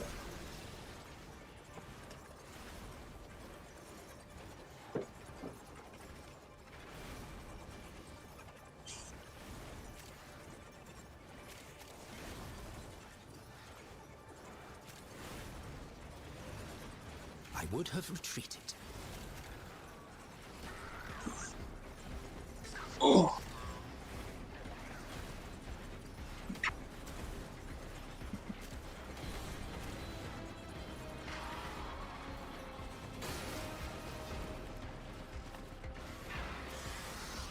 Run while you still have your lives.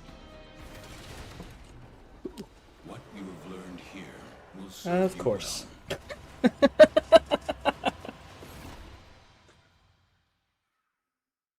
It's alright. I think what I'll do is I'll turn in any spare Voca that I need to for the daily cap, and Well, just go get the blueprint. okay, but you still need the neuroptics, though. I know, but I'm starting to have trouble focusing. So. Okay. Sounds good. I think sleep is finally calling me tonight, you know? Yeah, outstanding. Well, thank you for running with me. I appreciate it. I appreciate it as well.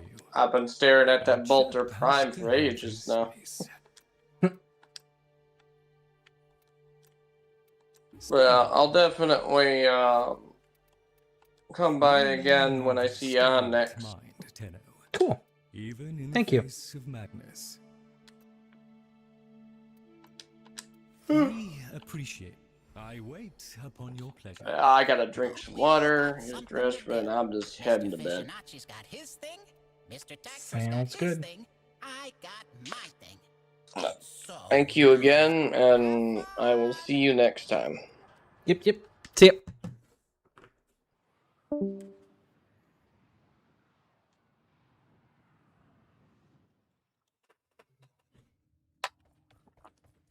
All right. Nightwave is complete. That's all we have time for. Varun is building.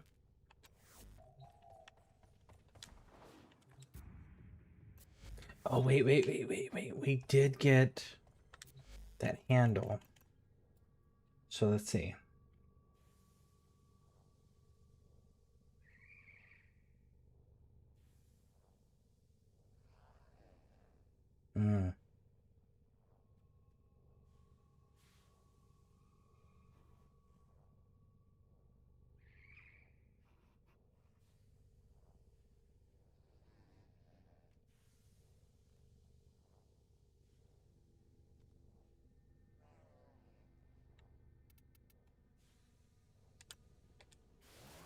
Tack and leg. Nice.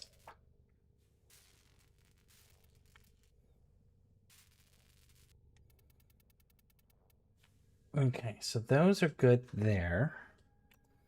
Those secondary. Let's double check here.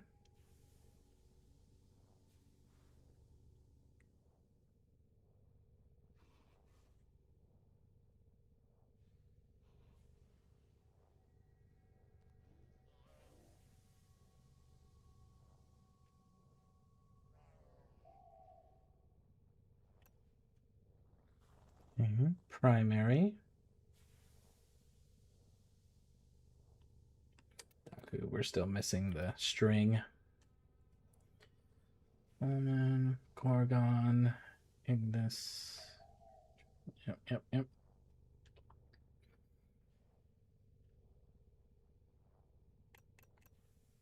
Cool. We'll be good. Do I need the air support? Well, for that, yeah, I can do the air support. Why not? Fuck it. Ciphers. We're good on that for now.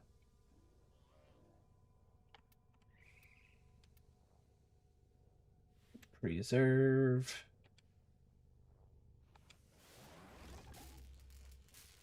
Clem.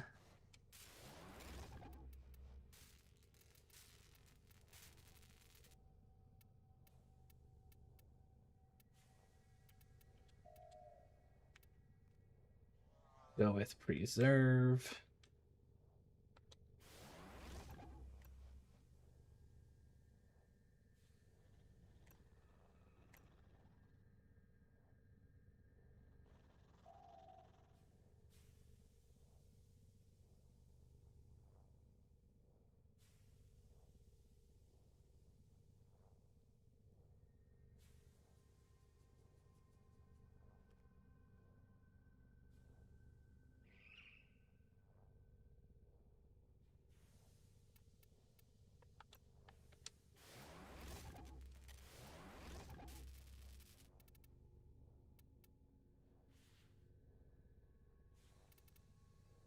I don't remember if I've built the center or not, so we'll leave that alone for the time being.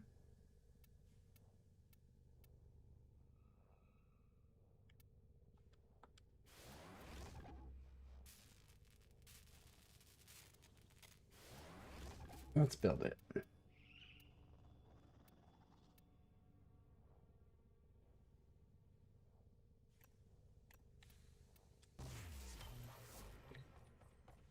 Very nice. Ballistica. Ballistica is almost there. Now then.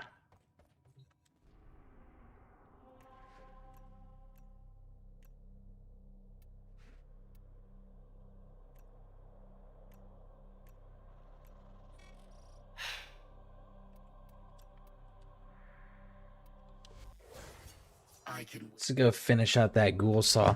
But before we go finish out that ghoul saw, 1 second, folks, I will be right back.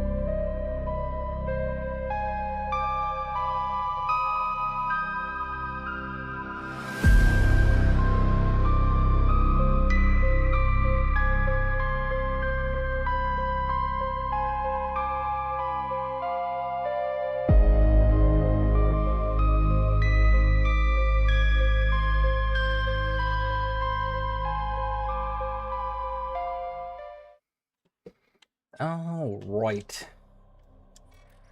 Let's get to it.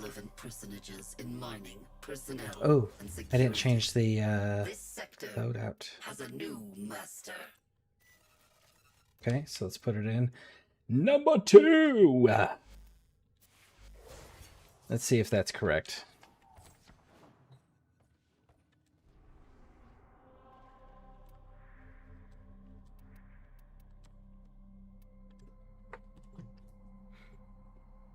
That's it, man. Game over, man. It's game over. Oh, hey, Butler. How did D&D go?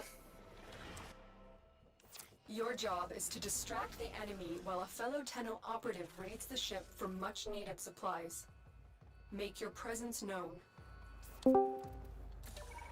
Life support has been cut off. Nice. They're trying to choke you out. Hold on. I'm sending auxiliary life supply. The correct answer was to run. How are you? I'm doing okay.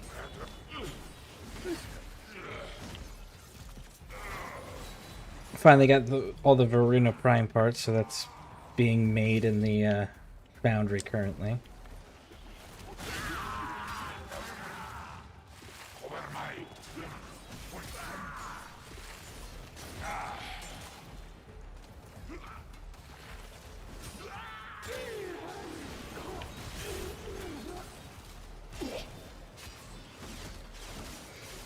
So what are you up to?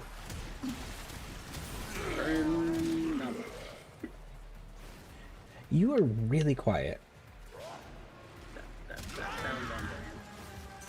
What? Let me see if I can bump it up. Prepare for life support.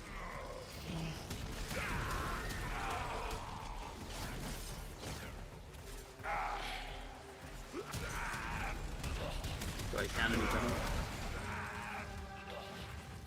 Yeah, kind of. Let me see what I can do on my end here.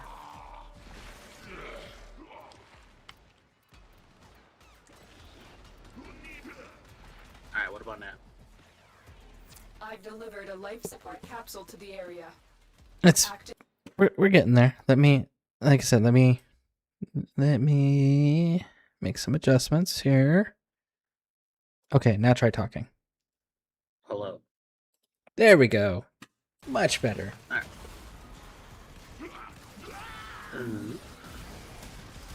So what are you up to? Not too much. Just got up, so. Nice.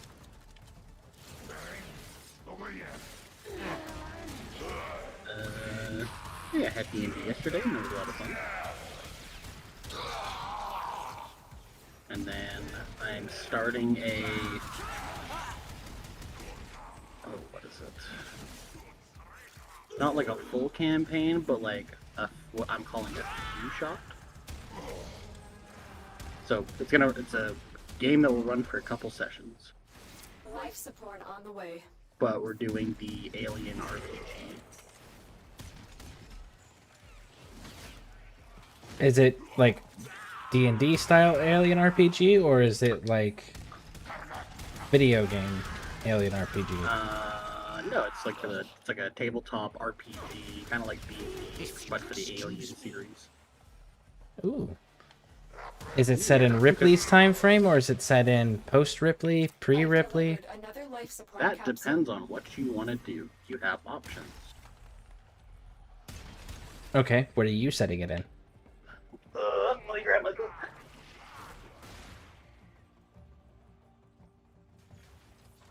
So currently, the one I have in mind, I think it is during, it is just after what would be like Alien 2, but just before Alien 3. Basically around there. Oh, how clever you must think you are. Okay. They will be in what is called the Novigrad station, which is basically like a giant station floating in the air or floating in space. Is it gonna just have the xenomorph, or is it gonna have the queen on there as well? With the facehuggers. Not too sure yet. My idea is that they are going to be like kind of like a freight kind of crew, who are like on their way with freight to go to somewhere else, and then they find this like giant floating structure, and then they stop there. That is important. Extraction is available. And then they find out, oh god, this sucks. Are they salvagers? Miners? Working for the company? They're the working for the company mostly. Wayland Yutani is like the big one. Wayland. Yeah, that's it. Yeah. Yeah. I know someone said they wanted to be a scientist, so I'm going to assume one of them will want to work for the company. Because basically how it works is everyone, it's similar to kind of D&D, where everyone has like an overall objective. But at the start, each person is given their own private directive, basically. Like, hey, this is your personal goal, And you need to achieve that as well as you can, even if that means screwing over one of your, like, party members. Because this game is a lot more... Life support activated. This game has the possibility to be more like turmoil in the party. Well, yeah, you're gonna have the people that have morale issues or moral issues, and then you're gonna have the people that are there for just the money, and then you're gonna have the company stooges that are gonna toe the line, irregardless of what that means or looks like. Exactly. And there is a very fun thing called... so there's two very fun systems. So you know, you played D&D, right? Paid Pathfinder in 2000. That's right. It's close enough. 10?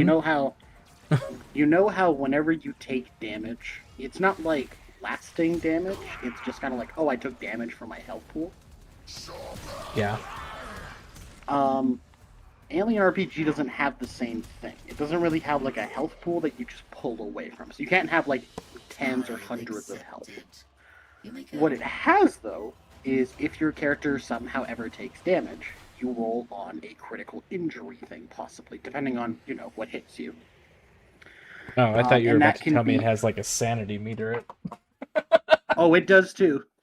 Oh, it does. But for critical injuries, you could get something as, like, you're just winded, you have intense pain, you have a sprained ankle, you have blood in your eyes, a concussion, your ear gets torn off. Or you could get something as bad as a cracked skull, a severed leg, massive hemorrhage, impaled heart. So that just causes insta-death. As I say, some of these don't sound survivable.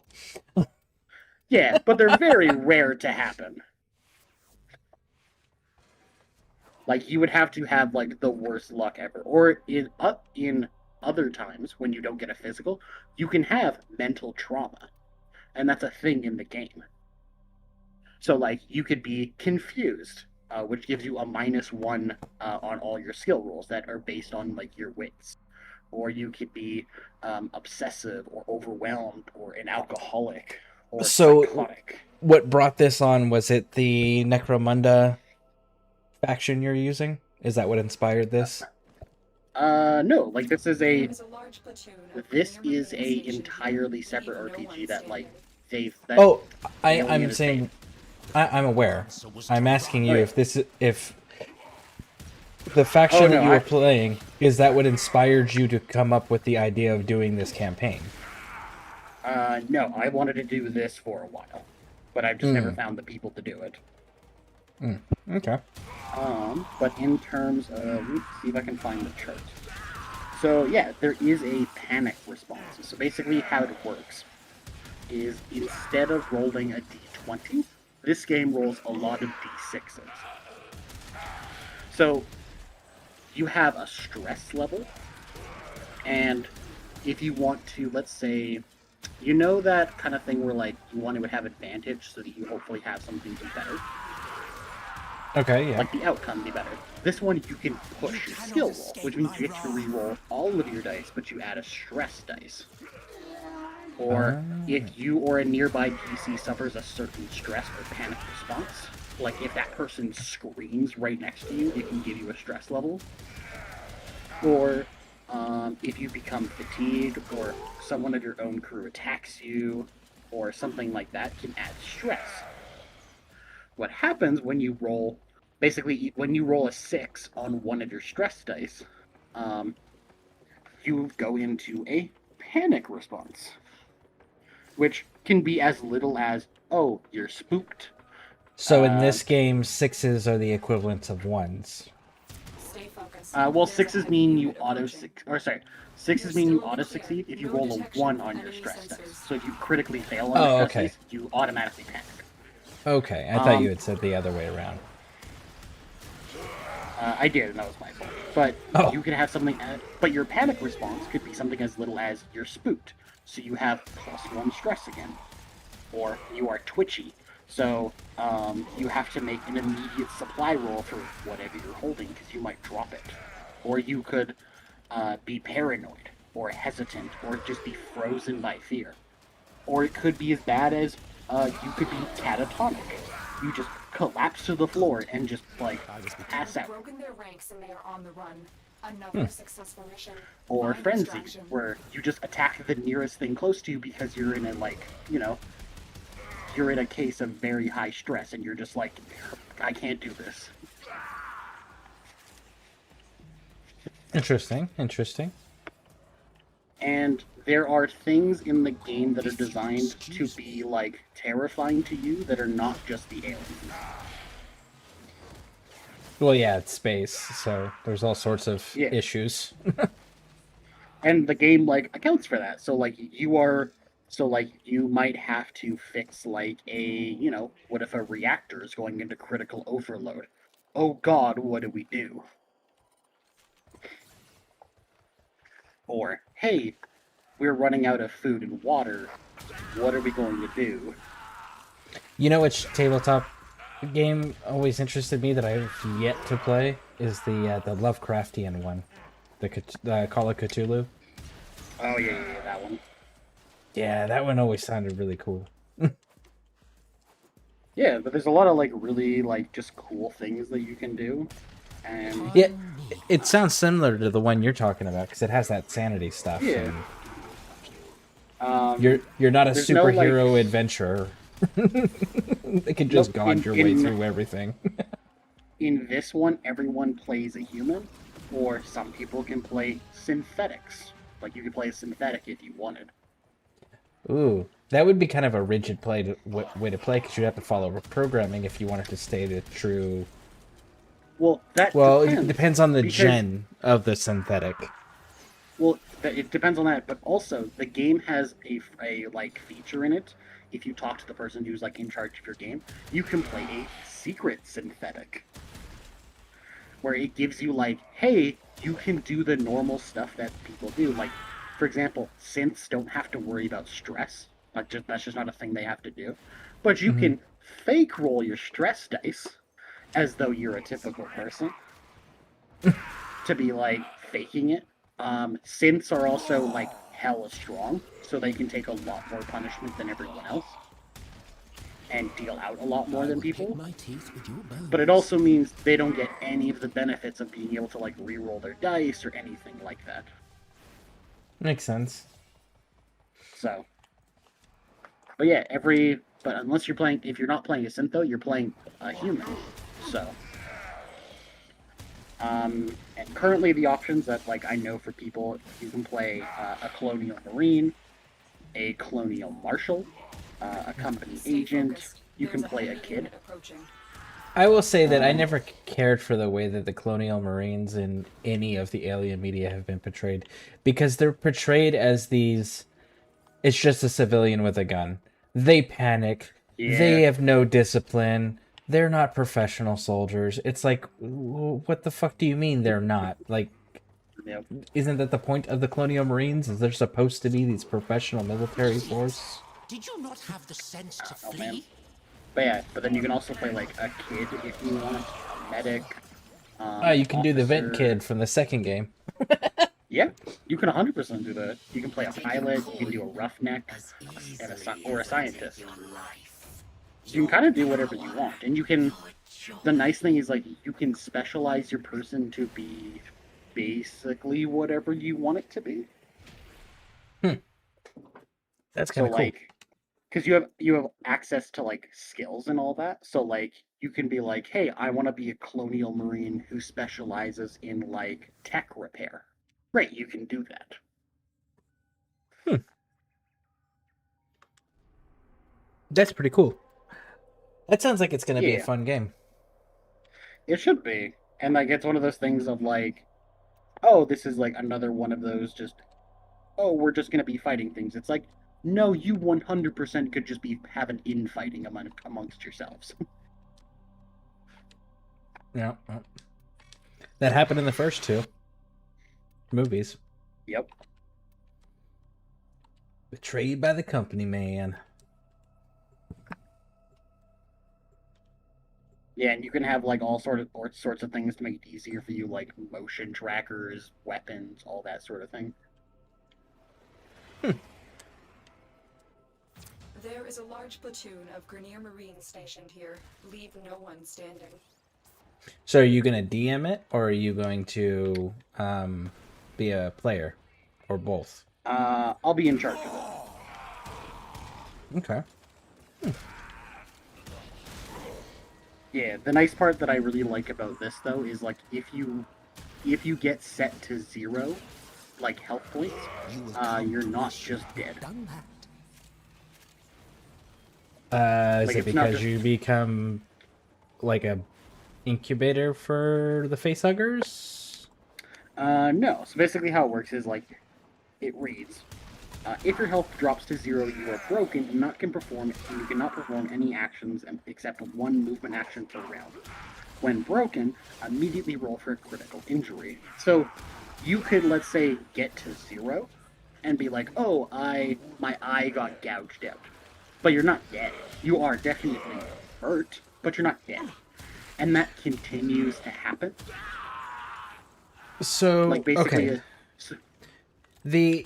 I know that, what is it? D&D is, if you go to 0, you're unconscious. If you go to -10, your character actually dies. Correct? Yeah. Pretty much. So, how does your character actually die in Aliens, or is it just not possible for the characters to actually die? So it is possible. It depends on like what kind of injury they get. So each thing on the critical injury has like an immediate like how like healing time, like how long it would take to heal you. So for example, like if you have like a sprained ankle, it would take a number of hours to heal you, but you're not dead. For like a broken leg, it's going to take much longer, and you will require surgery. But you're not dead. And you basically can keep doing this. So your character could get absolutely banged. Until eventually it's like, oh, you're dead from blood loss. So it gives you a lot of like potential opportunity, but there are a few things where it's like, some things have a time limit, what is it, like if you have internal bleeding, hey, you have 10 seconds to like stop this person from bleeding or they're dead. And I'm guessing that if a party member dies for any reason, it adds stressors to the survivors? Oh, they immediately make a panic roll. Like, not even add stress, it's just you are panicking. Especially if you see that person die in front of you, your character could just go like psychotic or like catatonic and just like be, I can't deal with life. You will regret angering me. Does that also take effect if you're the, like, for example, if you betray the party, like if you, for whatever your personal directive is, say you're a company person and you have to kill this person because they're a threat, do you still have to panic at that point because you were the one that inflicted the loss of life? Depends on like how you did it.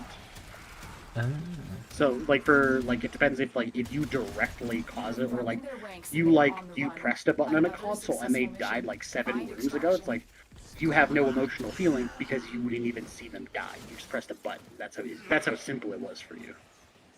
Okay. It sounds like they took a lot of different things into account to make it very interesting. Yeah, it definitely feels more like lethal and more like not just run in and like gun ho it. Like you have a lot of opportunity to like, oh no, like just straight up die. That's pretty cool. And that's so yeah, it has a lot of interesting things of like, oh well, we're all just gonna work together. Well, one of you might have a different agenda. And is it like So- D&D where there's like really no limit? It's just how much can the dungeon master handle as far as amount of players from the campaign? Pretty much. Like there is ideal ones of like what you like. It gives you some like, what is it like, adventures that it's made up for you. of like, hey, this is what you could run if you wanted to. And it gives you like, hey, this is how many players you'll need to run this specific scenario and that sort of thing. Like you could, one of the ones that they released was, Hadley's Hope. They released, it's the one where it's the place they go to in the second Alien movie. Oh yeah. There is a scenario book that they have released where it's just after the aliens showed up and before the Marines show up. And you are like people who live there that are trying to get out of there. And it's like, yeah, you're basically like a group of 4 people, and this is like a scenario that they've made up for you. But in terms of like whatever you want to run, the book gives you so much leeway. That's kind of cool. Like, what is it? It gives you can also run this game by yourself. Like, if you wanted to have have an adventure by yourself, it has a whole thing to do so.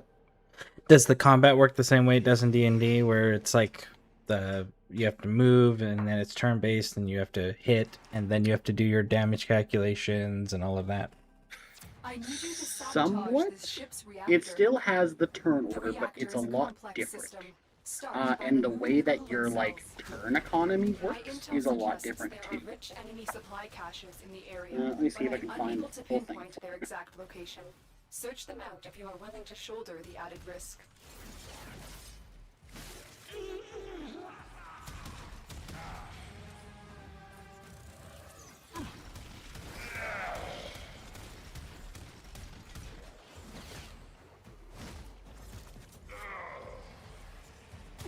Let me pull up the relevant page so that I don't get this wrong. Yeah.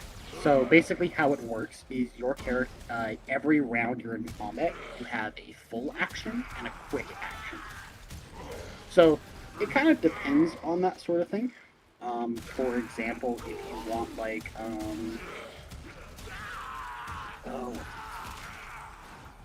So for example, if you want to spend what is it? If you want to spend, you know how there's in D&D, there's movement, action, bonus action, reaction, right? Yes. This one can tie a lot of the same thing into each other. So, for example, if you want to, as a quick action, so moving in combat is a quick action, but you can tailor that to other things. So, if you wanted to,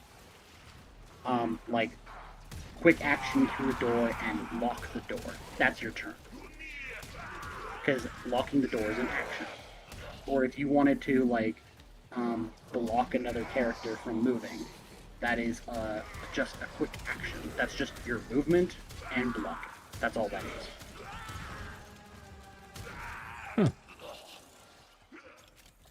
As for... Now is your chance to complete this. Yeah, so all the quick actions you can do, moving into adjacent zone, moving to a door, hatch, and looking through, lock a door or hatch. If you want to take cover, it's a quick action. Reload a weapon, pick up an item, dodge a ranged attack, so forth. And then you have full actions that usually require a skill roll, hey, I want to shoot my gun. Or, hey, that's a full action. As for how initiative works, it isn't, you don't roll for initiative. There are 10 cards that the person in charge of the game has, and each person draws a card from the deck. And when they draw, it is numbered from 1 to 10. And is that every time, or is that you draw it once in the beginning of the game and then that's the permanent starting order? Nope, that happens every round. So initiative can change. Which is a very interesting thing. So you're not just oh, I'm last in initiative, oh, I'm last for the rest of the combat, I don't care. It's you could be last in the first round, but then go first in the second round. Oh, that's kind of cool. But that also means the alien should go first too, because they also draw from the initiative. Oh. Do they have all of unlike- the aliens in there? Like all the alien archetypes? They have... I will tell you which ones they have, because they have some very interesting ones. So you have access to... they give you a whole bunch of things to run eggs, like just the normal eggs as like things, as well as the face huggers and the like little babies, the chest bursters. Like they all have their own rules. Then you have for example, you could have one of your player characters get infected, and it has a whole thing to do that. Of like, hey, how much damage are you gonna take from this? But then you have what is it?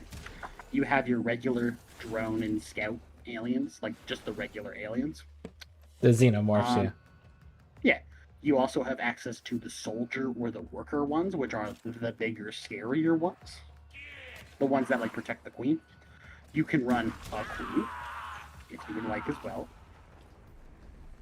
Can you run the human hybrid from the, what was that, the second game? Or the second movie? Nothing more. It gives you options to do so.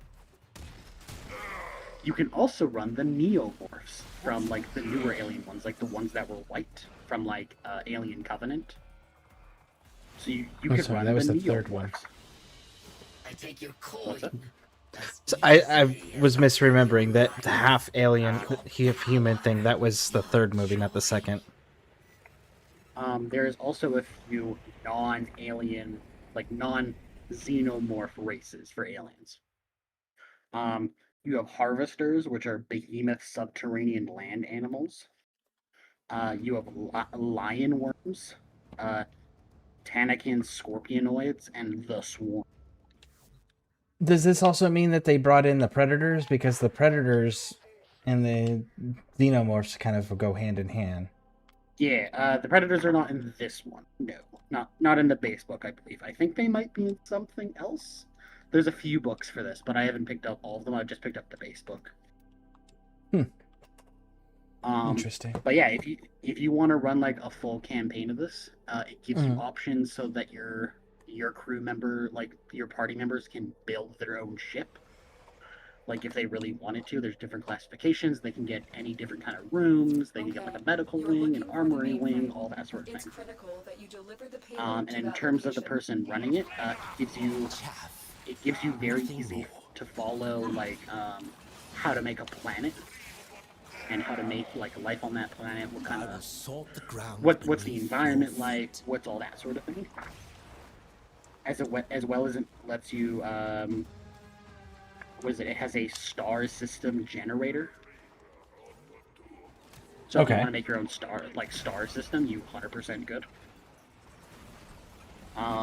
Gives you a job generator in case people are like, I don't know what I want to do, or like, so you could just run random things. Gives you plot twists or different generic encounters you can run in different scenarios.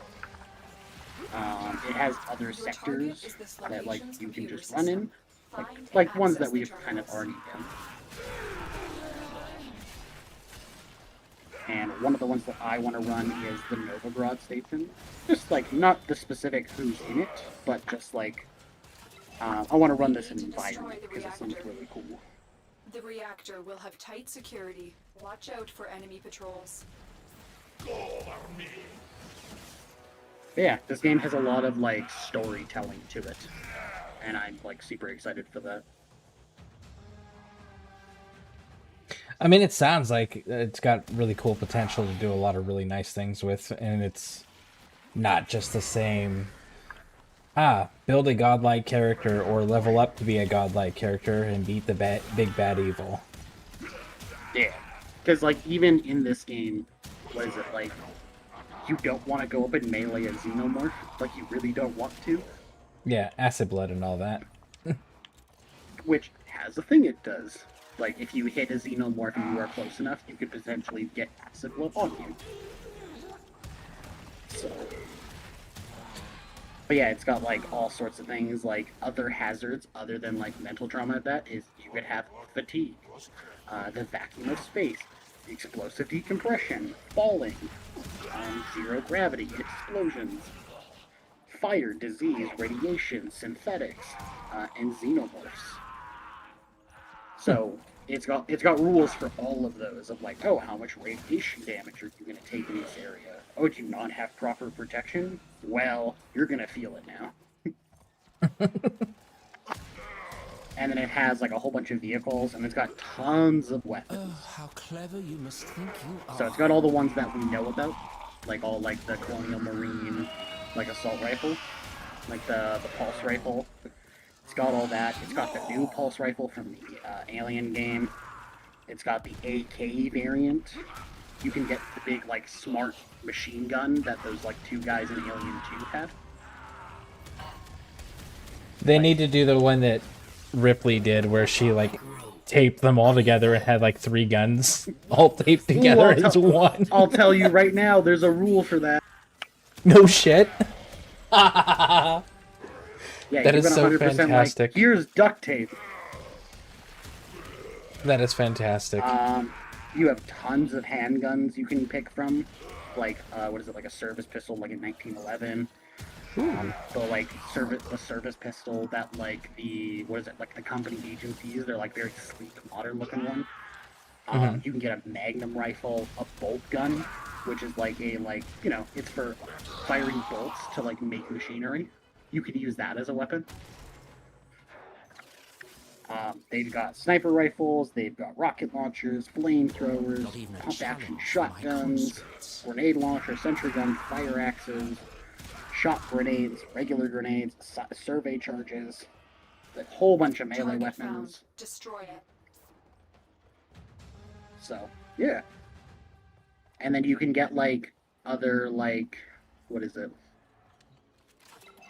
Like, non-combat orientated things. Like, you could get a comm unit, or if you wanted to get, like a flashlight, binoculars, a motion tracker.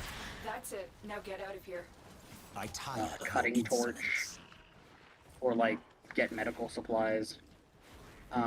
Food is a far bigger thing in this game. Like food and like being properly hydrated. So they actually brought the survival aspect into it too.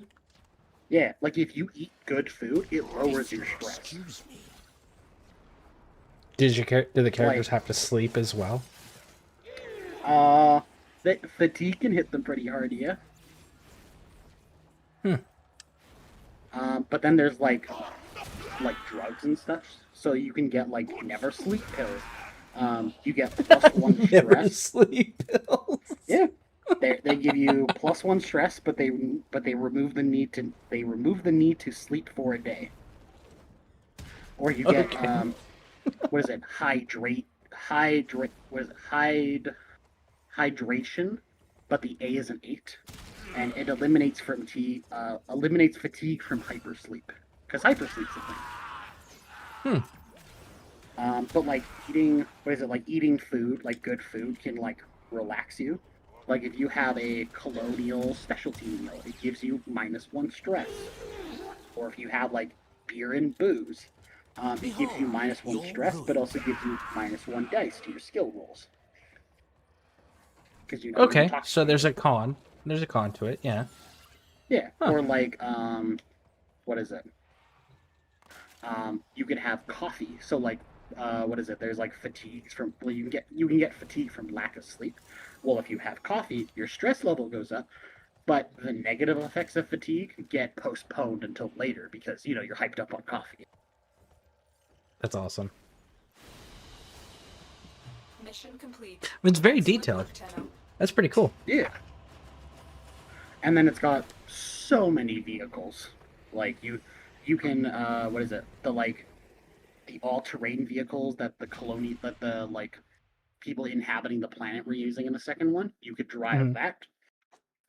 That really weird looking square car they were riding in the second one. Hey, you could get that armored personnel carrier if you want. Oh, what were those people called? The ones who made the aliens. They were in Prometheus.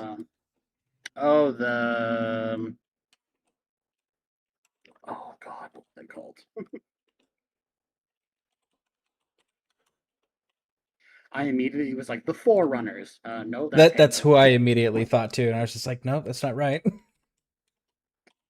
Progenitors? Is that what it was? No, the Engineers. That's what it was. Engineers, yes.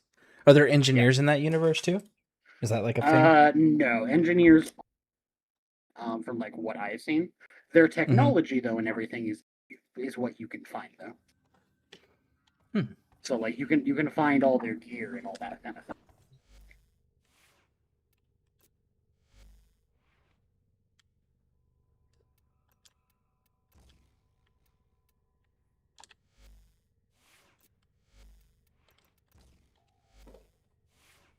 But yeah, it seems like super cool and just like if you want to run something, like it feels way more Devil of Tau. like role play based instead of just become overpowered. That's cool because that really changes what the objective of the player is. Because when you're doing Dungeons and Dragons, a lot of people get caught up in that objective marker of I just want to be OP so I can handle whatever you throw at me. Yeah, this one is not that. That's really cool. Yeah, but as for like what I was mentioning before is there is a campaign agenda. So you like your crew has an agenda, but each person has a personal agenda, and that can be kind of whatever. And it's got a whole section on like player versus player because in these scenarios, sometimes player versus player is actually forced. So And that's okay. Well, because for like example, the stressors, right? Yeah. Well, if your character goes psychotic, you attack the nearest thing, regardless who it is. So if your buddy's standing right next to you and you're having a psychotic episode because, you watch someone else get murdered by an alien, you're going to punch him in the face because you're like, I can't deal with it anymore. I mean, it makes sense. Yep.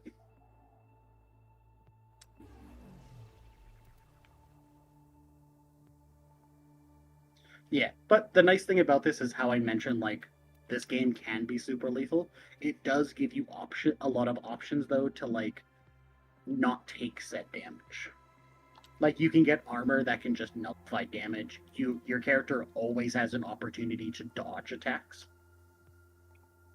Like, no matter what, you don't have to be, like, a specific kind of thing to be like, oh, I dodge out of the way. And is the dodge chance equal for everybody, or is there like an agility stat or something like that that it affects it? There is an agility stat that can make you. Basically, how it works is what it does is everyone has the same chance. So everyone, for whatever your agility stat is, let's say your agility is 5, right? You would roll 5d6 plus whatever your stress level is in dice to do so. If your stress level's 2, you roll. Or sorry, if your agility is 2, you only roll 2 plus all your stress dice. So it can change, like, oh, I want to be more like agility based. But you can also, for example, like if something goes to hit you, and you have like, let's say a gun, right? And you're like, oh, I really don't want to get hit. You can use the gun to block the attack. The gun gets broken, the enemy busy but while a fellow you don't tunnel take the hit. operative raids the ship for supplies. Ready? So you can like sacrifice items on, like, hey, I block this attack with it. The item's broken now, so I'm not gonna be able to shoot this gun. But it didn't die. So I know in D&D the max level is 20. Is there a max level in this game? There is no level system. No level system. So how do you improve skills? So how it works is you starting out, you have your starting skill levels. So you have you have 10 points to go across the 12 skills that there are. As for all the skills,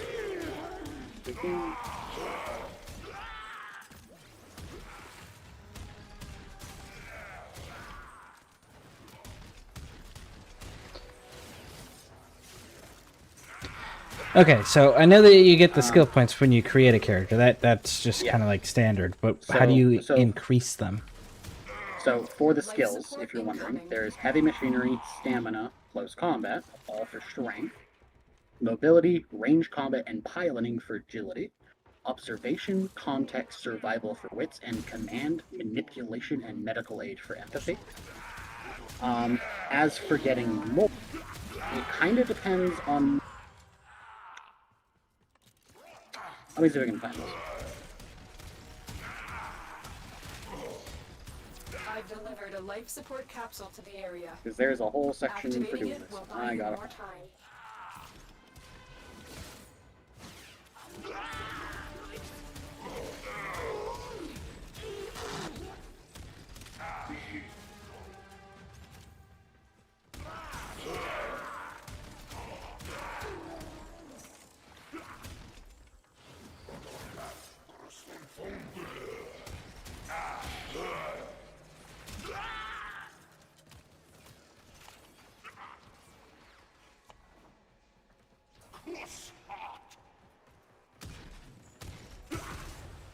So, yeah, so you don't increase your skills as you go. You can learn talents as you, like, go through a campaign. And what do those do? So talents are basically... They're not similar to feats in D&D, but they're kind of similar. So, for example, For life support. if, like, you either have very specific ones you can do for whatever kind of class that you're doing. So, for example, if you want, let's say for the kid, one of your talents you can get is hard to catch. So you get a +2 to mobility for dodging attacks. So you're like extra like sneaky and just like moving around. For a like officer, you can use the command to give orders in combat as a quick action instead of a full action. But then you have general talents that you can learn. So you can learn to be like, what is it, like a calm breather. Like when you're making a supply for air, you can kind of like, you can relax your breathing far quicker than everyone else. Okay, and how do you learn these things? In the like the DM guide for this, it gives you like kind of scenarios that your characters experience that they can that they basically can do these. So it's like if you succeed in a specific scenario, you get the logical conclusion of like, cool, you've done this before, so your character's a little bit better at it, or naturally knows how to do this now that they've succeeded. Exactly, like, hey, you've survived an alien attack. Okay, you are now like more of a or you've been heavily wounded, for example.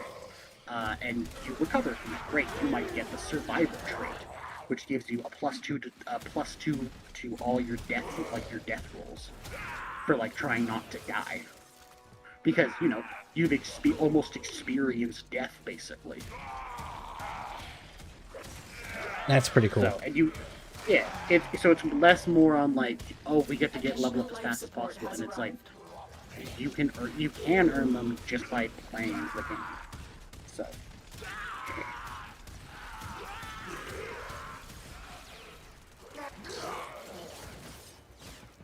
Oh yeah, and like one of the main things you can do is like you can manipulate people, like including your teammates.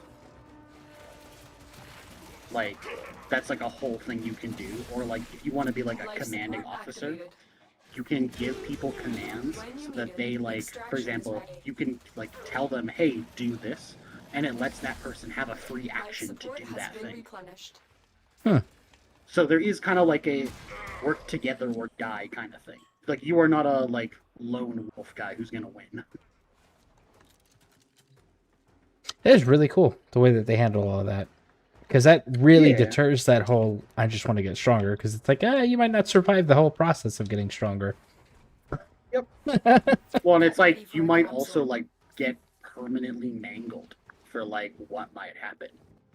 Yeah. Yes, for example, like hey, your leg could just get severed, and it's like, hey, you're crawling everywhere now, and like if you don't get medical attention in like 10 minutes, you're dead. Like you're dying from blood loss. All who pass through my sector must pay the tax. Pretty cool. You are no exception. So yeah, and like I said, like when you hit 0, it's not like you're just straight up dead. Another life support Keep rolling capsule on this is now critical available. injury until you died. Now, if you roll really high on that chart, you could just die instantly, but it's like very, very low chance.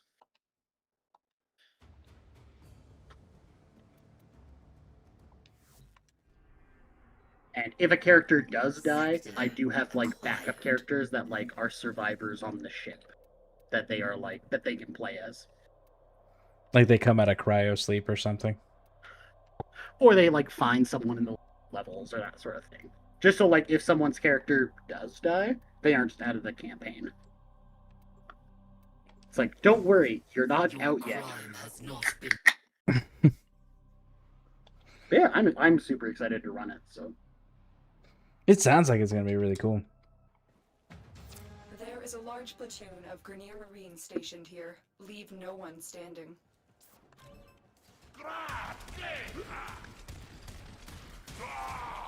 Yeah, should be a fun time. Because this is the same group I ran, or pretty much the same group, that I ran my other game,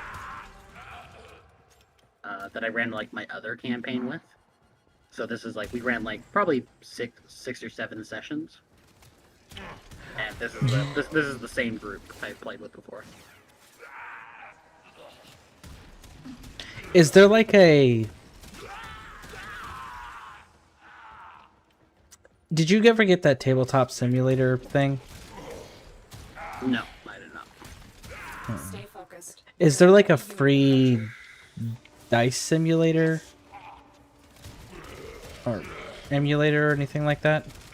That's available? Like, that where everybody, like, say for example, you wanted to digitally roll dice instead of using physical dice, but you needed to do it where if you're playing with someone online, they can see the dice too.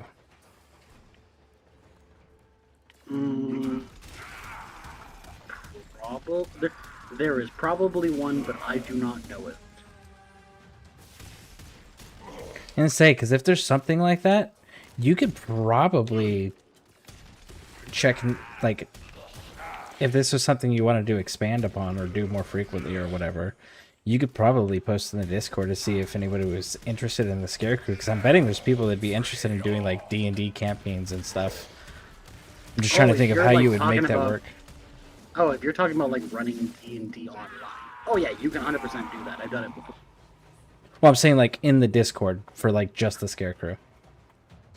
Yeah, you can do so. Like, you can run, you can do it on Roll20, and you can have, like, hey, join on this, and everybody can see everything. That, like, they can all see the same thing, basically.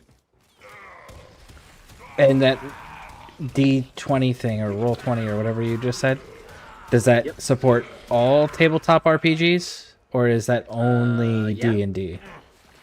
Pretty sure all of them. So, like, the Aliens game would be on there, too. It hosts 1,200 different RPG game systems.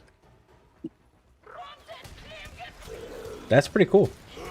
Yeah, so you have options. Well, if that's something you ever want to do, throw it, like, in the events section of the Discord to see, like, how much interest it piques. Yeah, I'd be super down to run that. I will say that I'm not a very creative person, so I'll probably suck at any type of storytelling things, but I would okay. I would definitely want to participate. If I was to do so, I would be the person to run it, basically.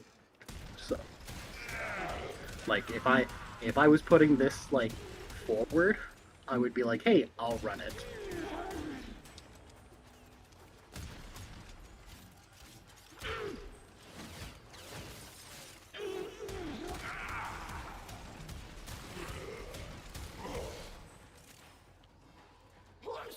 But yeah, there's a whole bunch of...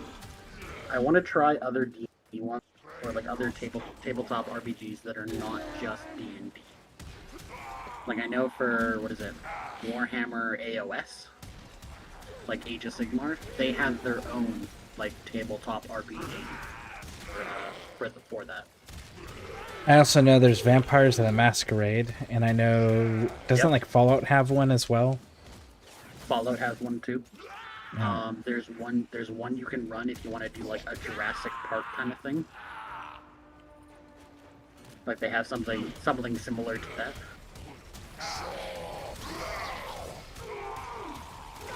So yeah, there's a few different ones. I'm like, hell yeah, I want to run this. But I want to do this alien one first. So.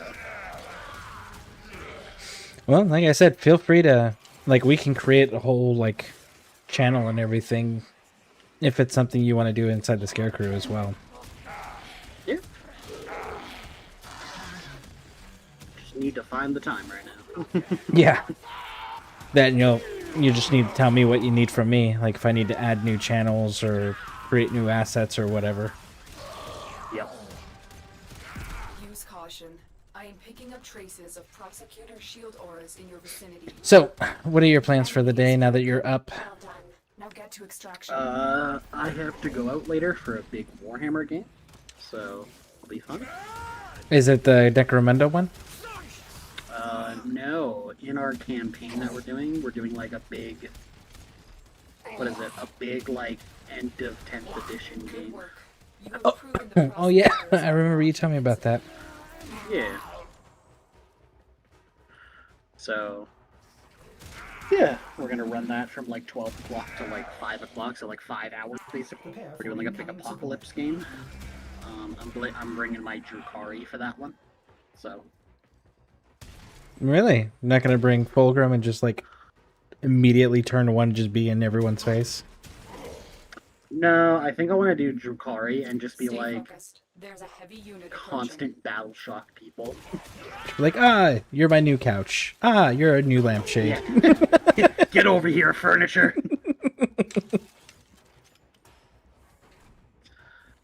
Yeah, D&D yesterday was a lot of fun though.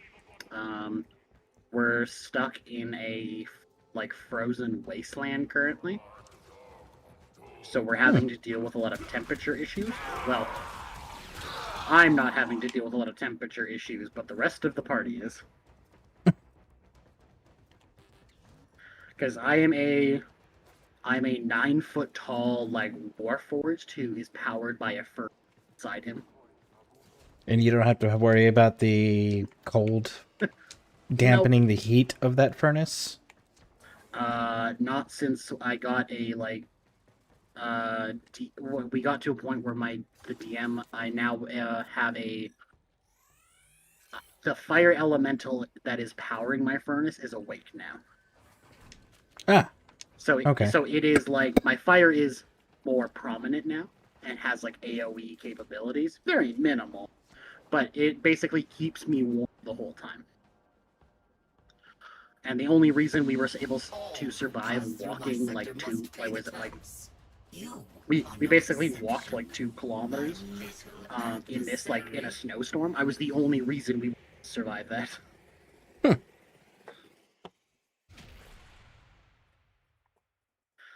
But then we got to a village and we fought basically a giant fire centipede. Basically what we fought. Ooh. So you're keen. So keen are your senses. You have proven your skill and found most of my curias, but some still remain. These items have been delivered to your inventory. I got a curia emblem. And still others. They can spread your mind out. Huh. Alright, sorry. What were you saying? Oh, you're good. Yeah, because we fought we fought 2 younger ones and like an adult one. And my character doesn't used to do a lot of damage, but my damage doesn't scale. My damage is basically set in stone for the rest of the campaign now. Someone needs to head down. So I don't do a lot of damage, but man, is my character annoying to deal with. But okay, but if you change weapons, are there weapons, or are you just like bare-fisting it? I don't wield a weapon. Oh. I am the weapon. And that was a creative choice because my character's only like weapon is a shield. Huh. But it's okay because my punches hurt. I don't know. Because Captain my America character's- does. Captain America's pretty damn devastating with a shield. Oh yeah, but I'm a 9 foot tall warrior, so I am a large creature, and that has its own complications sometimes. But the main thing for this is when we are fighting, my character occupies a lot more space, and as a reaction, if someone tries to hit someone that's not me around me, they get disadvantage. So, I want to get hit. I am the tank's party. Like, I'm the party's tank, basically. The tank's party. Basically. Being more of a challenge. But so basically we fought. What is it? When the smaller one. So these two small attacked us. I went first in initiative. I hit the first one, and then used. I'm a rune knight, so I used my fire rune to have like fire chains hold it in place right next to me. And then the other one tried to erupt from the ground and try and hit the other, hit our backline, basically, of 3 people. So I used my cloud rune and forced it to hit me instead. So Okay. when it did its big AoE attack when it comes out of the ground, it didn't hit them, it hit me. My armor class was high enough to survive it. The other creature I was holding in place was not high enough to not get hit by that, and the one centipede killed the other centipede. Pathetic. Oh, that's awesome. So you're forcing friendly fire on enemy combatants. Basically, I'm tough enough to not get hit by it, but this guy here isn't tough enough, and he's getting caught in the crossfire, so...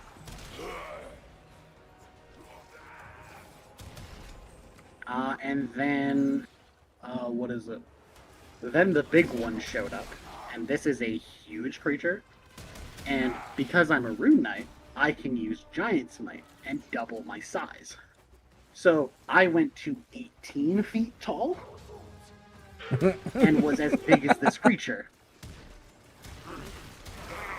And as I had was how I explained it to a friend is, hey, I basically went, hey, this is cool. Too bad I'm going to Pacific Rim this.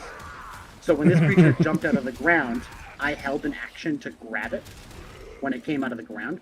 So it erupted from the ground, and I grabbed it as it coming up of the ground, and basically grappled it right next to me. So I'm holding this thing in place, at just while holding it, just wailing punches into it over and over and over. That is awesome. Yeah, and so my character took quite a lot of damage because he had disadvantage to hit anyone that wasn't me while restrained. He had disadvantage when I punched him in the face and basically hit him with a soul flare because of my fire, my Ember of the Fire Giant, which blinds them. He had disadvantage because I'm part Artificer, so when I hit him, I basically hit him with electrical energy and shock him into having disadvantage to hit anyone me. So I'm holding this thing in place, so my entire party has advantage against him, and when he's blinded, everyone also has advantage again. So I'm just holding this thing, tanking it over and over and over and over, while the rest of the party's just hitting this thing. But he was trying to get out of it. I'm like, no, you will not leave.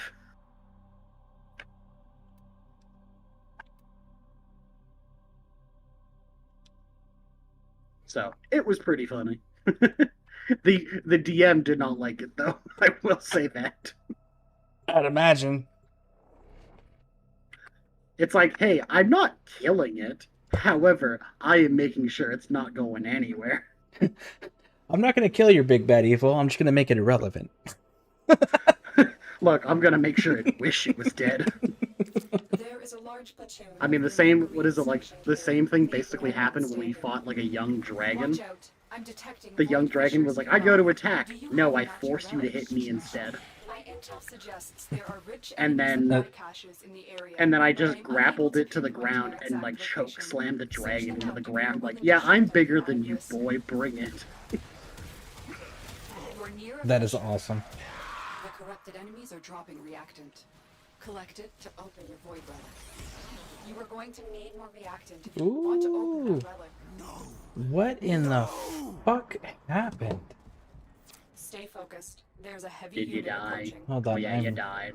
Prepare for My incoming headset support. died. I don't understand what the hell just happened there.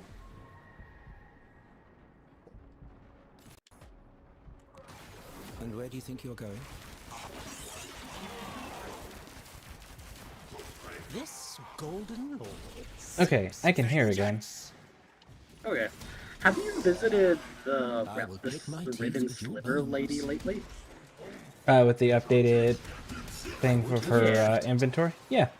Yeah. I didn't realize. I'm just like, ooh, shopping. Open your relic.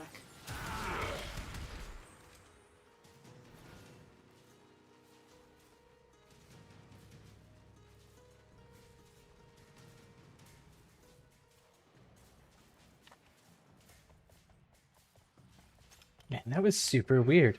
I never had that issue. I don't like that. I don't know what that was. Yeah, instantly in the very beginning of a normal Kuva mission. Like, not Steel Path. On my Uriel. Ah, so super weird. Yeah! It's like, what is this? This is not how this character works.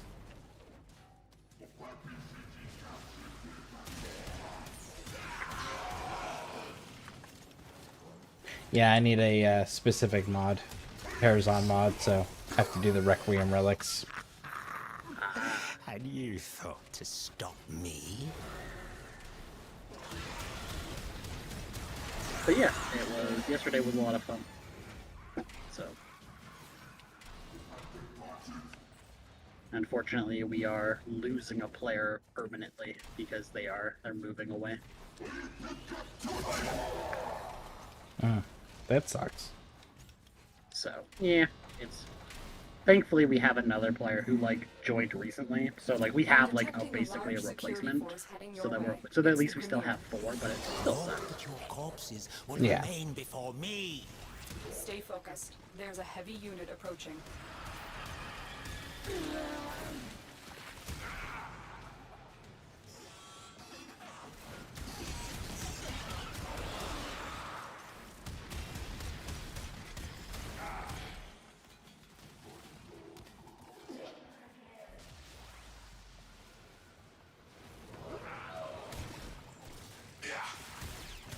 What a waste.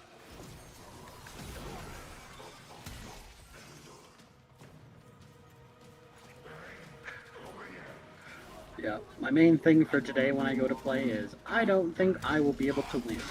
I am gonna be hella annoying though.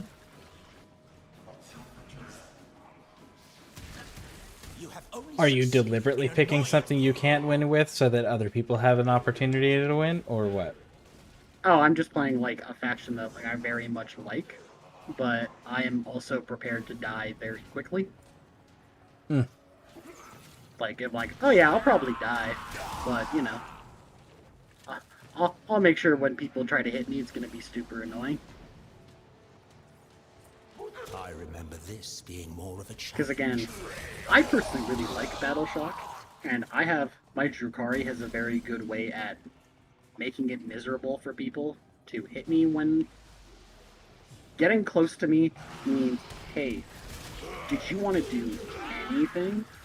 Well, too bad. You will regret angering me. There you go. Someone brings Katachan, laughs in Sly Marlboro. Well, I played against, what was it, Blood Angels and Dark Angels with my Drukari, and I have never seen the most annoyance of someone being like, oh, I go to do this. Oh, you can't. Stay focused. There's a heavy unit approaching. I'm not gonna lie. 'Cause- I still want to see, when it comes to the Blood Angels, I still want to see Tyranids eat Blood Angels and watch them freak the fuck out with the Black Rage. Oh, yeah, that would be good. Fucking Horus! Ah! Yeah, it was very funny looking at, like, the Dark Angels player who's like, I go to use the stratagem. No, you don't. And then being like, what do you mean? I'm like, you're battle shocked. They're like, I'm what? It's like, yep. This guy's got no idea.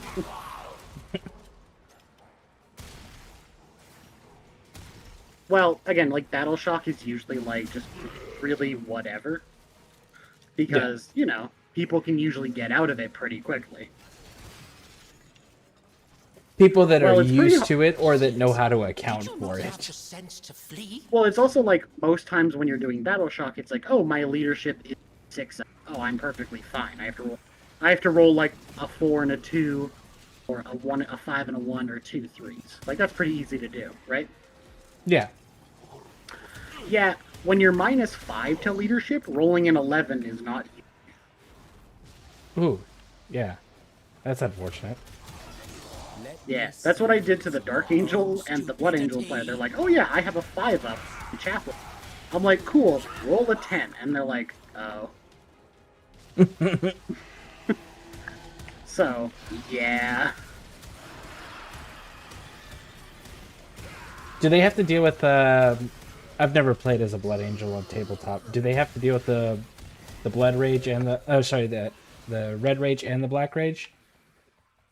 Depends which one you kind of play. You can play specifically, like, Death Company stuff, so you can, like, you can do the whole, like, Black Rage thing, but I don't think it's much of, like, an actual, like, influential tabletop thing. You just have, like, Damn. different strategies you can use. Yeah, it's not, like, as exciting. That'd be funny if you could, like, force trigger it on them. Like, they have to do, like, some sort of saving roll to not trigger it. Be interesting, because I know, like, for some of their stratagems, they can basically battle shock themselves to get bonuses. Well, you can't do that if you're already battle shocked, so...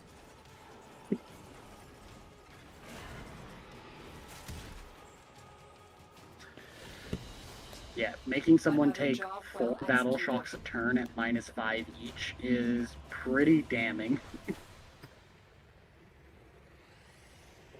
And just being like, oh, you wanted to do something? No.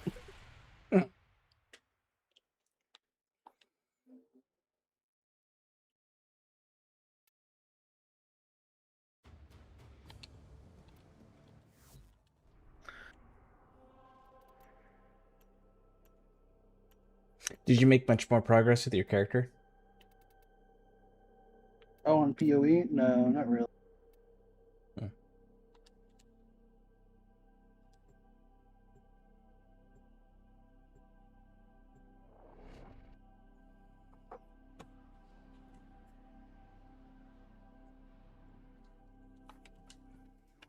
There is a large platoon of Grenier Marines stationed here. Leave no one standing. Void Fishers, you need them to open a relic, but are you confident you can withstand their fury? My intel suggests there are rich enemy supply caches in the area, but I am unable to pinpoint their exact location. So what are you doing right now? In The added risk. because I saw it popped up that you were doing Warframe. You found a Fisher. Look out for reactants. Not much. Collect reactant Just went to and, open like, their relic. Be aware. you kind of like my do daily stuff of like, what does this person have today? You need more to open that relic. Stay focused. There's a heavy unit approaching. Well done, Tenno. Join you if you want another. Yes, let me wrap this mission up here. And then, Behold, your ruin. I need to farm for the Netra, Requiem I tire of mod. your insolence. Okay. I can join you.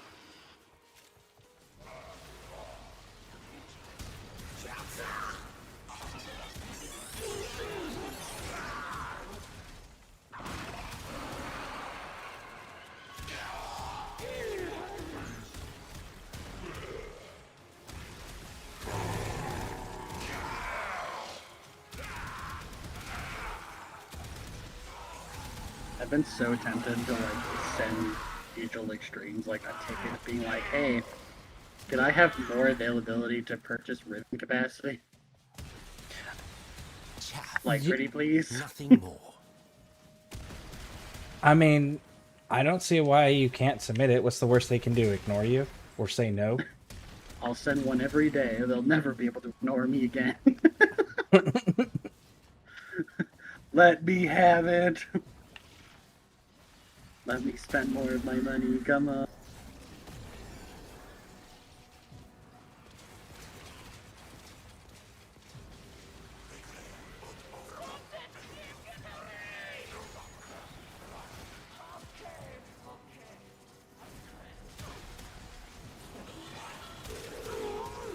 Oh, how clever you must think you are.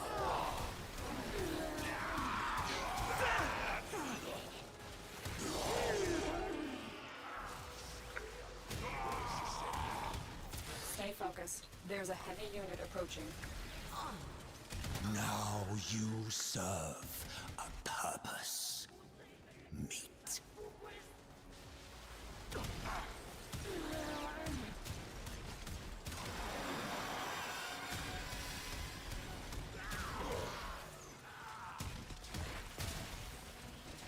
Oh, I had somebody comment on one of my shorts about... Yep. So it's a year-old short on Path of Exile. Yeah, and it's on Path of Exile. And someone commented on it, and you can clearly tell from the comment that they have no fucking clue what they're talking about, and they've never played the game. Because they're like, yeah, the game's cool, but, you know, it being an early access and then releasing a DLC is kind of sketch. And it's just like, first of all, Path of Exile doesn't do DLCs. No. Second of all, it's a new fucking season.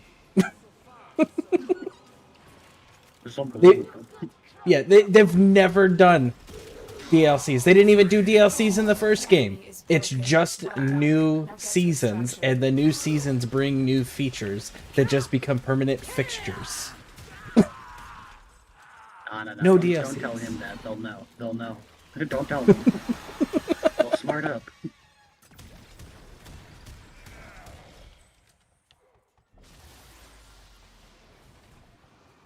I would have retreated. Oh. So one of our daughters doesn't like a marinara sauce. Okay. So we had pizza last night because Domino's Pizza is doing like a 50% off sale thing off of an entire orders. Yeah, quick food. Oh, look at that. I got what I needed. Cool. I got the natural one. So you can help me with the other stuff in the meantime. But anyways, so I actually got a pizza for her to try. And it turns out that the girls like the pizza. Pixie likes the pizza. And it's a pizza that I've always enjoyed, but it's instead of marinara sauce, barbecue. And I was with like, the it's chicken. either going to be barbecue or Alfredo. One or the other. Yeah.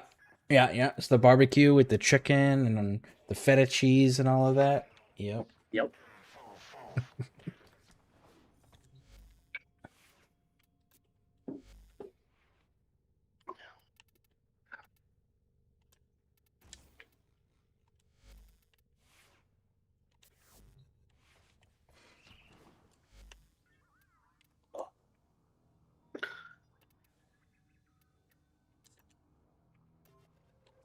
I've been invited to a game. Whoa. All right. Push my lich the rest of the way out. The sector is under control. Resistance crushed. Troops Actually, begin optimizing the local workforce. do we have like a quick...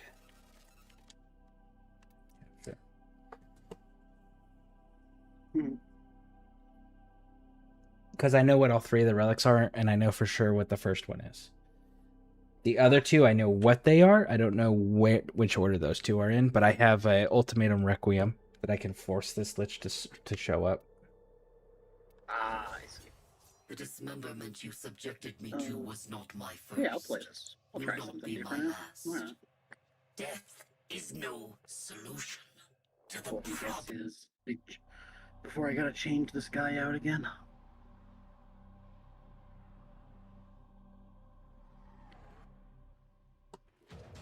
We received intel that All somebody right. vital to enemy operations First things is here. first. Find them and capture them.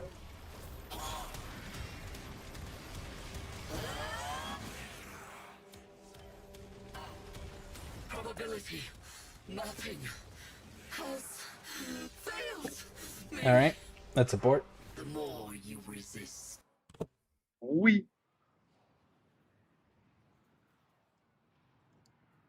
The second one's wrong, so I can just switch the two real quick, and then we can get back into it. Ah, you doing your Stein next, huh? Yeah.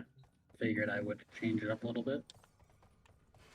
There's some Warframes I'm like, I should really play these because like I have them kitted out and I just never. Well, you're about to change your Steinix. In 11 days.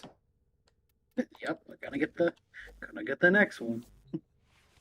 Yep.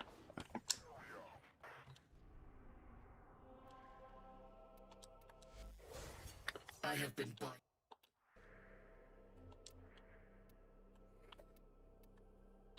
Hijack. Spy. Mobile defense. Survival. Stimulate. Sabotage. Interception. Defense.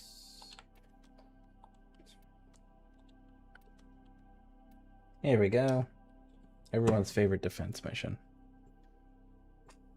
Yeah. I've been going with the buffalo garlic sesame pasta abomination. It's good pizza. Buffalo chicken. Yeah. Yeah, that was my girl's only concern was like, is this buffalo? Because I don't want to do spicy. It's like, just try it first.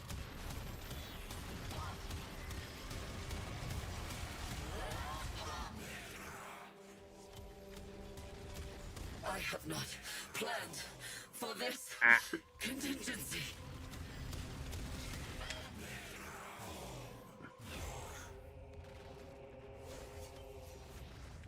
Cool. Alright, let's go do the mission real quick. That way we can keep our Kuva. Hold the line. You shall all become dust. Do you have him set up for his fourth for the overguard where he flies in the air and stuff? I just can spam my abilities. Oh, you use all of them? Yeah.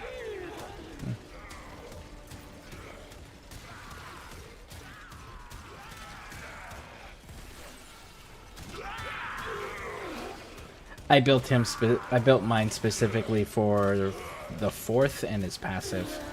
So I gave him the Tenet Ferox spear. And then I replaced one of his abilities, I don't remember which one. It was either 2 or 3, I think, with Harrow's Chains to enhance his shields further, because he gets increased crit chance based on his shields. Ah, yeah. Yeah, no, I just have his base kit, but I have so much, like, strength right now that my second ability, like, full armor strips. And oh, that's the shield one, right? Where he slams his shield forward? Yeah, and then my third ability, I'm at like 40% efficiency, but with my third ability, I can just keep my energy rate up so high that it doesn't matter. Stop me?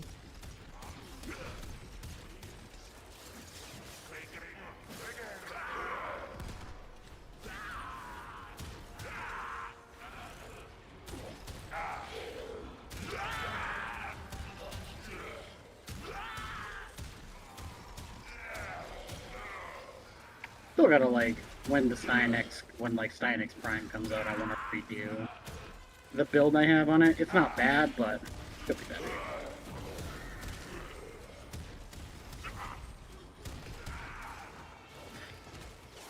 I'm curious on what his stats are gonna be when he actually drops fully. Like his health and shield numbers. Oh, yeah. I just got Geyer Prime and Zaku Prime, so I gotta I'm working on them next. Nice. So, yeah. At some point, you and I gotta go get you your Uriel. Yeah, at some point. It is not on my huge concern list. And then Folly, at some point, if you don't have her already, the ultimate support frame. Yeah, I also don't have Folly.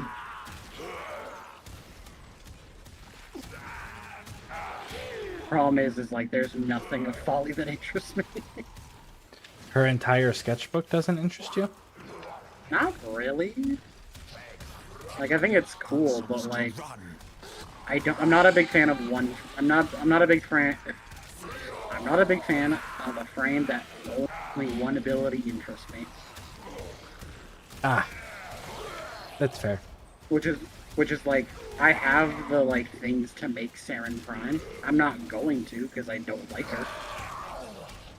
Do it for mastery rank fodder. That's the last of them. Objective is secure. Well, I also don't care about mastery ranks, so that's fair. yeah, no, it's just one of those things of like, this is like, it seems cool, but there's not enough of it that it's like interests me. Fair enough. That's all from me.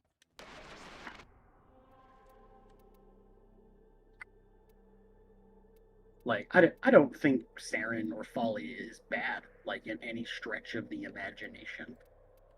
Like, I think they're good, but they are definitely not for me. I mean, that's fair. That's definitely valid.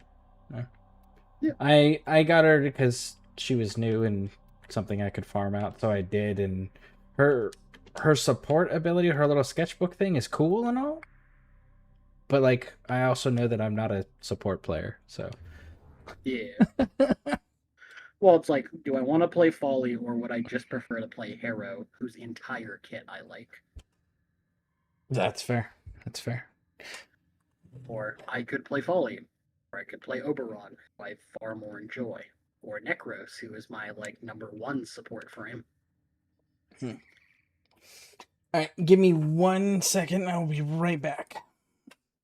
Well, I can.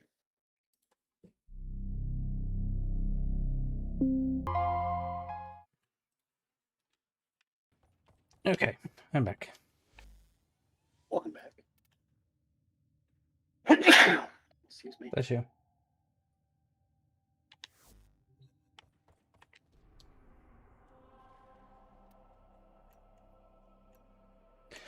All right. Is there anything specifically that you need to do? No. Okay. So then give me a moment here. I'm going to go deal with the Lich on the Railjack. You got it.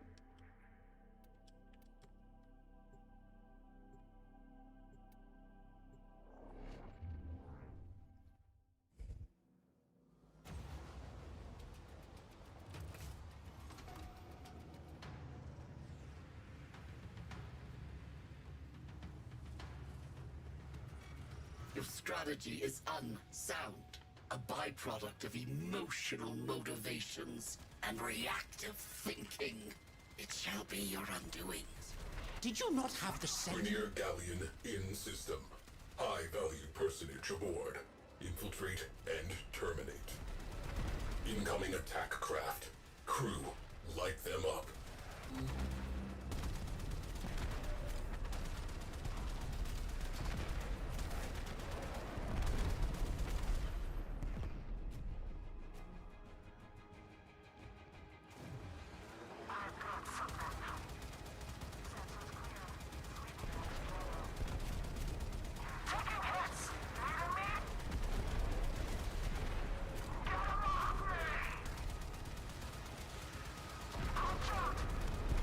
Enemy fighter support has been halved.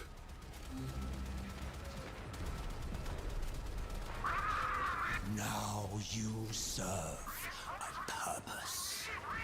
Meet.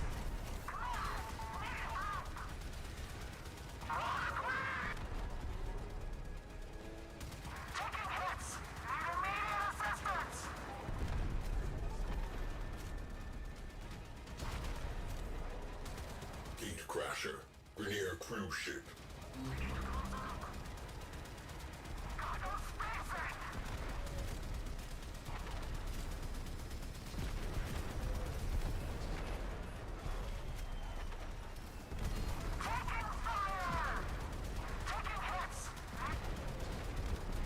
Enemy fighters on the run.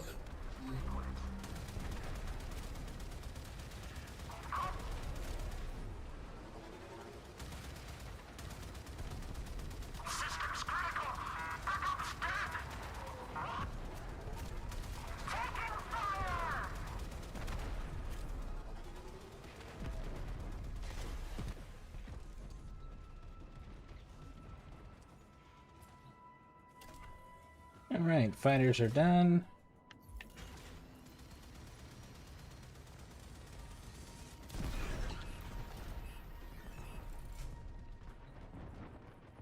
Scratch 1 cruise ship.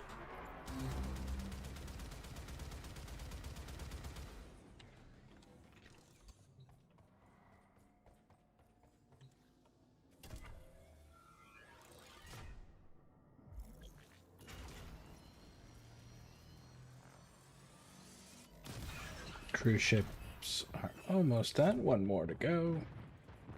We have one less cruise ship to be concerned with.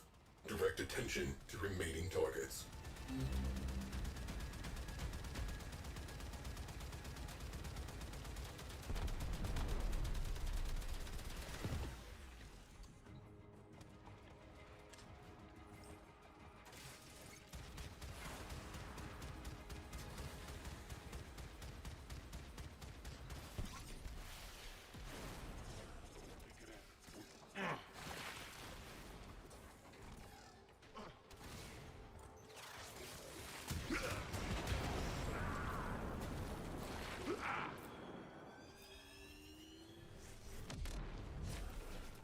Cruise ships are done. And onto the Lich.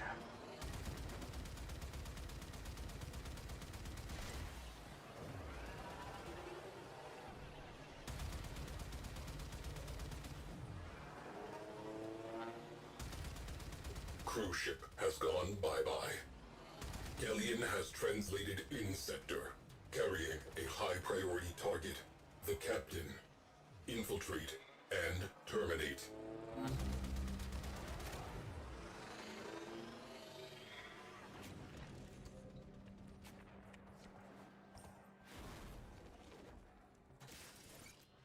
Dropping Tenno out of airlock. Let me save you from your own stupidity. I have learned a great deal since last we met. You shall regret pursuing me. You overestimate your abilities, adversary.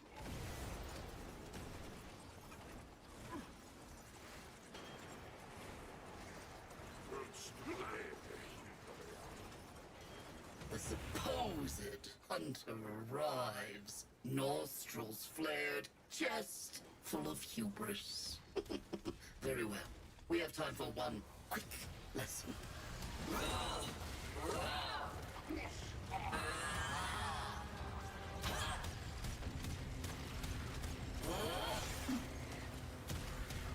Out of my way.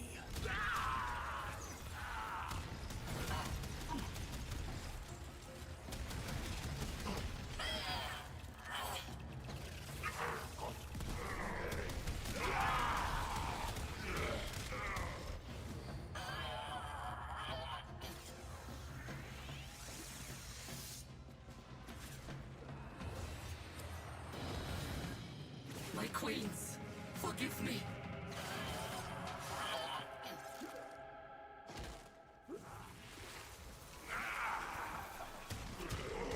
And she's down.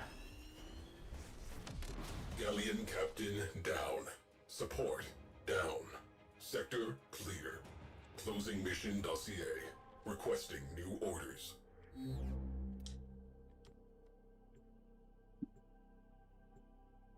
Nice.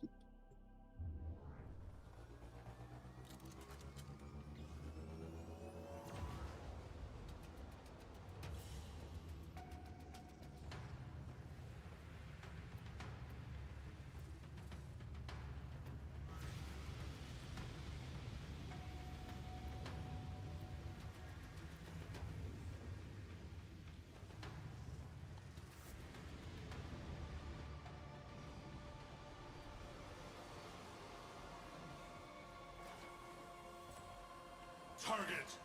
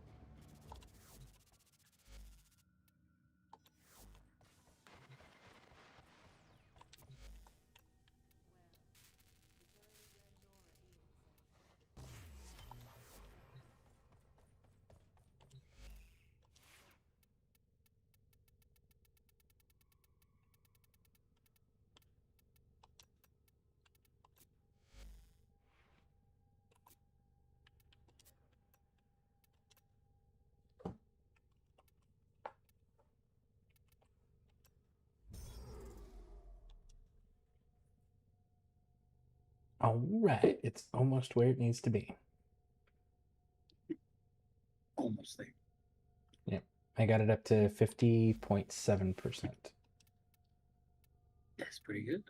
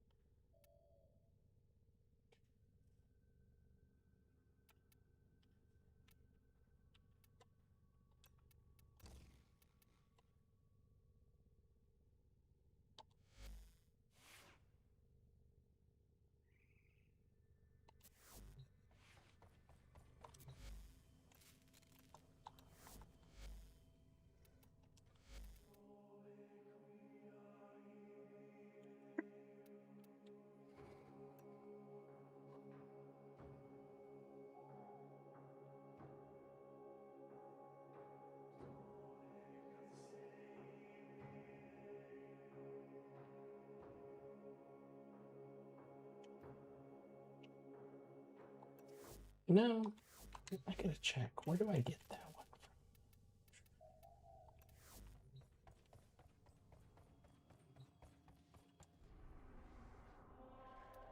from? Citrine is Demos and it's OTAC, correct? For which thing? Citrine. If you want to spend those like parts, like the crystals you get, yes.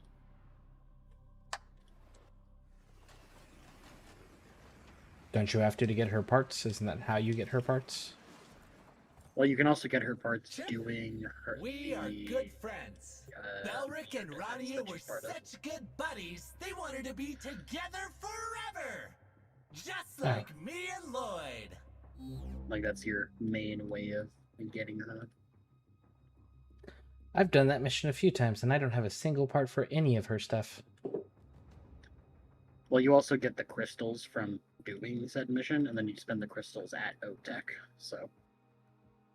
Yeah, I've got 212 of the red ones and 219 of the blue ones, which is not enough, unfortunately. Yep,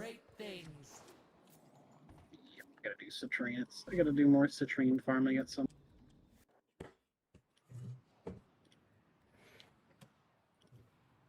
Wish they'd either increase like the amount of crystals you're getting or decrease the fucking cost. Because for as much of a grind it is and hassle it is to get that particular frame, you don't see anybody using it, which doesn't motivate anybody to want to go and farm it out.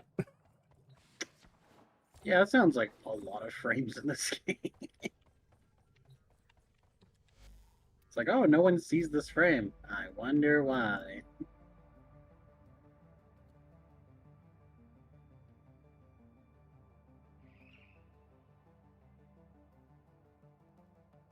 Gauss, where do we get him?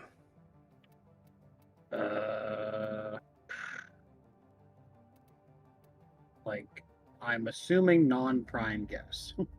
Yeah, I have Gauss Prime. Yeah, I know Geyer is Zeraman. I know Jade is Ordis. Coatme, I know is the Shrine. You farm his component blueprints from the Kappa Disruption mission on Sedna. In Rotation C. Okay. And Wisp, where do we get her? Don't you fight what's its face, the Ropalist?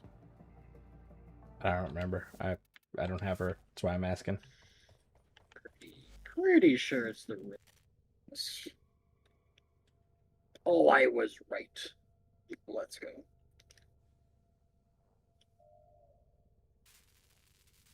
Oh, I have her neuroptics and her systems. Just missing her chassis, and then I can start her.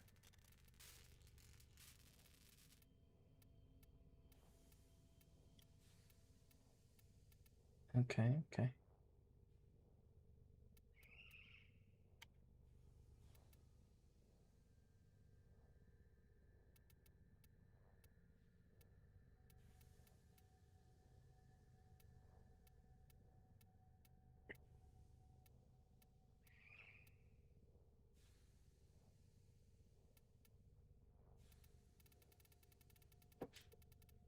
Ropolis. Is that the one that you have to fly into the floating generators?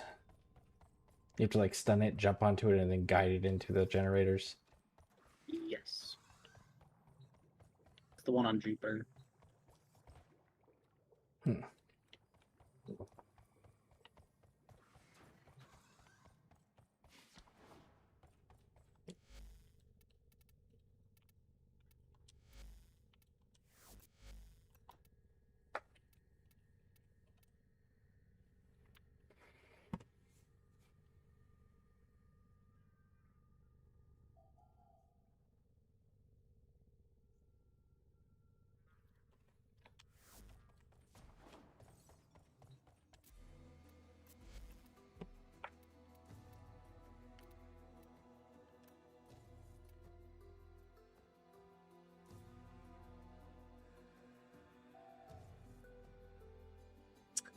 Apparently the blueprint is acquired as well from doing it. You don't purchase the blueprint.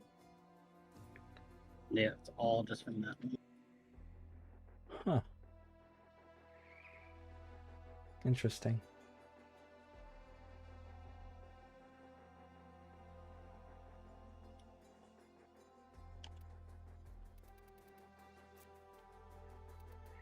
The Prime Vanguard? Damn. Sure I can't tempt you? Rise Phoenix Fire. Hey, welcome in. Well, you feel like farming that boss with me? Sure. The Emperor's finest reporting.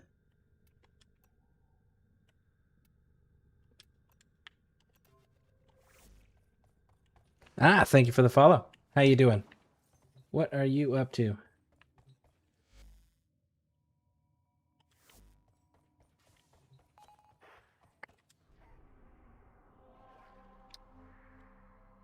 Who to play for this one?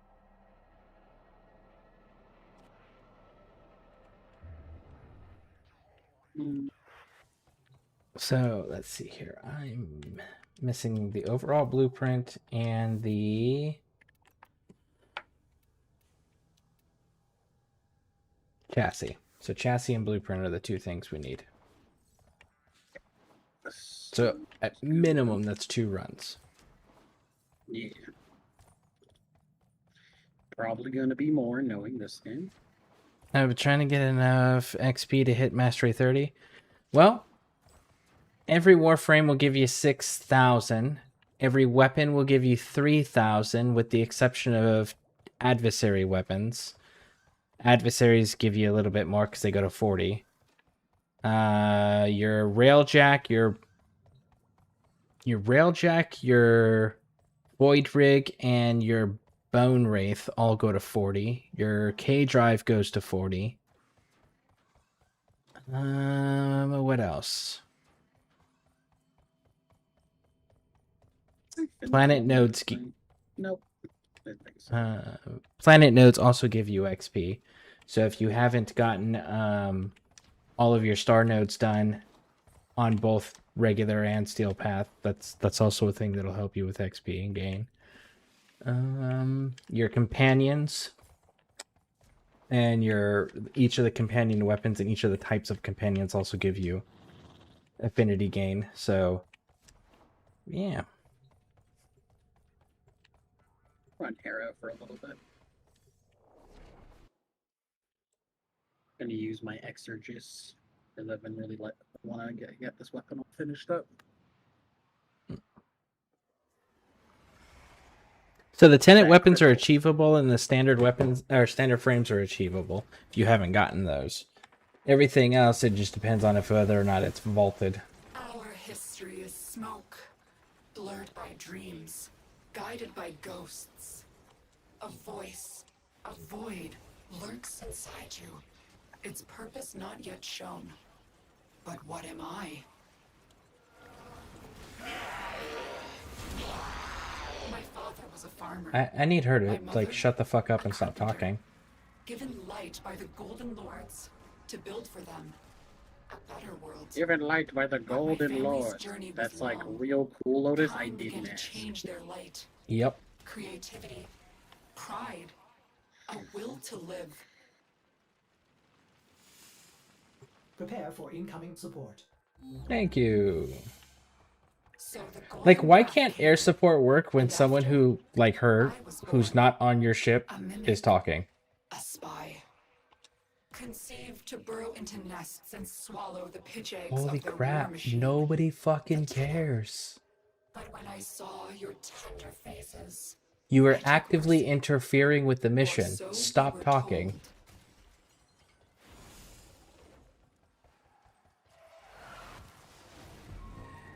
Like, I don't understand why it stops air support from going off like that when it's just like a scan of the area.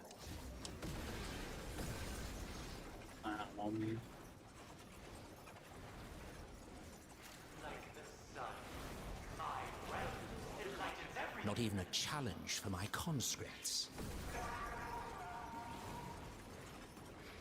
Let's see. I got 2 more sister weapons. I've already done pretty much all the different ones.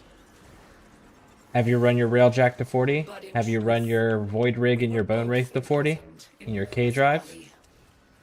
Have you got all the standard Warframes mastered to 30? A ghost. Are you in a clan? Have you checked the various research rooms for all those blueprints? But now I am saved by family. Another thing you might want to check is like cage, like all the extra stuff like K drives and everything. If you haven't done. Our creation. No. Working with them like steel. Oh my God, Natasha, shut up! With the weakness Right? of Good neither. God. Me walking in with my little knives.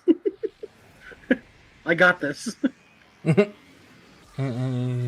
okay. Yeah, it's Scareborne. It's spelled the same exact way that it is on YouTube and Twitch. I've made a deal with an even higher power.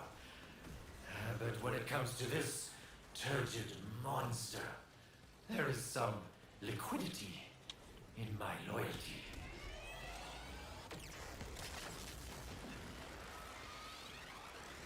Ready to burst. One bump and it's oblivion.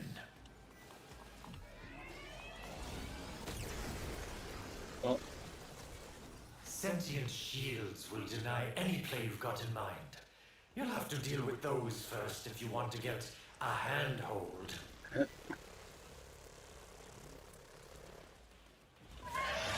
Oh right. We gotta go into other form and shoot it. God damn it. Alright. The devil is no longer possessed. Your great power. Get over here. Your great evil. The voice. Boy. The void within you. Our ancients still wither at its touch. But have you forgotten, Lua? Into the bug zapper. And then we gotta hit it with the beam. Worse. Yep. Excellent.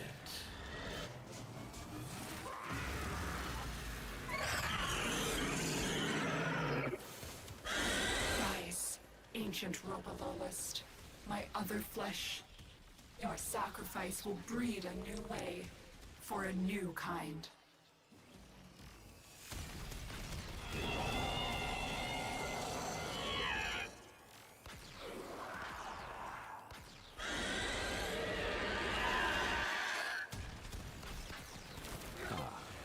Transference. What a gift Margulis gave us.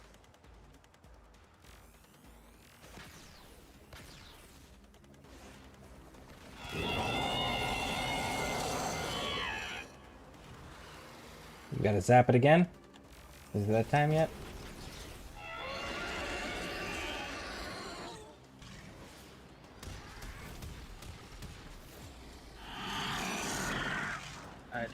What am I doing?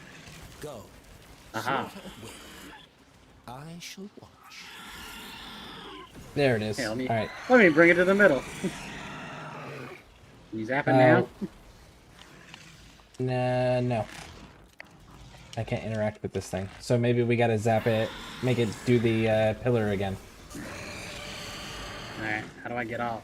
There we go. Ah! It's been a little bit since I've done this. Yep, there we go. It's spinning.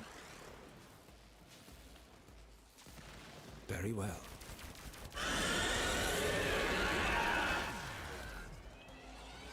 Get him, Scare. I have seen the wall's other face too. God damn it. I have heard the voice. I fell. And where do you think you're going? These Got him? patterns no Yep, longer I got him. satisfy.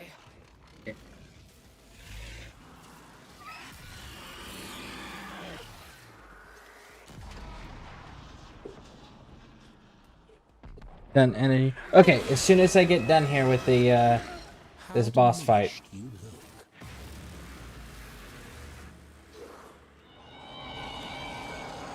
Careful, betrayer.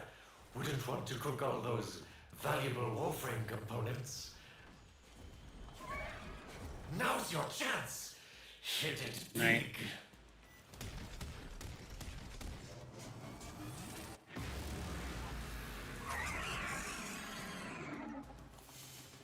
Right. There we go. Mobilized.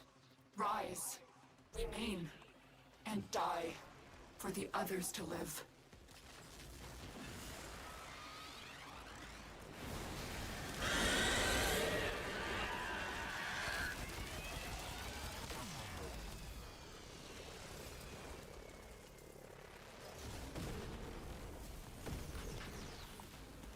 God damn it.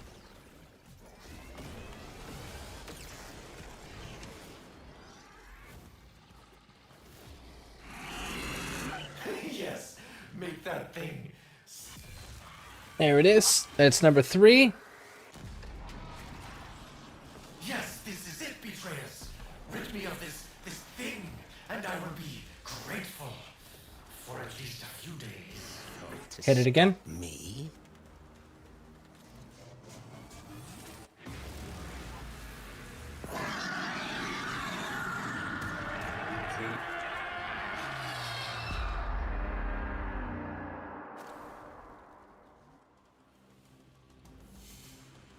The light leaves this one and rejoins the rest. I will dig no grave. Aim. I will plant no stone. Only conceive a plan for our new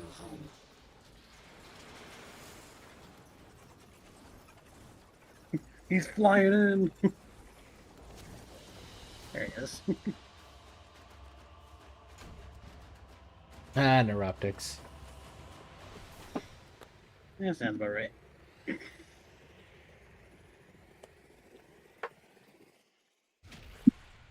Damn you, I had to listen to all of that speech for you to give me neuroptics. And guess what? We gotta do it again.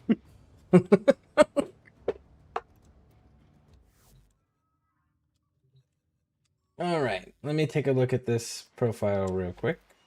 Mushroom. Profile.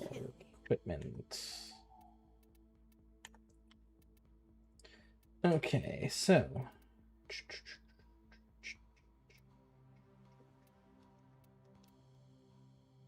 It looks like Calervo. he's just got like a bunch of. There's just like a bunch of primes and stuff that he just doesn't have. Yep.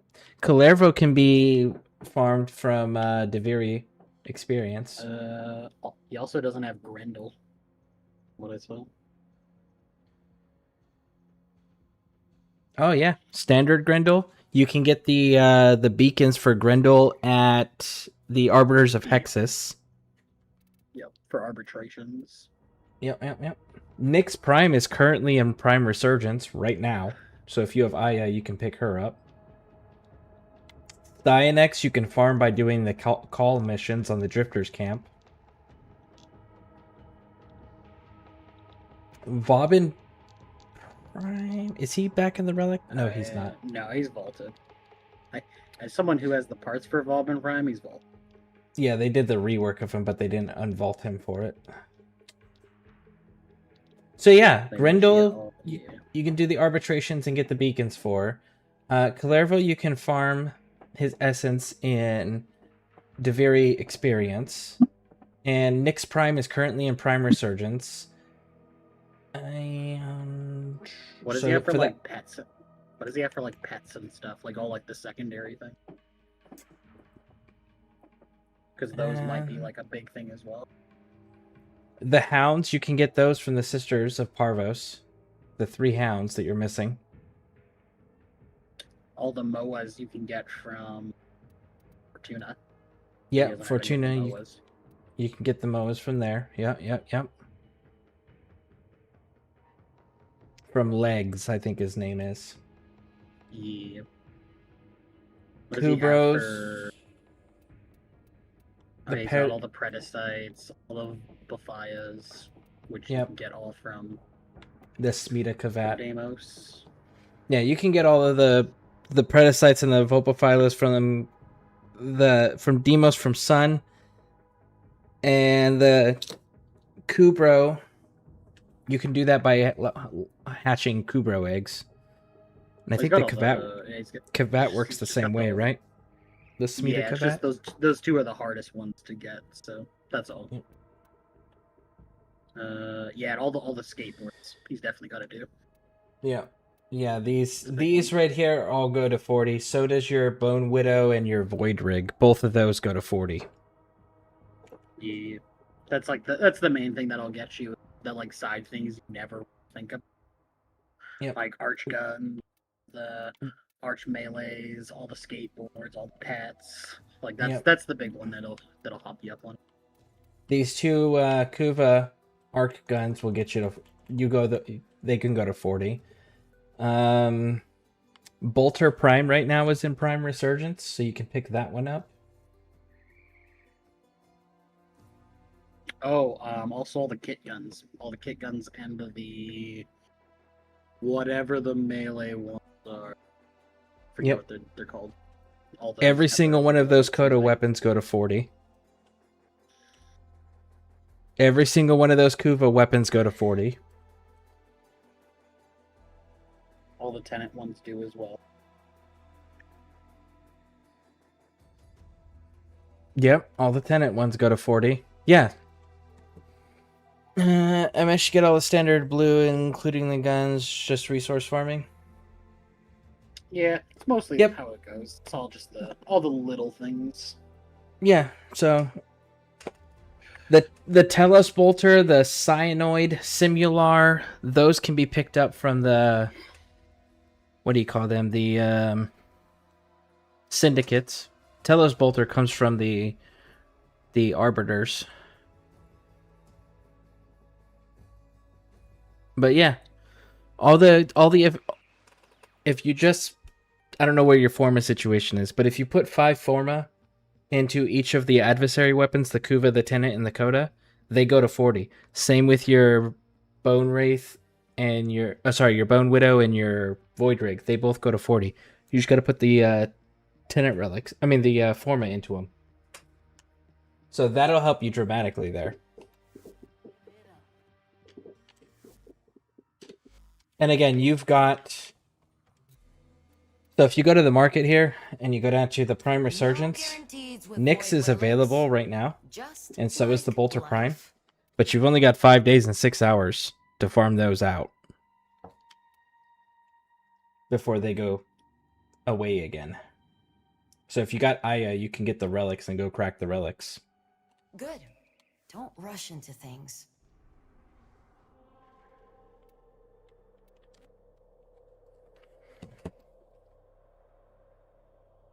And then it's what? Greed? No, it's envy, anger, and sorrow. Right? For Kalervo? Yes, it's everything but the happy one. Yeah. As long as it's not that one, you're good to do whatever. I'm just gonna finish this. You're just gonna finish the sister weapons? Okay. Just remember that when they hit 30, put a Forma in them, and then go to 32, put a Forma, 34, Forma, rinse and repeat until they hit 40. Level 40, they max out. Or you could be like me and just say, nah. Yeah. Well, they're actively trying to get to 30, so. Yeah. No, I got them to 30, and then I was like, I'm not spending 5 for all of these. Is there any of these melees I need to look? Not really. There's so many things that I'm like, I should like actually finish building, but I just don't care. Oh,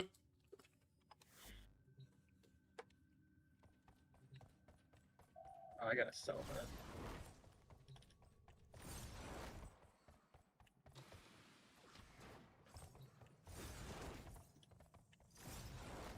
You know what? Why not? Let's just...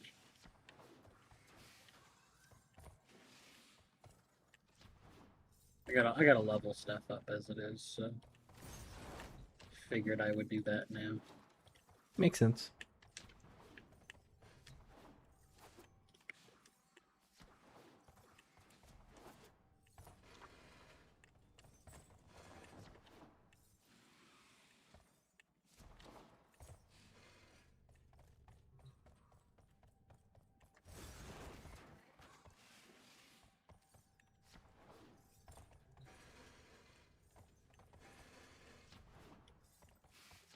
Okay, I'll just... that.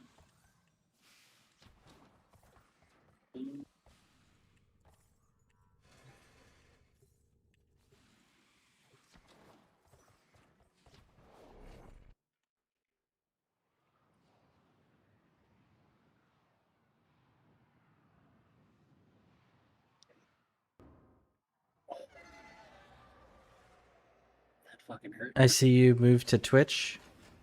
I don't know what you mean I moved to Twitch. I'm on Twitch and YouTube. I started on Twitch and then I expanded to YouTube. But I'm dual streaming on both. Our history is smoke, blurred by dreams, guided by ghosts.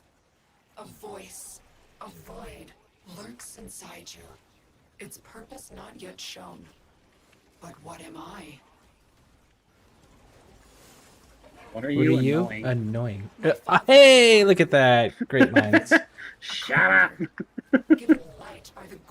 Look, I know there's an Ortis mute button. Can we get one for Natal? But my family's journey was long.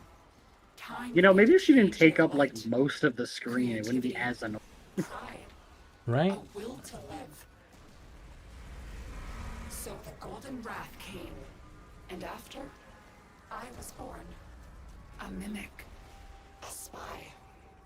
Conceived to burrow into nests and swallow the pitch eggs of their war machine, the Tenno. But when I saw your tender faces, I took mercy. Or so we were told. Sorry, what were you swallowing? We were both imprisoned in Lua's belly. My light repaid by the creators. I became a memory, a ghost. Reprogrammed to destroy my family, my people, my history. Sorry, I was just only thinking because. Oh, no worries. Yeah, no, I started on Twitch and then when I got the equipment set up, I expanded to YouTube, and when I hit 1,000 on YouTube, then I'll figure out what the next platform is that I'm expanding to. As you can see, Betrayer, I've made a deal. We need to make it spin the thing. We need to shoot at us first. Great power, your great evil. There you go. The voice. Alright, this one's spinning. Come here, you. Our I got him. still wither at its touch. But have you forgotten? Just punched him in the face. You were saved. But I was changed. Into the bug zapper. Bonk. I'm going to the middle one now. Oh, now you've made it mad. An opportunity, perhaps? You serve a purpose. Motherfucker disappeared. I know what you're thinking, but the articulators couldn't handle the stress. What use is such a big gun with Stop so fucking little running. aim? Careful, Betrayer. Wouldn't want to cook all those valuable Warframe components. I still have my weekly auctions to consider. Hit the big laser on it. Oh, wait. There we go. Did that do enough to piss it off? There you go. Too bad the articulation never worked. Might have rid us both of a certain turgid. Alright, there we Come go. on. Now's your chance. There we go. Do not tarry over much. Rise, ancient Ropalowist. My other flesh. Your sacrifice will breed a new way. For a It's new spinning. kind. Middle one's spinning. Sentient shields will deny Got him? any Alright, No? he's running. Okay. He's running all the way over to you. those first if you want to get a handhold. Got him. Yep. Yeah, bro, fish was doing this thing.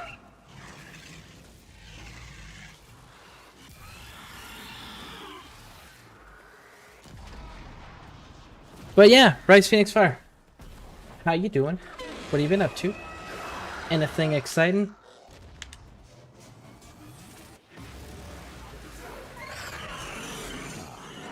Transference. We suffer these testaments of Tenno evil. Their voice and void. Suffer it well, ancient My child. dude was just like permanently locked into like a slide for some reason.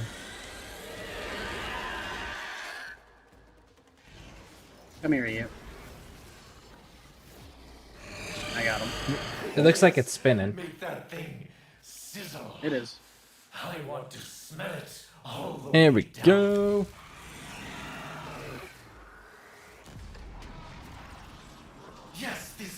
Atreus, rid me of this thing, and I will be grateful for at least a few days.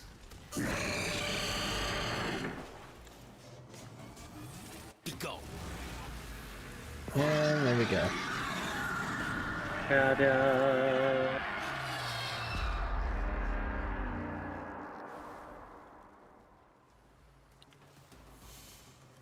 The light leaves this one and rejoins the rest. I will dig no grave. I will plant no stone. Only conceive a plan for our new home.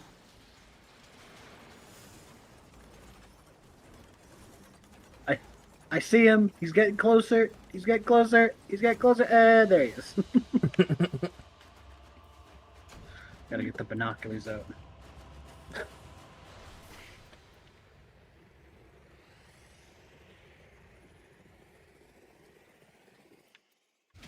We got systems. Is that the one we needed? Nope. Chassis and blueprint. Damn it. God damn it. So give me the 2 parts that I already had.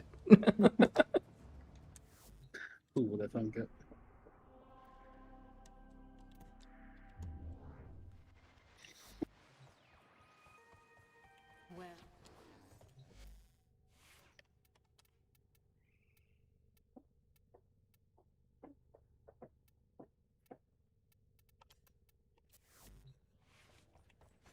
Who is she? What is she?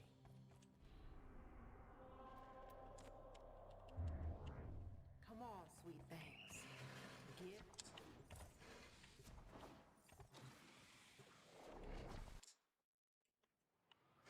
My day is pretty good. I need to finish with my mechanics and entry level 1 course. Been trying to get interested in Pokemon cards. Kind of a sad problem with that. Our history is I mean, yeah, it's not for everyone. Pokemon Like, No. The problem is what's going on with Pokemon right now. okay, what's going on with Pokemon right now? Alright, so if you haven't known, there is a huge, like, scalper problem right now with Pokemon. Isn't that with every fucking hobby in existence? No, but this is, like, transcends it. Like, this is a whole new level. Pride, a will to live. And it's gotten so bad, especially with, like, And after basically people are now treating Pokemon pretty much exclusively as though it's a, like, money hobby. Like, obviously it had that before, but now it's, like, getting worse and worse. I took mercy. To the point where, you know what graded cards are, right? Like, where they get graded by, like, IPA and that? They are no longer allowed to sell those at Pokemon, like, official Pokemon events. And any items over, like, basically items over $1,000 are, like, you're not allowed to have those. My light remade by the creators. Not allowed to have those at Pokemon events? Yeah, like their official events and conventions and stuff, you can't bring them to sell. They just won't allow you. Okay, you can't bring them to sell, but you can bring them to play, like, in tournaments or whatever. Yeah, but that's, like, the big thing right now is the whole money thing with it. Because the problem with it is, not only is the scalper a big, like, scalper issue a big thing, Pokemon isn't releasing a lot of stuff. And when they do release stuff, people, like, are getting into, like, actual fist fights over it. Like, people are being, like, sent to jail for beating people up because of Pokemon cards. Interesting. Yeah, it's horrible. As someone who works in a store that sells Pokemon, we can't even get Pokemon. Like, people ask us, hey, like, do you guys have it? We can't even get it. Is this? Your great power, your great evil, the voice, the void within you. Our ancients still wither at its touch. But have you forgotten, Lua? You were saved. But I? This one's spinning? I was changed.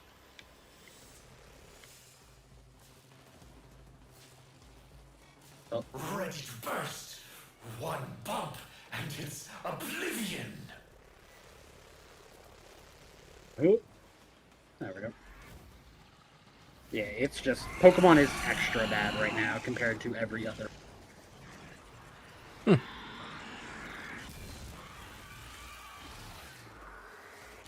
Yeah, last time I was into Pokemon, I was in 3rd grade and there was only 150 Pokemon. And Yeah, Charizard, no longer a thing now. Charizard was like the big one to get. Holographic Charizard.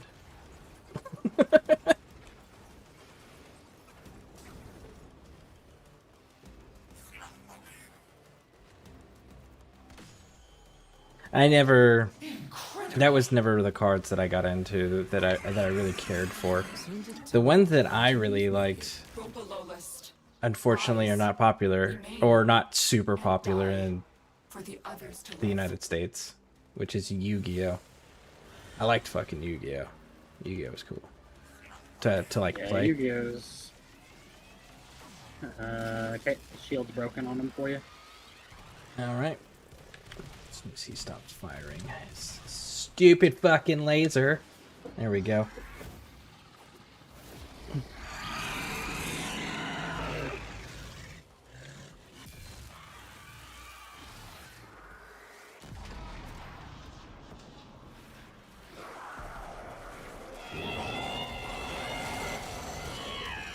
Pathetic.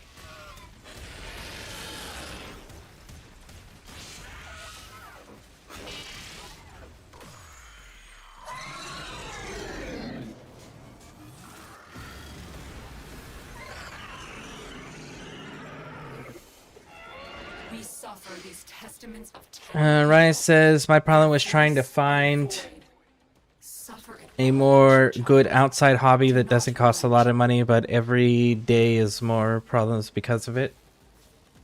Outside hobby that doesn't cost a lot of money. Outside hobby, you specified outside. Well, like, trying to get into... I think, like, most hobbies nowadays are, right? Like, money-wise to try and get into. Well, I mean, Dungeons and Dragons isn't bad, because most people let you borrow their books while you're playing the campaign with them. The nice thing about D&D is I haven't had to pay a dime for it. Yeah, so there's Dungeons and Dragons. Local comic stores should have that stuff. Grateful for at least a few days. Get it, get it, get it. Got it. Cool, nice.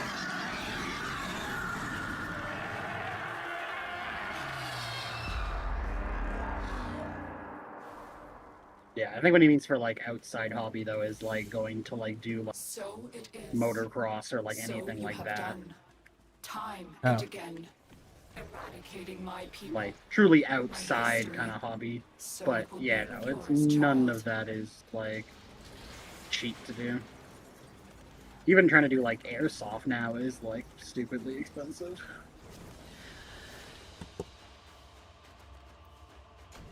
Hey, there's the blueprint. Now I just need the chassis. Yay!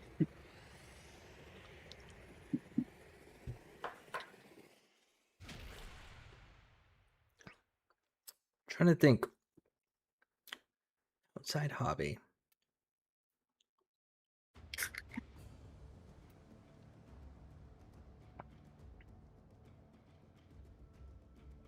Well, what do you define as an outside hobby? Like, what type of hobbies have you looked into? So that way I kind of get an idea of what you're looking to get into in general. Because, like, there's always biking. People do cross-country bicycling. People do marathon running. People train for triathlons. People go and do just rucksack marching or hiking. You know, like, none of those really cost anything other than your time and maybe a one-time purchase of a backpack or... Yeah, running but shoes. if you're talking like motocross or quadding or like something like that, then well, yeah.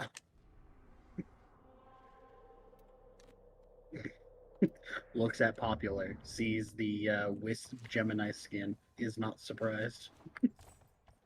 Oh yeah, the whole nun thing.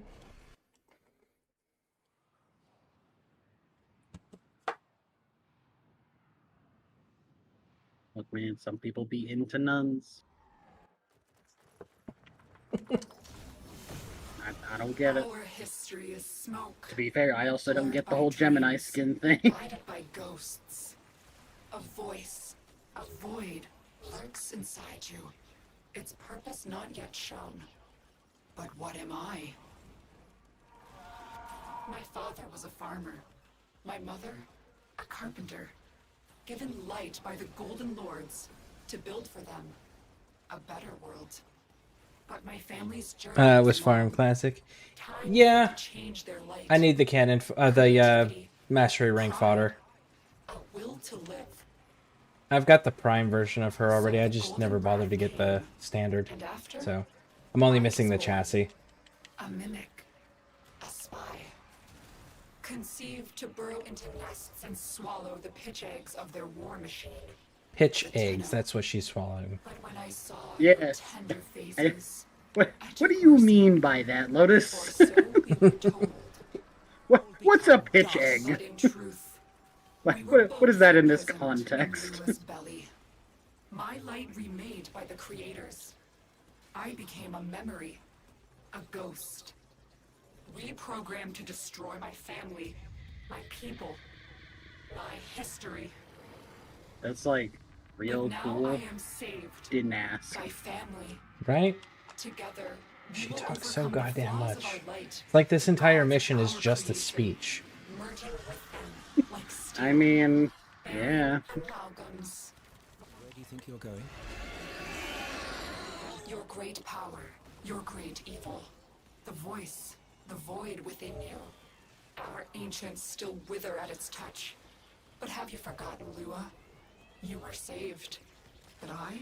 Right, it's I spinning. was changed. Come here, you. There's enough juice in that capacitor to flash fry a city, but no way to bring it to the beast. I wonder.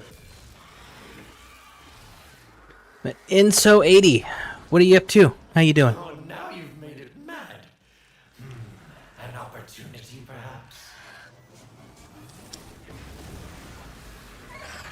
Headed to the middle one. We suffer these testaments of Tenno evil, their voice and void. Suffer it well, ancient child. Do not relent. It's been a long time since I last did it and never did it again. I have 8 chassis, 5 neuroptics, 0 blueprints, 0 systems. I'm sitting with 2 neuroptics and 2 systems, 1 blueprint, and no chassis.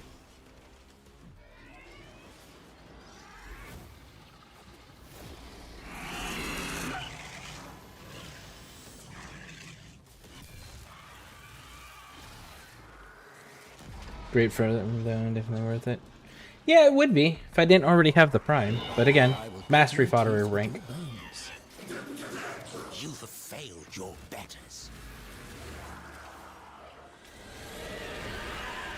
Careful, betrayer. Wouldn't want to cook all those valuable Warframe components. I still have my weekly auctions to consider.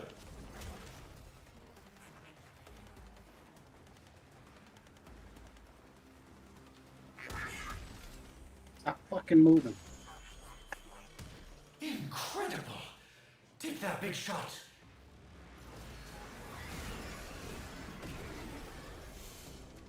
Grow below list. Rise. Remain. And die. For the others to live. Alright, it's spinning. Just need to break its shield. Oh, he's running like all the... Where do you go? Do not tarry over much.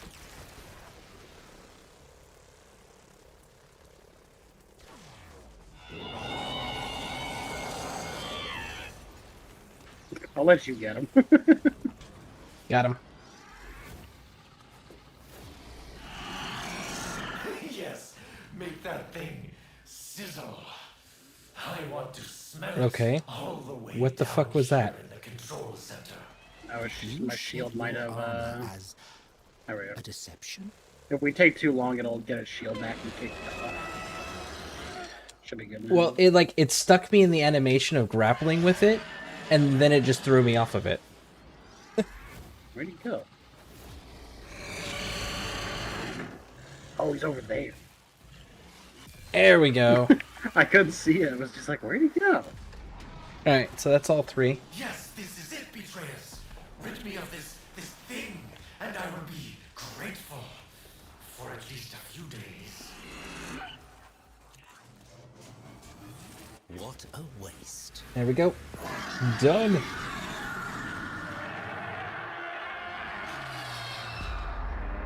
Calling it now, we're getting the Neuroptics.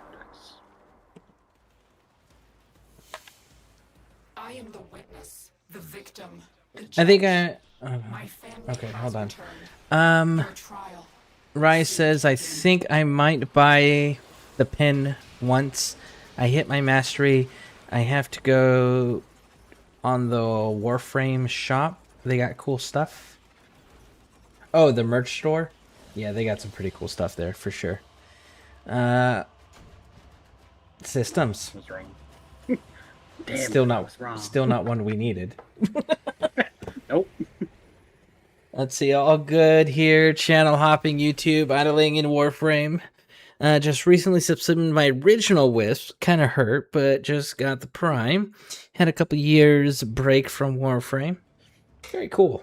Very cool. Are you coming back because of the new Railjack content and the new Folly Frame and the new Steinex Prime and all of that? Or are you coming back because it's Tenacon? In the words of in the words of me, give me,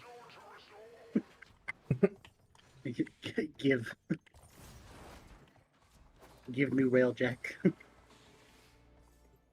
Yeah, I hope that we get some more cosmetics for Railjack too. True. I'm kind of bummed you can't decorate the inside of your Railjack. Yep, sadly. Our history is smoke, blurred by dreams, guided by ghosts. A voice, a void, lurks inside you. Its purpose not yet shown. But what am I? Annoying. Yeah. My father was a farmer. My mother, a carpenter. Given light by the Golden Lords to build for them a better world. But my She is so full of family's shit. journey was long. Her mother and father were not fucking a carpenter and a farmer. Your mother and father were fucking sentients. Okay? Well, yeah, a farmer of life and a carpenter of death. What's your point? And after, Same difference. I was born. A mimic. A spy. Conceived to burrow into nests and swallow the pitch eggs of their war machine. What? The Tenno. But when I Got saw teleported all the way back here. their What? faces, I took mercy. Or I don't know. so we were told. My, for a moment there, my fire ability wouldn't activate so that I could go flying, even though I had full energy. I became a memory. A ghost. Reprogrammed to destroy my family. My people. My history. But now I am saved. By family. Together, we will overcome the flaws of our light. The gods of our creation. Merging with them like I'm just curious, as a question, how big is America is debt? I'm just curious. America's How fine. bad it? I Our think it's debt like is how bad irrelevant. is America in debt? America's debt is irrelevant because name a country that can force a collection on it. As you can see, betrayer. I believe the answer for America's debt is yes. But What are they when it gonna comes to do about it? this turgid monster, Yep. there is some liquidity. your great power, your great evil. The voice, the void within Well, we got 2 of them spinning. our ancient Oh, still you wither on mother. its touch. I was gonna grab him when he fucking ran away from me. You are saved. I got him. I like had the prompt come up and just like got away just fast enough before I could hit it.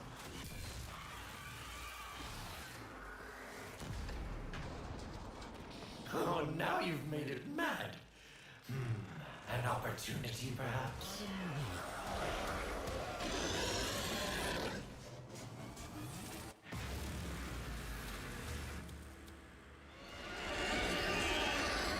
The Terran Charger. Too bad the articulation never worked. Might have rid us both of a certain... Alright, now hit it. Now's your chance! Hit it big. Yeah, we gotta break the little vents on the back, and then we can... We suffer these testaments of Tenno evil, their voice and void. Suffer it well, ancient child. Do Fucking not prick. relent. Stop flying away from us. Get back, you These bitch. patterns no longer satisfy. Hiya. The center one is spinning. Yep. Hmm. Alright, just came back randomly, switched to Linux, and this one of the other games that worked well. I think Caliban just released when I took a break. The base version, I farmed... Go away. You stop shooting at me. Of course. It was close down in the vent room. And then he teleported away. I know what you're thinking, but the articulators couldn't handle the stress. What use? The base version I farmed for Runa. I put a potato in it, and a week later, boom, there was a prime. Well, she just got a rework. O below list, rise, remain, and die for the others to live. I just got hit with some sort of... That's ridiculous. My denial.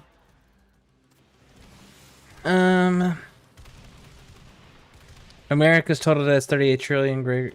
Google's a great website for searches. It is. But again, it's one of those, like... There isn't a single country in the world that could collect that debt, even if they wanted to. And not to mention, do you know how many countries would cease to exist if America decided to call in all of the debt that's owed to them? Do you know how many countries would lose their sovereignty overnight? So, yeah, national debts of countries is completely and totally irrelevant. Doesn't matter what country is being discussed.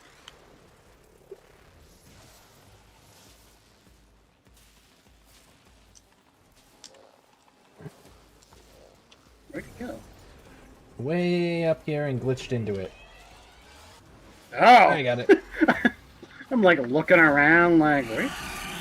Oh, there it is. Make that thing sizzle. I want to smell it all the way down here in the control. I had to back out of it and then go forward into it because it was glitched inside of it. It's just like, where'd this motherfucker go? And I will be grateful for at least a few days.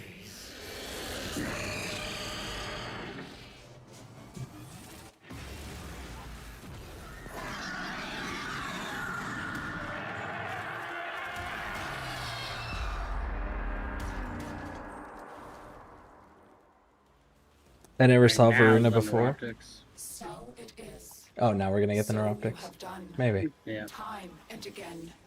Okay. Eradicated my people. She's like, I don't get to say this speech enough. You're gonna listen to it 10 more fucking times. Do you understand me? People stop coming here. I wonder why. A big fucking mystery. Yeah. Hey, you were right. You called it. I fucking knew it. You never saw Varuna before? Ah, yeah. Well, they just reworked her kit. They reworked... Well, since you've been gone, they've reworked her kit. They've reworked Vauban's kit. They've reworked Oberon's kit. They've reworked Valkyr's kit. And I think that's the only ones that got reworks. Probably since that time. Oberon was very far before, though. Yep. I'm back from the ad. That is not how international monetary politics worked with Trump. The U.S. had to forfeit a gilded position, and given after World War II, I suggest stepping away from the exceptionalism. Well, that had nothing to do with the president, and that had nothing to do with monetary debt internationally that had to do with the expiration of contracts. There was international contracts that were 60 years old that reached their expiration date. So now that those contracts are expired, now countries are free to start changing things. But again, debt is irrelevant when it comes to nations because of the simple fact that how are you going to force a nation to pay your debt? What, you're going to put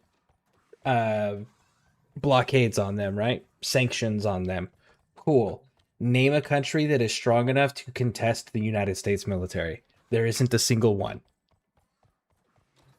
So again, national world debts and shit don't fucking matter. And we don't sanction countries because of their debts either. And we're capable of it. If we did, do you know how much of South America, Latin America, Africa, and portions of Asia would be sanctioned by the world for how much money they fucking owe and can't pay?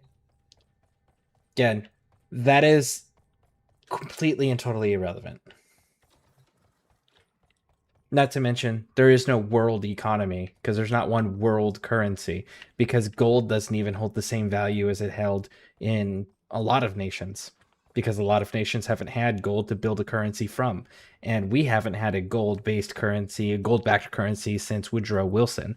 And he signed that over to the Federal Reserve, which removed the gold-backed standard. So again, countries' debts is irrelevant.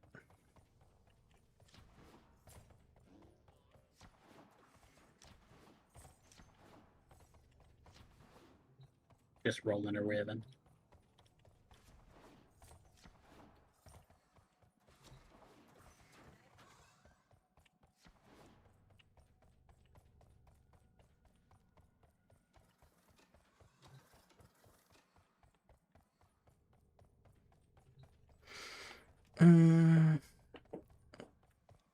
Hey, Wolfsven, welcome in.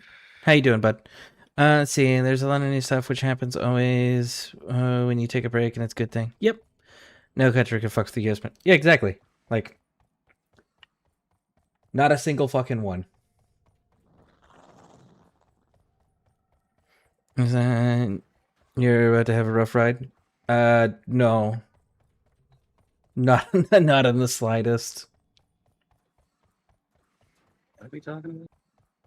Well, this person seems to think that how much money a country owes actually matters in the world, especially when it comes to a country that is literally the world's strongest military by leaps and fucking bounds, that somehow the world's economy is going to affect who's collecting the debt in the US on the US and how our economy is going to be affected by it. It's like, that's not what's relevant. What's relevant is trade and materials. Now, China controls raw materials. We control the technological leaps ahead of them. They reverse engineer our technology to then try to create their own versions, which we then steal to make sure that they're not at our level, which they have not been at our level. This is how the world has always worked. And again, nobody can contend with the United States military, which is literally the only threat anybody can ever make against another country that will actually fucking matter. Because what are you gonna do? Fight the world's largest and only superpower? Really? We have the world's first, second, and third largest air forces. We have the world's largest navy. We have 11 carrier groups. The second largest carrier amount for a country is fucking 2. If one of our nuclear submarines were to go and become rogue and go and decide to declare themselves their own nation, they would be the third largest weapons of mass destruction arsenal in the world. Nobody is fucking with us. That's not a thing. The only thing that could possibly happen is if we decided to fuck ourselves up internally, and that would cause a civil war. That would have to result in a civil war, which we're not getting there because our government has so many goddamn alphabet agencies that will allow unrest to take place, but it will never get to a point where a civil war is an actual realistic threat.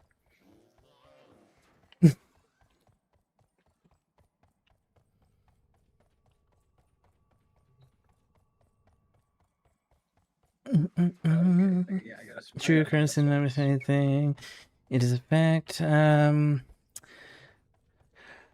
try got 2 suns, dropped them as reminders. What a bad idea. That's true, we did. Yep. I'm trying to convince you. Just saying the next few decades are going to be rough in the US. Compared to what? The 60s? Yeah, of course. But my guy, the entire fucking world's rough. What's your point? yeah, like it's still a hell of a lot better in the US than any other country. Why do you think people are still fleeing their countries to come here? Like, there's newsflash. Nowhere's good. Everywhere sucks. What's your point? Yeah. But still, we're the only one that everyone's fleeing to. And it's only isolated White Castle fucking Americans who have never left the country that are like, oh, America's bad, we're leaving. And it's like, okay, cool. Within a few months to a year, they're always coming back. Because, again, it's the best conditions in the world is still here. As shitty as it is, as bad as it is, it's still the best in the world. Its purpose not yet shown. But what am I? My father was a farmer.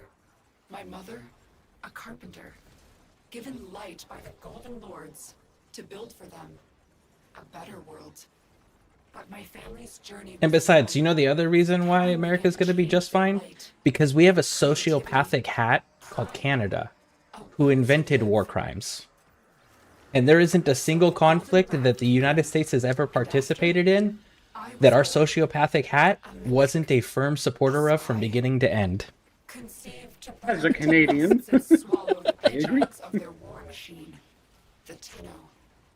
But when I saw your tender faces, I took mercy. Or so we were told. But in truth, we were both imprisoned in Lua's belly. My light remade by the creators. I became a memory. Oh, shit. A ghost. Reprogrammed to destroy my family, my people, my history. But now I am saved by family. Together, we will overcome the flaws of our light, the gods of our creation, merging with them like steel. And not to mention, do you know what would happen to the rest of the world if anything were to happen to the United States? Think about our military arsenal that we have. What happens if our military arsenal is no longer controlled by a central government? Do you know how much of a threat that is to the rest of the world's existence? So again, no one else in the entire world actually wants the United States government to not be in absolute control of its grounds, because it would mean the threat of all existence. Your great power, your great evil, the voice, the void within you. Our ancients still wither at its touch. But have you forgotten, Lua? Hell, we have weapons that are so fucking terrifying that we're afraid to test them.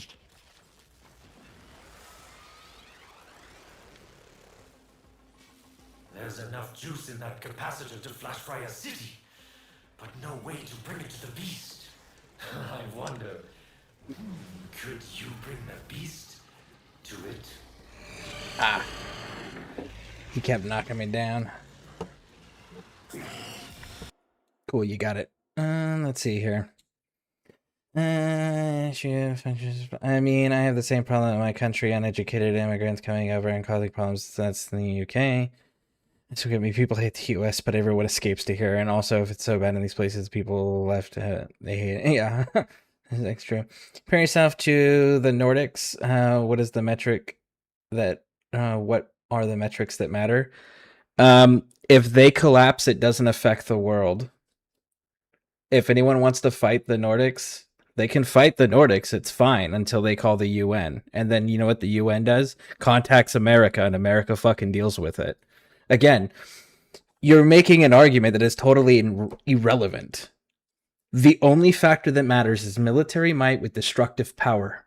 And there isn't anywhere in the world that comes close to remotely the fraction of what the United States has in its arsenal. And that is a fact. That is not a dispute. That's not an opinion. That is a cold, hard fact. Hell, we had to give away Generation 5 aircraft to our allies so that they could reverse engineer it just so we could justify creating Generation 6 because nobody had Generation 5. We had to give away nuclear submarines to our allies, like Australia, just so that other countries had it so we can justify continuing to research and develop military technology.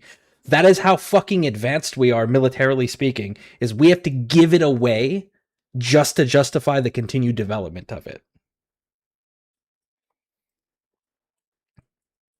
I got Warframe yesterday, but seeing how much is available data I had left, I was forced to re-delete it. And of course, when I say I was forced, I mean I willingly did so to save data. Makes sense. Relationships with Canada deteriorated a lot quickly since publicly, yeah. But again, at the end of the day, there's not gonna be an issue between the two because, again, military might. At the end of the day, the military threat is all that fucking matters. Nobody can contend it, and nobody's willing to risk it. Because what if is the question? Okay, what if Canada decided that they wouldn't want to be friends with America anymore? Do you think America is going to allow a threat that is that level in Canada? Do you think Canada is going to risk pissing off America with that level of a military threat on their border? No. So again, you're talking about an idealistic world that ignores facts about how the militaries work in the world.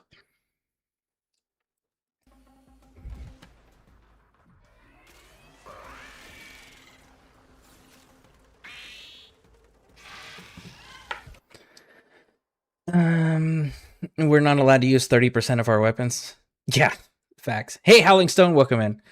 I see that somewhat differently, but Europe has started divesting from the US.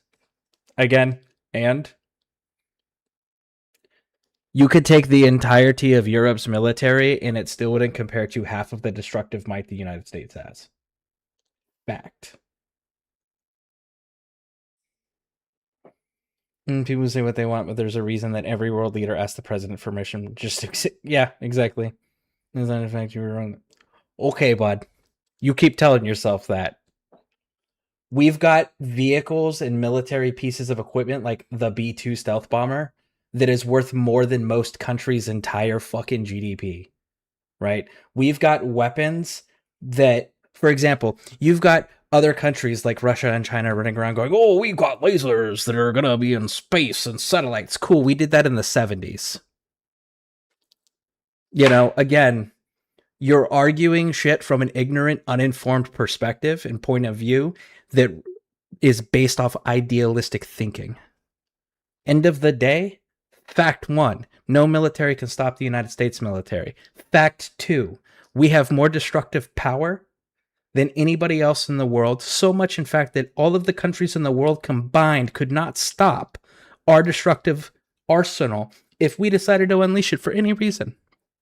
Fact 3, due to the level of our destructive capabilities, no country in the world wants our government to collapse because that arsenal then gets dispersed to people that are unpredictable. It is for the safety of the world that we maintain our government in place to maintain control over said arsenal. That is a fact. Because Americans sure as shit ain't gonna let a foreign power, even if it's the UN or NATO or anybody else like that, come in and replace our government until our government can restabilize. So no country in the world, yeah, they're gonna want to hurt us, cause inconveniences, but nobody wants our collapse. Because if our collapse happens, the world's collapse happens. Because that arsenal is no longer controlled. And that is a threat that ends the existence of everybody. And nobody can tolerate that. That is a fact.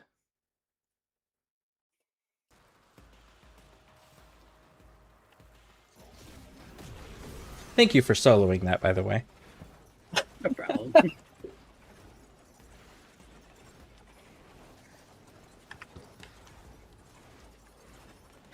I got you.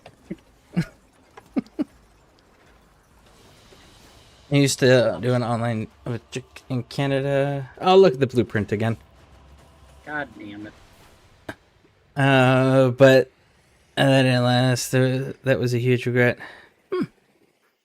People will hear the blast 5 miles away before the body on the ground realizes it's dead. Yep. I think you understand how much military influence the U.S. has because it has bases in allied countries that it is shitting on right now. And they exist because we allow them to. They exist because we protect them. They exist because anybody who wants to fuck with them has the threat of the U.S. retaliating. Like, that's how this works. Our allies may not like some of the treatments we do, and we may not like some of the treatment they do. That's normal politicking. That's not going to break alliances, because at the end of the day, militarily speaking, the U.S. protects its assets and its allies. Which means anybody who is an ally and has our assets in their country doesn't have to worry about threats from outside nations. Because the threat of the U.S. retaliation is absolute. Again, look at history. Why did Japan attack U.S.? Because we stopped giving them oil. Why did we stop giving them oil? Because they attacked China, which had U.S. assets. How did that end for them? We dropped 2 fucking suns on them. We protect our assets. And yeah, I do know how the military works. I served in the military for quite some time. We have the U-2 stealth bomber. Yeah. I sent you a DM streamer friendly warning shows the U.S. has what the U.S. has done and does. Yep. The plane for a second, the U.S. has way more scary things than you think. Oh yeah, absolutely. Our military is like #1 in the world for a reason. Yep. Our military is some of the most advanced gear in all of them. Continents combined. Yep. Like, we had a pilot get shot down in Iran during one of the bombing things. How did we find him? By detecting his fucking heartbeat from 40 miles away. His heartbeat. We sent in people to Venezuela and snatched the president of Venezuela out of his house before he could reach his panic room in his house. Again, you are vastly ignorantly informed. Lurks inside you. Its purpose not yet shown. But what am I?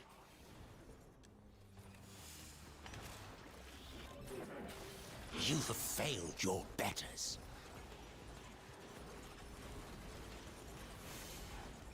My father was a farmer. My mother, a carpenter. Given light by the Golden Lords to build for them a better world. But my family's journey was long. Time began to change their light. Creativity, pride, a will to live. So the Golden Wrath came, and after, I was born. A mimic, a spy. Conceived to burrow into nests and swallow the pitch eggs of their war machine, the Tenno. But when I saw your tender faces, I took mercy. Or so we were told. Dust. But in truth, we were both imprisoned in Lua's belly. My light remade by the creators. I became a memory, a ghost. Reprogrammed to destroy my family, my people, my history. But now They're 20 years ahead, if not more than everyone else. Hell, I wish they would give us some normal folks some of that. Right? gods of our creation. I know some of the toys that I got to play with were pretty fucking amazing. With the weakness of neither.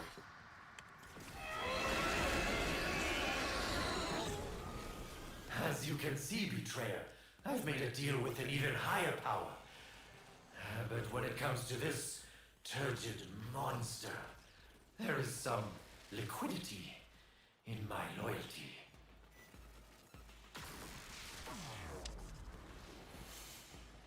Your great power, your great evil. Alright, it's spinning. The void within you. Our ancients still wither That at its what? touch. But have you forgotten, Lua? Knocked me back. You were saved. But I got it. was changed.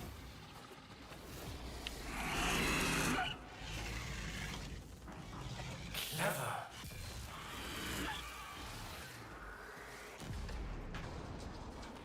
Oh, now you've made it mad.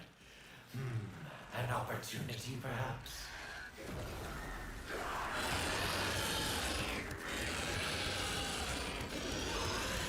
Oh, he's grabbed me. I was like, where am I? Ah, let me go.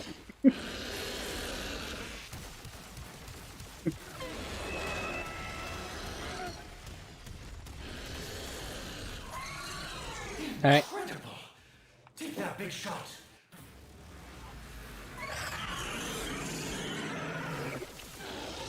Go below list. Rise. Remain. And die. For the others to live.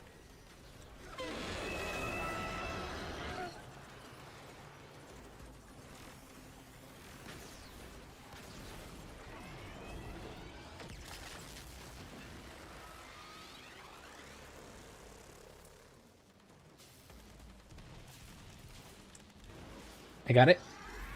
Going in.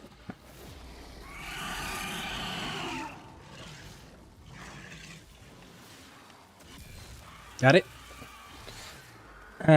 My sister has a contract for the military, which is another reason I'm so informed. She gets to have the secret meetings and shit. I literally just that mission a half hour ago.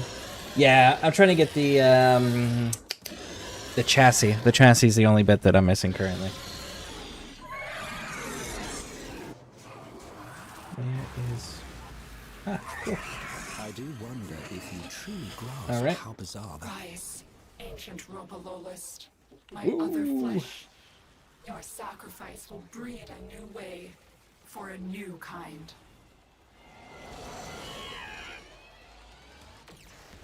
All right, it's spinning.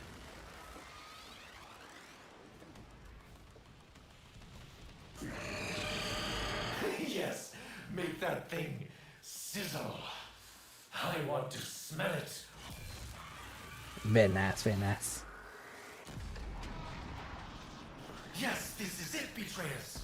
Rid me of this thing, and I will be grateful for at least a few days. Nice.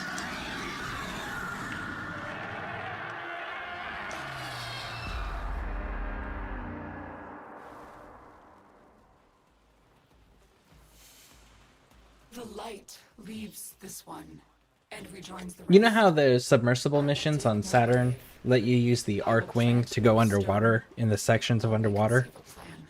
It would be nice if they let us use the arc wing in the flying bits like this. Just let me use the damn horse. Come on. No one uses it anyways. Yeah, I wish they'd let us do some mods on that to increase its movement speed. Ah, blueprint again, of course. Yay. So exciting.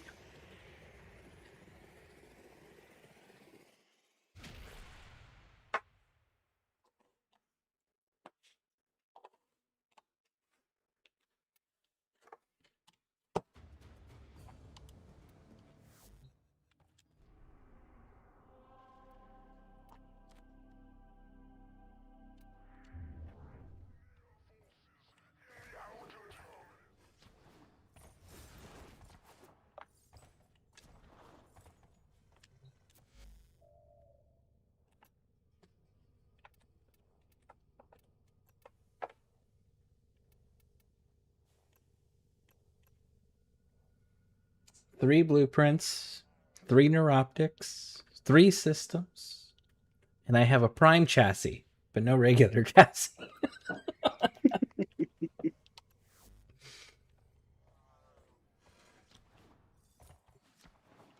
Speed this up just a little bit. What did you do, bring Gauss? Yeah. Of course. It's like, fine, we'll go fast. Our history is smoke, blurred by dreams, guided by ghosts. A voice, a void lurks inside you, its purpose not yet shown. But what am I? My father was a farmer. My mother, a carpenter. Given light by the Golden Lords to build for them a better world. But my family's journey was long. Time began to change their light. Creativity, pride, a will to live. So the Golden Wrath came, and after, I was born. A mimic, a spy. Conceived to burrow into nests and swallow the pitch eggs of their war machine, the Tenno. But when I saw your tender faces, I took mercy. Or so we were told. But in truth, we were both imprisoned in Lua's belly. My light remade by the creators. I became a memory, a ghost. Reprogrammed to destroy my family, my people, my history. But now I am saved by family. Together, we will overcome the flaws of our light, the gods of our creation, merging with them like steel, bearing amalgams with the weakness of neither.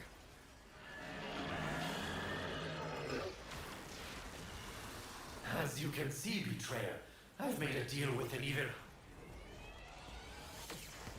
Alright, it's spinning. Power, your great evil, the voice, the void within Come here, you. Our ancients still wither at its touch. But have you forgotten, Lua? You were saved. But I?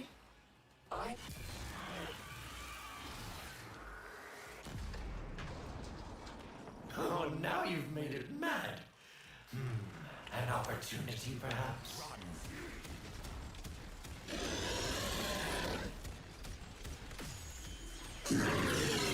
Incredible! Pop it. Take that.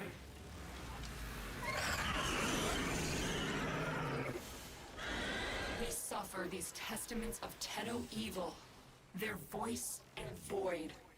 Suffer it well, ancient child. Do not relent. I can move independently once more. Right, it's spinning. But why bother?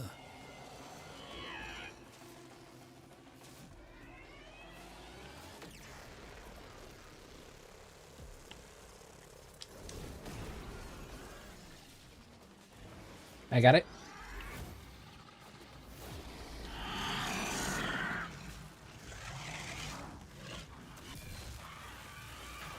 Next.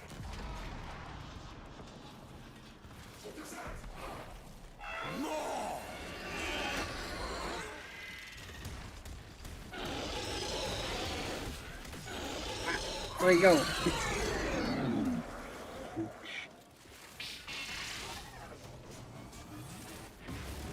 Cool. Headed to the third one. Go below list. Rise. Remain. And die. For the others to live. It's spinning.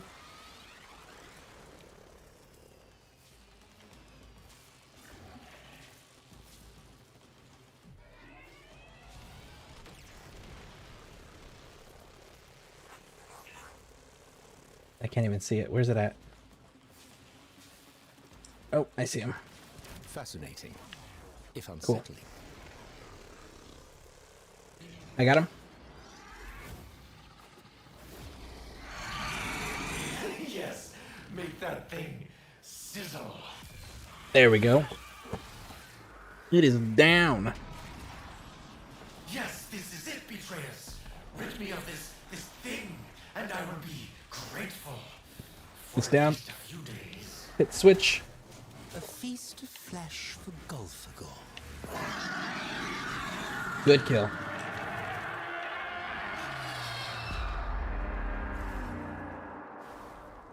Very nice. What time's your thing today? Or let me rephrase. How long do you have left? Leaves this one. 5 hours. And rejoins the rest. Okay, cool. I will dig no grave. I will We might plant get it by no then. stone. Maybe. Only conceive a plan for our new home.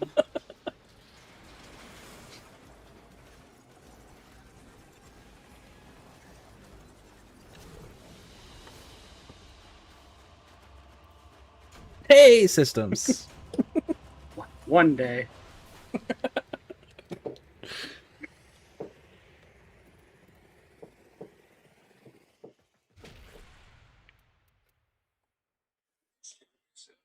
Someone is endeavoring to contact. Shall I tell them to fuck off? Hello?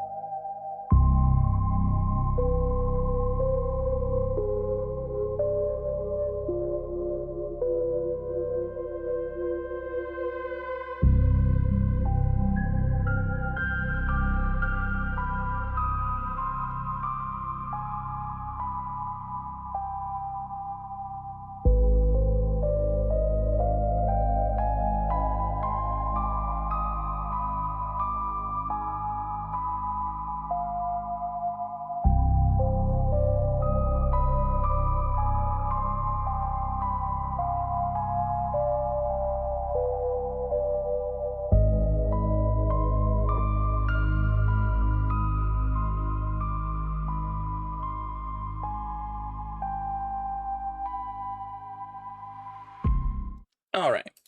Sorry about that. You're good. Man, I love my ringtone.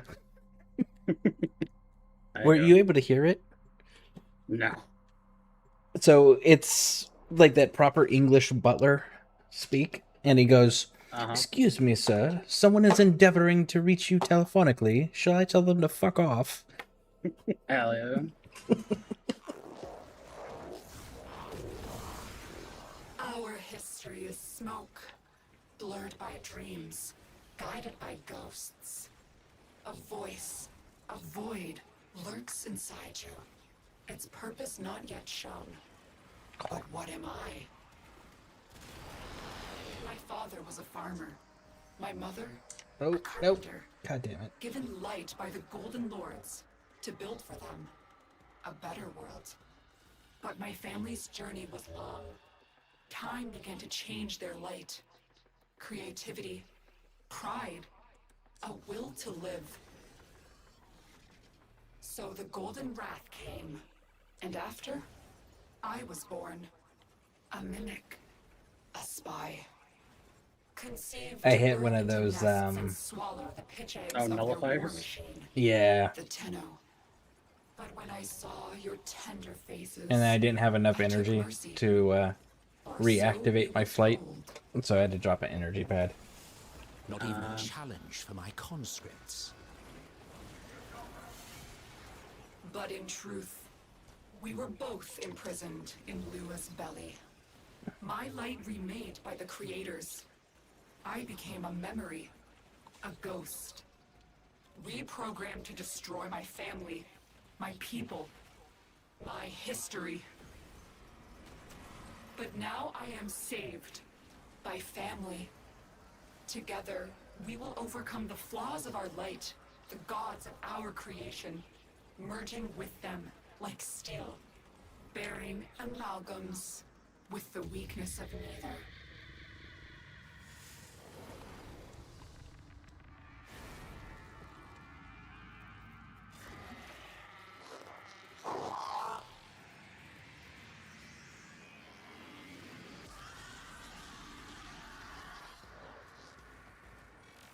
As you can see, Betrayer, I've made a deal with an even higher power.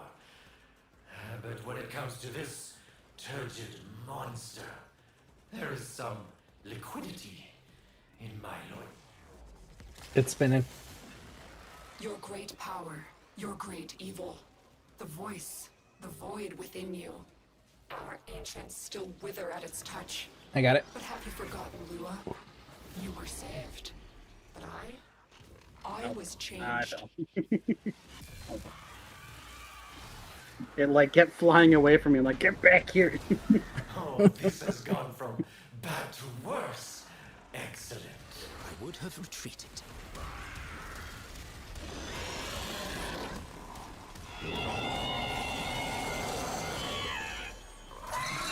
Incredible. Take that.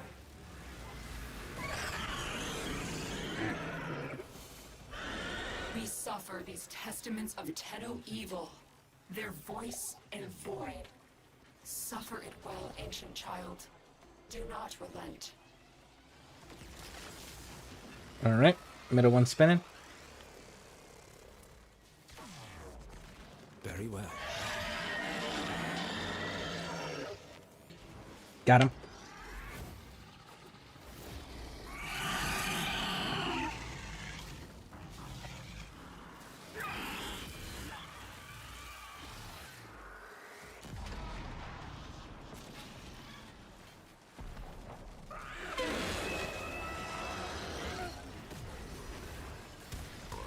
Out of my way.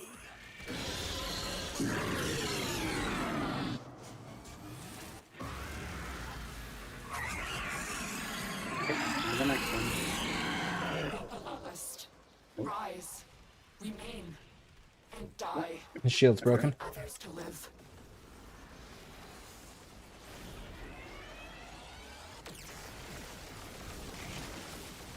Got him. Yes, make that thing sizzle.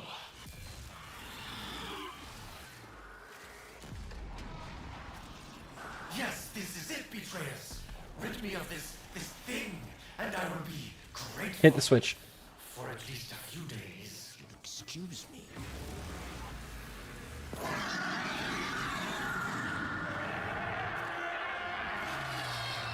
Very nice. So how many more of these do you think they're going to do before they give us the chassis? Witness, the victim, the judge. 20? Has returned. Alright, so we got to start counting now. See if you're right. I hope I'm not.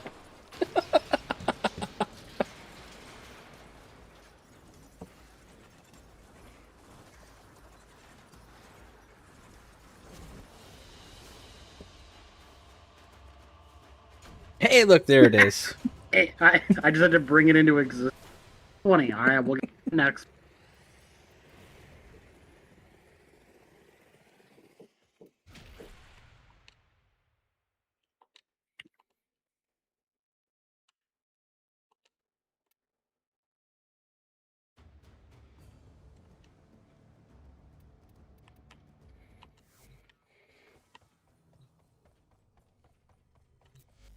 Alright, let's get that started.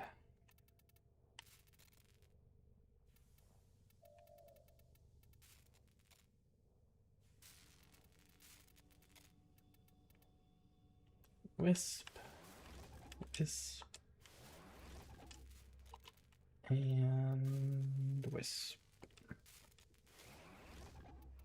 Cool. And that'll take care of that one. Very nice.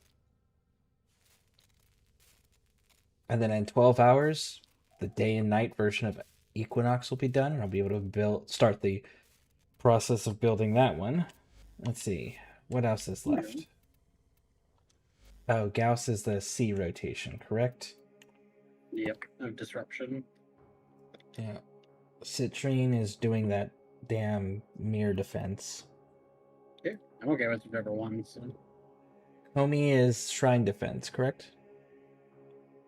Who?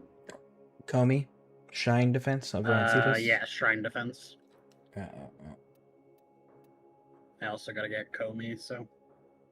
And I would prefer the Protea- Comey or Citrine one, because I also gotta do this one. Okay. And Protea, that's the going into the golden hand on normal, not trying to trigger fucking... Yeah. Okay.